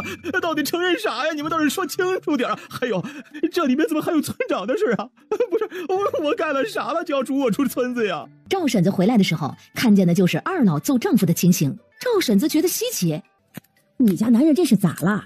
往常你们家院子里都是赵虎被打的嗷嗷叫的声音，这今儿个怎么轮到你男人了？不知道啊，这不正看着呢吗？你还嘴硬？你说你是不是背地里欺负了你娘子？哎，我听这意思，咋这里边还有你的事儿呢？你家男人怎么着你了？吃瓜吃到自己身上的赵婶子连忙就往里头跑。哎呀，这个混账是不是昨晚打你了？没有啊，你跟我说实话，不用怕。那混账是不是经常打你？没有呀，我俩好着呢。是不是赵虎那臭小子胡说八道的？那上次你身上不是有伤，我问你，你还支支吾吾的不回答。就上次跟刘婶子他们比武，这不是当时要面子吗？不想让人知道比个武弄得满身伤，所以就回家偷偷的上药。那昨晚村长怎么说？看到是你打人了。赵大郎把昨晚的事说了一遍。哎呦，那气氛相当的尴尬呀！几人正想着怎么给村长解释这事呢，村长板着一张肉嘟嘟的脸进来了。你来说，你惹的事儿，你来说。村长啊，我没有打你赵婶子，我们昨晚，昨晚是，哎呀！赵婶子一把拉开赵大郎，自己蹲下来跟村长说：“村长，昨晚我跟你大郎叔比武呢，不是你大郎叔打我。再说我厉害着呢，不会受欺负的。”那赵婶子，你哭啥嘞？这不是比输了吗？不过村长你放心，我以后一定努力练武，争取下次打赢你大郎叔。弄清楚缘由的小九这才放下心来。小九见事情完美处理完了，推着小手溜溜达达的走了。小九没走多远，就听到赵虎家传来了熟悉的鬼哭狼嚎的声音。小九走得更快了，直奔张爷爷家。那我想要把这个做出来。张老头看着图纸看了半天，不知道这是个啥呀。不过村长说要做，张老头二话不说就开始去准备材料了。这个是不是人坐在上面就可以走？等我们做出来之后，卖去京城可以赚好多好多钱。石安听说能卖钱，干活的积极性更高了，立马拿着图纸跟着张爷爷一起去研究了。哎呀，当村长真好呀，只要开口就会有人帮你办事儿。小九悠哉悠哉地往外走。系统啊，我现在是村长，是不是只有做对村子有用的事才有奖励？是的。那现在琼州是我的地盘，我是琼州的村长了，等于琼州的百姓现在都是我的村民了。那只要我做的事是对琼州好的，是不是都有奖励呀？恭喜宿主喜提成职，希望宿主努力成为一个合格的城主。小九满意的点头。小九决定得安排那些官员做事，不能闲着。夫子，怎么样才能当一个合格的城主呢？想要当一个合格的城主，首先就得让琼州的百姓吃饱饭。可是百姓不是都能吃饱饭吗？小九啊，你要知道，并非每个村子都像桃源村这般家家户户都能吃饱饭。这琼州大部分的村子呀，那都是穷得响叮当啊！尤其是遇上天灾人祸，那日子简直是没法。那景象真的是惨不忍睹啊！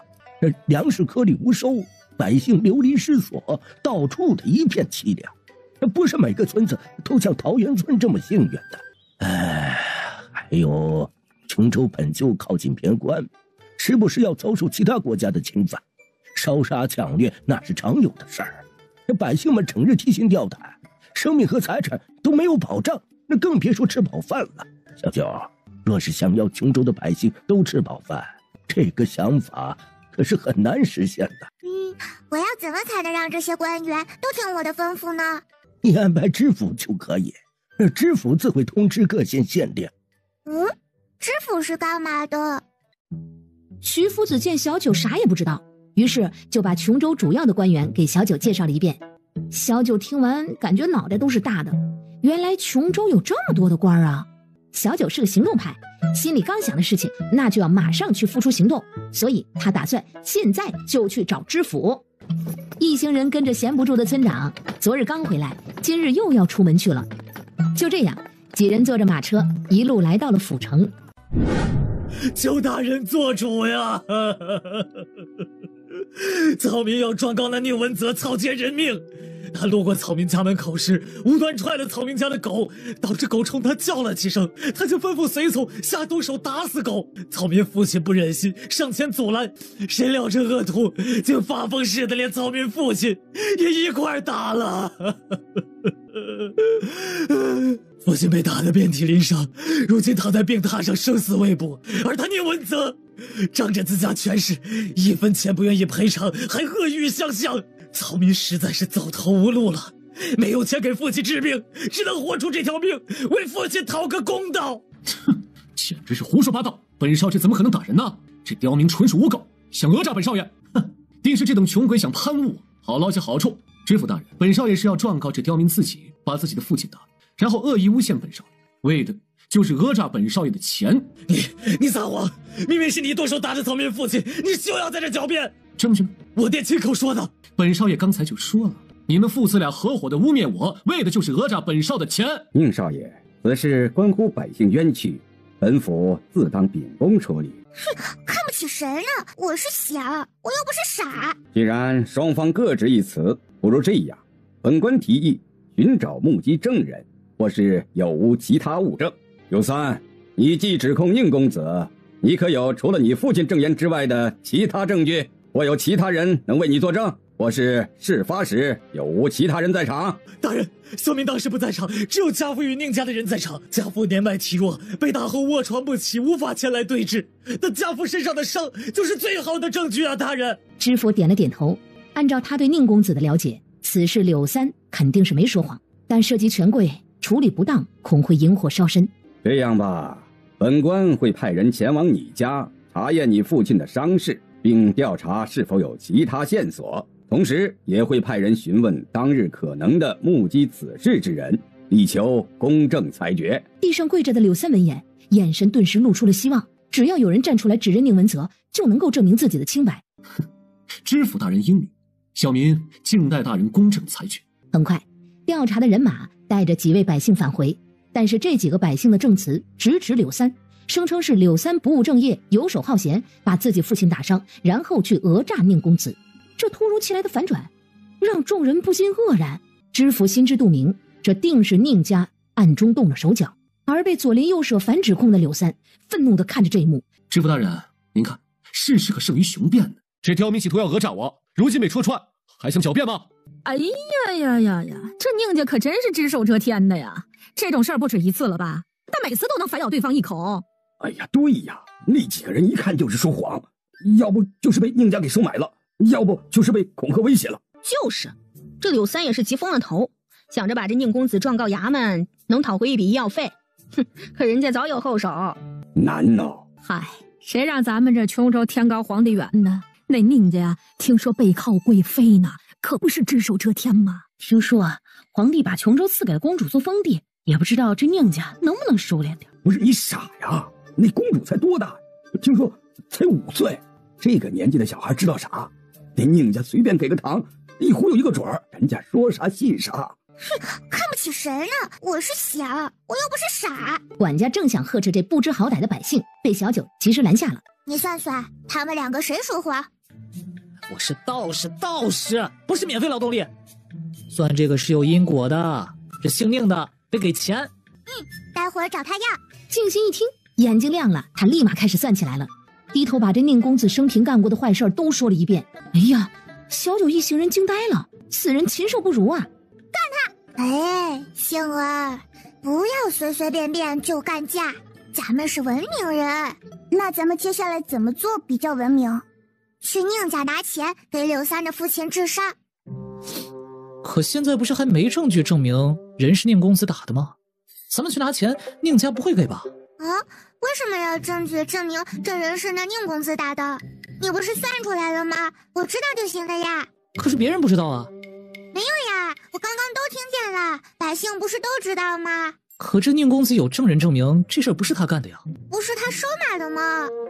那你怎么证明是他收买的？我为什么要证明？你不证明百姓怎么知道啊？百姓知道呀，我就是听百姓说的才知道的呀。哎呀，道理是这个道理，但是顺序不是这样的呀。小九才不管呢，他自有自己的顺序。等衙门找出证据，柳三的父亲都没救了。小九叫来熊大熊二，指着大堂跪着的柳三：“你们去里面问问他爹在哪儿，然后你俩带他爹去看大夫，找最好的医馆，用最好的大夫吃最贵的药。钱待会儿咱们去宁家结。”这俩憨憨直接站在门口喊：“喂，刘三，你爹现在在哪里啊？我们带你爹去治病啊！”我钱不够，去不了医馆。放心，我们主人自会搞定。我知道，我带你们去。说罢，连忙招呼2个人高马大的汉子跟上。谢谢恩人，谢谢恩人。哎，案子还未了结，宁公子这是要走吗？知府大人，此事本少认为已经很明了。这父子2人合谋诬陷于我，常是讹诈。大人准备什么时候结案，把这2人抓进大牢？宁公子，本官自会秉公处理，不会冤枉任何一个好人，也不会放过任何一个恶人。如今案情尚有许多疑点未明，你如此着急离开，恐有不妥。哼，今日之事，若不能还我一个公道，我宁家是定不会善罢甘休的。知府老油条的和稀泥，你羞羞脸，你竟然尿裤子！哎，宁公子，你放心，本官定会好好调查此事，绝不会让任何人蒙受不白之冤。你且稍等片刻，待本官将此事查清。然而宁文泽并没有耐心在这儿等知府墨迹，他就想看看到底是哪个不要命的敢跟他宁家作对。路过小九时，宁文泽看也没看一眼，直接就走了过去。小九低头看着自己今天新穿的鞋子上被踩的脚印，小九越看越生气，一把抓住宁文泽往大堂一扔。知府就看见嚣张走出去的宁文泽，这会儿以别样的方式再次回到了堂上。小九走进大堂内，喂，你把我的鞋子踩脏了，我很生气。你知不知道我是谁啊？你敢打我？我知道你是谁，但是你踩我鞋子了，这是我的新鞋子。知府大人，你看他光天化日之下打人，你竟对本少爷动手，你可是要为我做主啊！哎呀，宁公子，稍安勿躁，本官自会秉公处理。这个小姑娘，你虽有理，但打人终非解决之道。你且说说，你想如何解决此事？他踩脏了我的新鞋子，我有点不高兴，我想让他赔我一双一模一样的，顺便给我道个歉。你让我和你道歉，还要赔你鞋子，做梦！话刚落，脑袋就被杏儿拍了一巴掌。好好说话，你再对我们村长吼一句试试。宁文泽吃痛，正想要叫嚣呢，杏儿的大刀直接往地上一杵，位置很巧妙，正好在宁文泽2腿之间。宁文泽低头看了眼大刀的位置，直接吓尿了。你羞羞脸，你竟然尿裤子！管家，把这群人都给我抓起来，送去宁府，本少爷要亲自报仇。你要带我们去你家？小九直接反客为主，吩咐宁家的下人：“哎，你们抬着他吧，他尿裤子了。还有，宁府在哪儿？多远呢？带路。”宁府下人连忙抬着自家少爷，急匆匆地往宁家赶。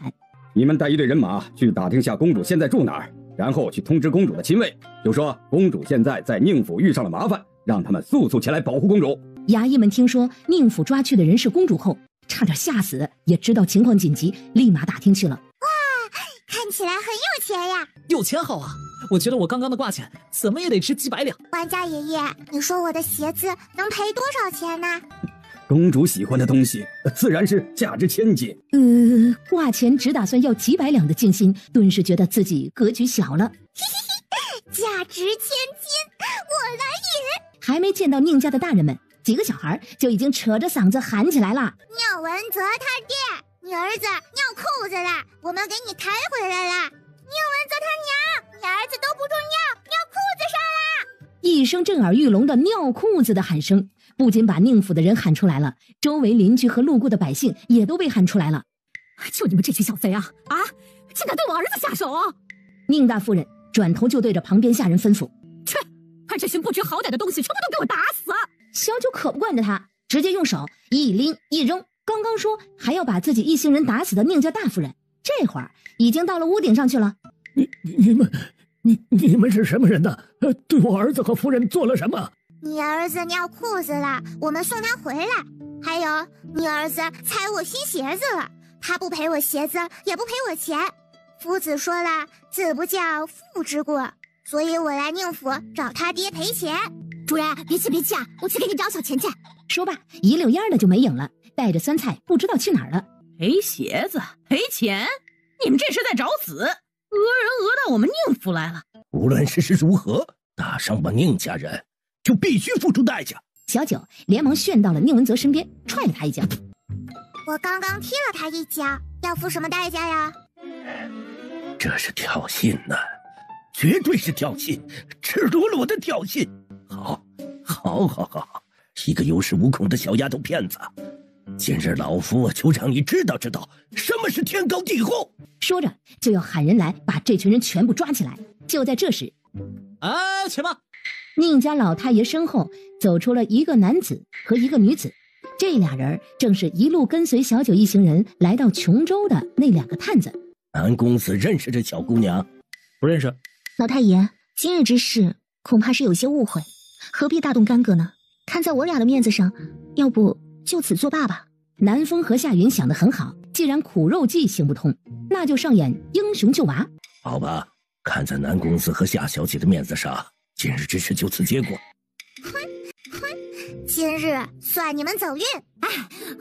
主人，库房我都看了一遍了，小富家庭。说罢，把兜里不知道从哪儿是来的钱袋子往小九手里一放。主人，这个够做一双新鞋子的吗？不够我再去拿。小九拿着这沉甸甸的钱袋子打开一看，紧接着熟练的把东西放进了自己的布袋子里。不过待会儿你带我去库房，我亲自看看。还有我也去。咱们要找什么借口去宁家的库房呀？咱们直接去啊！这些人都不是村长的对手。要不咱们在这住上一晚，晚上偷偷去，这样别人就不知道是怎么拿的了。要不咱们留在这里吃晚饭吧？等等，咱们不是来要赔偿的吗？怎么变成偷偷拿了？别人给的哪有自己亲手拿的多？自己的赔偿当然要自己亲自拿呀。管家爷爷，他们刚刚还说要打死村长，打死咱们呢。冒犯公主和皇子，罪该万死，这得抄家。冒犯我的要被抄家，这个可以有啊。宁老太太看见这群人还赖在宁府不走，还不走？我不走，我还要留下来吃晚饭。宁老太太心中满是气愤，见过脸皮厚的，就没见过脸皮这么厚的。南风闻言，觉得这正是接近长乐公主的好时机。来者即是客，老太爷不如留下诸位一起用个晚膳，就当是结个善缘。不管宁家众人如何想，宁家老太爷还是忍着气留下了这群孩子。小九进入正堂的第一件事儿，就是找了主位坐下。放肆！哎呀，你干什么呀？吓死我们宝宝了！哼！来人，把这群人给我拿下！院外呼啦啦的冲进来一群宁家护卫。就人！哼，小的们，给我上！几个小孩嗷呜悠呵的像个大猩猩一般，兴奋的冲上前，对着宁家护卫就是一阵的乒铃乓啷的乱敲。管家，去知府衙门报案，让知府大人赶紧派人过来，拿下这群土匪！快去！管家立马领命往府门外跑去。过了好一会儿，没等来管家，先等来了宁府下人来报，青山县的县令来了，还带了一众的衙役。青山县县令，又说是什么事吗？说是咱们宁府的人把他闺女和他们沈家的救命恩人给抓了，他上门来要人。不见，不管他闺女是哪一个，既然敢冒犯咱们宁府，老夫绝对不轻饶。过了一会儿，又有下人来报，启禀老太爷，门外来了一群百姓，说是让咱们宁府把他们小村长交出来，否则定要踏平咱们宁府，还要抽了您的筋，扒了您的皮。好大的胆子呀！把人给我打出去！咱们宁府是什么阿猫阿狗都能进的吗？啊！启禀少爷，门外来的人有些多，打不出去呀。打不出去？宁府养你们是干什么的？连几个刁民都拦不住。老爷说了不见就是不见，难不成这群刁民还敢闯进来？给我往死里打！启禀老太爷，门外来了乌泱泱的军队，把宁府围住了，目测有上千人。哪来的军队？启禀老太爷，宁府大门已经是被府外的人给挤塌了。宁府的护卫呢？门口的军队呢？快去把人拦住！拦了！咱们宁府的护卫这会儿被门口的军队踩在脚下。启禀老太爷，东面的墙已被上门找村长的百姓挤塌了。启禀老太爷，西面的墙面也被挤塌了。启禀老太爷，挤进来的人太多了，地上站不下，已经挤到西厢房的屋顶上去了。启禀老太爷，西厢房也已经被挤塌了。启禀老太爷，厨房和东厢房屋顶站满了人。启禀老太爷，厨房和东厢房已经被踩塌了，少爷被埋在了东厢房里。启禀老太爷，说是找村长的百姓们跟着一只鸡和鹦鹉往库房去了。启禀老太爷，库房没有踩塌，被他们保护得很好。启禀老太爷，他们带了好多麻袋，这会儿正在库房里装东西。启禀老太爷，有群老头老太太往正堂来了。启禀老太爷，哎呦！宁府的下人话还没播报完呢，就被徐老太婆一巴掌给扇到了地上。呀，吵死呀！几个老头老太太一边往正堂跑，一边着急的喊村长：“村长，听说宁家的人想找您麻烦啊！哼，这宁家呀，好赖不分了这。宁家的人在哪里啊？咱们这人这么多，一起替你出口气儿。”底下被人踢到角落里疼醒的宁大老爷听到这话，立马闭眼装晕。而另一边被挤到角落里的南风和夏云眼见情况不妙，两人对视一眼，决定先离开此处。哦，你们宁府今日是有什么喜事儿吗？来了这么多宾客，挺热闹的。你要不要看看前面的废墟再说话？还有，你从哪里看出来这些人是宁府的宾客呀？哎呦，是不是走错了？怎么没看到你们宁府的牌匾？府邸都踩塌了，你觉得牌匾还在吗？你不是说你们宁家进了土匪吗？土匪在哪儿啊？你瞎呀！前面死命往宁府挤的百姓，难道不像土匪吗？叔叔，这家人都干了些什么坏事啊？本官想想，本官想想。现在想，我有点尿急。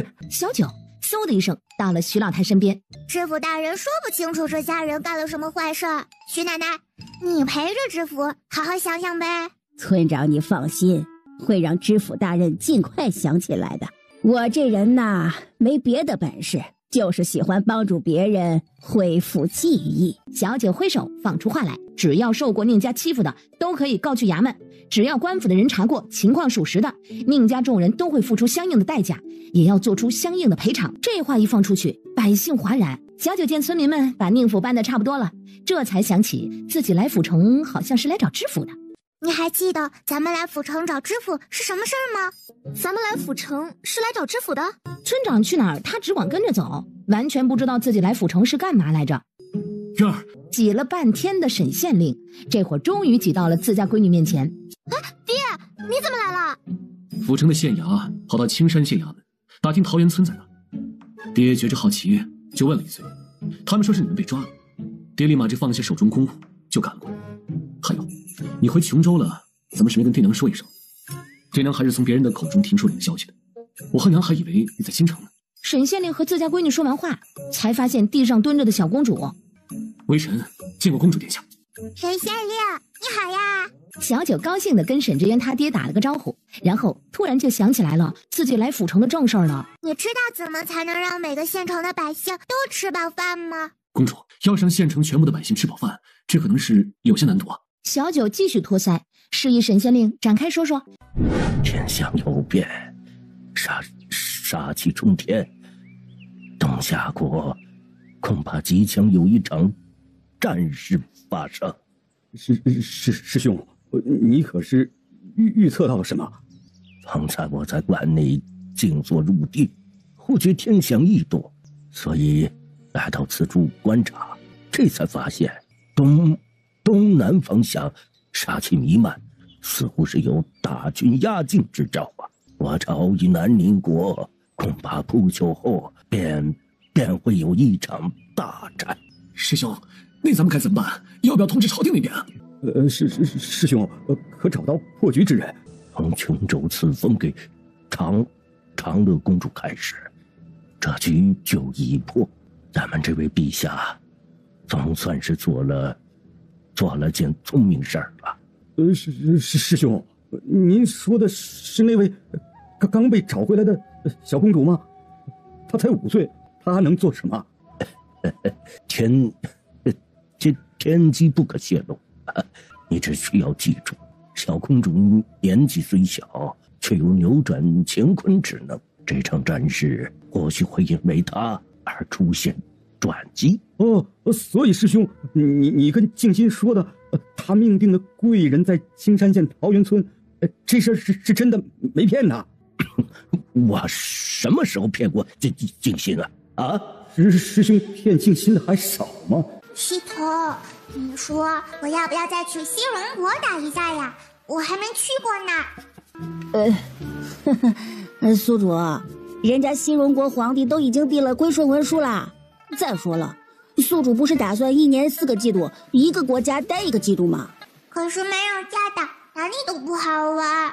哎呀，那宿主，咱们来学习吧。彤彤，你是魔鬼吗？那要不咱们找你表姐通一下话？本系统检测到你表姐现在积分够了，想必是已经开始做任务了。以后等你表姐积分跟你一样多了，你们天天就可以通话了，这样就不无聊了。小九眼睛一亮，通！很快屏幕上就显示匹配成功。表姐，宝啊，你干嘛呢？打人呢。打谁呀？炸门。因为什么呀？想听啊？小九疯狂的点头。给我500两，且听你姐给你细细道来。不行，你是不是想骗我钱呢？那就算了。不说就不说呗，我也不是很想听。宝啊，你都一统天下了，怎么还这么八卦？哦，对了，话说当女帝的感觉怎么样？好不好玩？不好玩，一点都不好玩。没有假打，父子还天天让我学习呢。跟宝宝上了10几天课了，才放我2天假。那你现在放假去哪玩了？跟宝宝在海上呢。海上？对呀，可好看了。不过还是好难过，因为本宝宝明天就要回去上课了。我亲爱的姐姐，你有没有什么办法可以让我多玩几年再读书啊？想多玩几年再读书，这还不简单？先在海上收拾一下海盗，紧接着再往远了去把海外那些国家地盘给抢喽。等把海上那些海盗清干净，再把周边地盘也都拿下来，怎么着都得好几年。到时候再回去，你那夫子早就忘了盯着你读书这回事儿了。宝啊，趁着年轻喊他打。对面的话还没说完呢，系统就紧急断了联系。原本是打算让宿主的表姐劝宿主学习的，现在倒好，直接把人劝出海了。村长，怎么了？村长，怎么了？出什么事儿了？小九指了指前面，听说海上有海盗。在哪儿呢？在哪儿呢？海上有海盗，海的另一边呢还有其他国家。咱们先打海盗，再抢地盘，等咱们回去都是几年后了，这样父子就不会再盯着咱们读书了。抢！现在就去抢地盘！一群以为出海抢地盘的人，以为这样就不用读书了。但他们忘了，船上可是混进了王正一一群在学堂教书的夫子。你们干嘛呢？出发去抢地盘！出发抢地盘！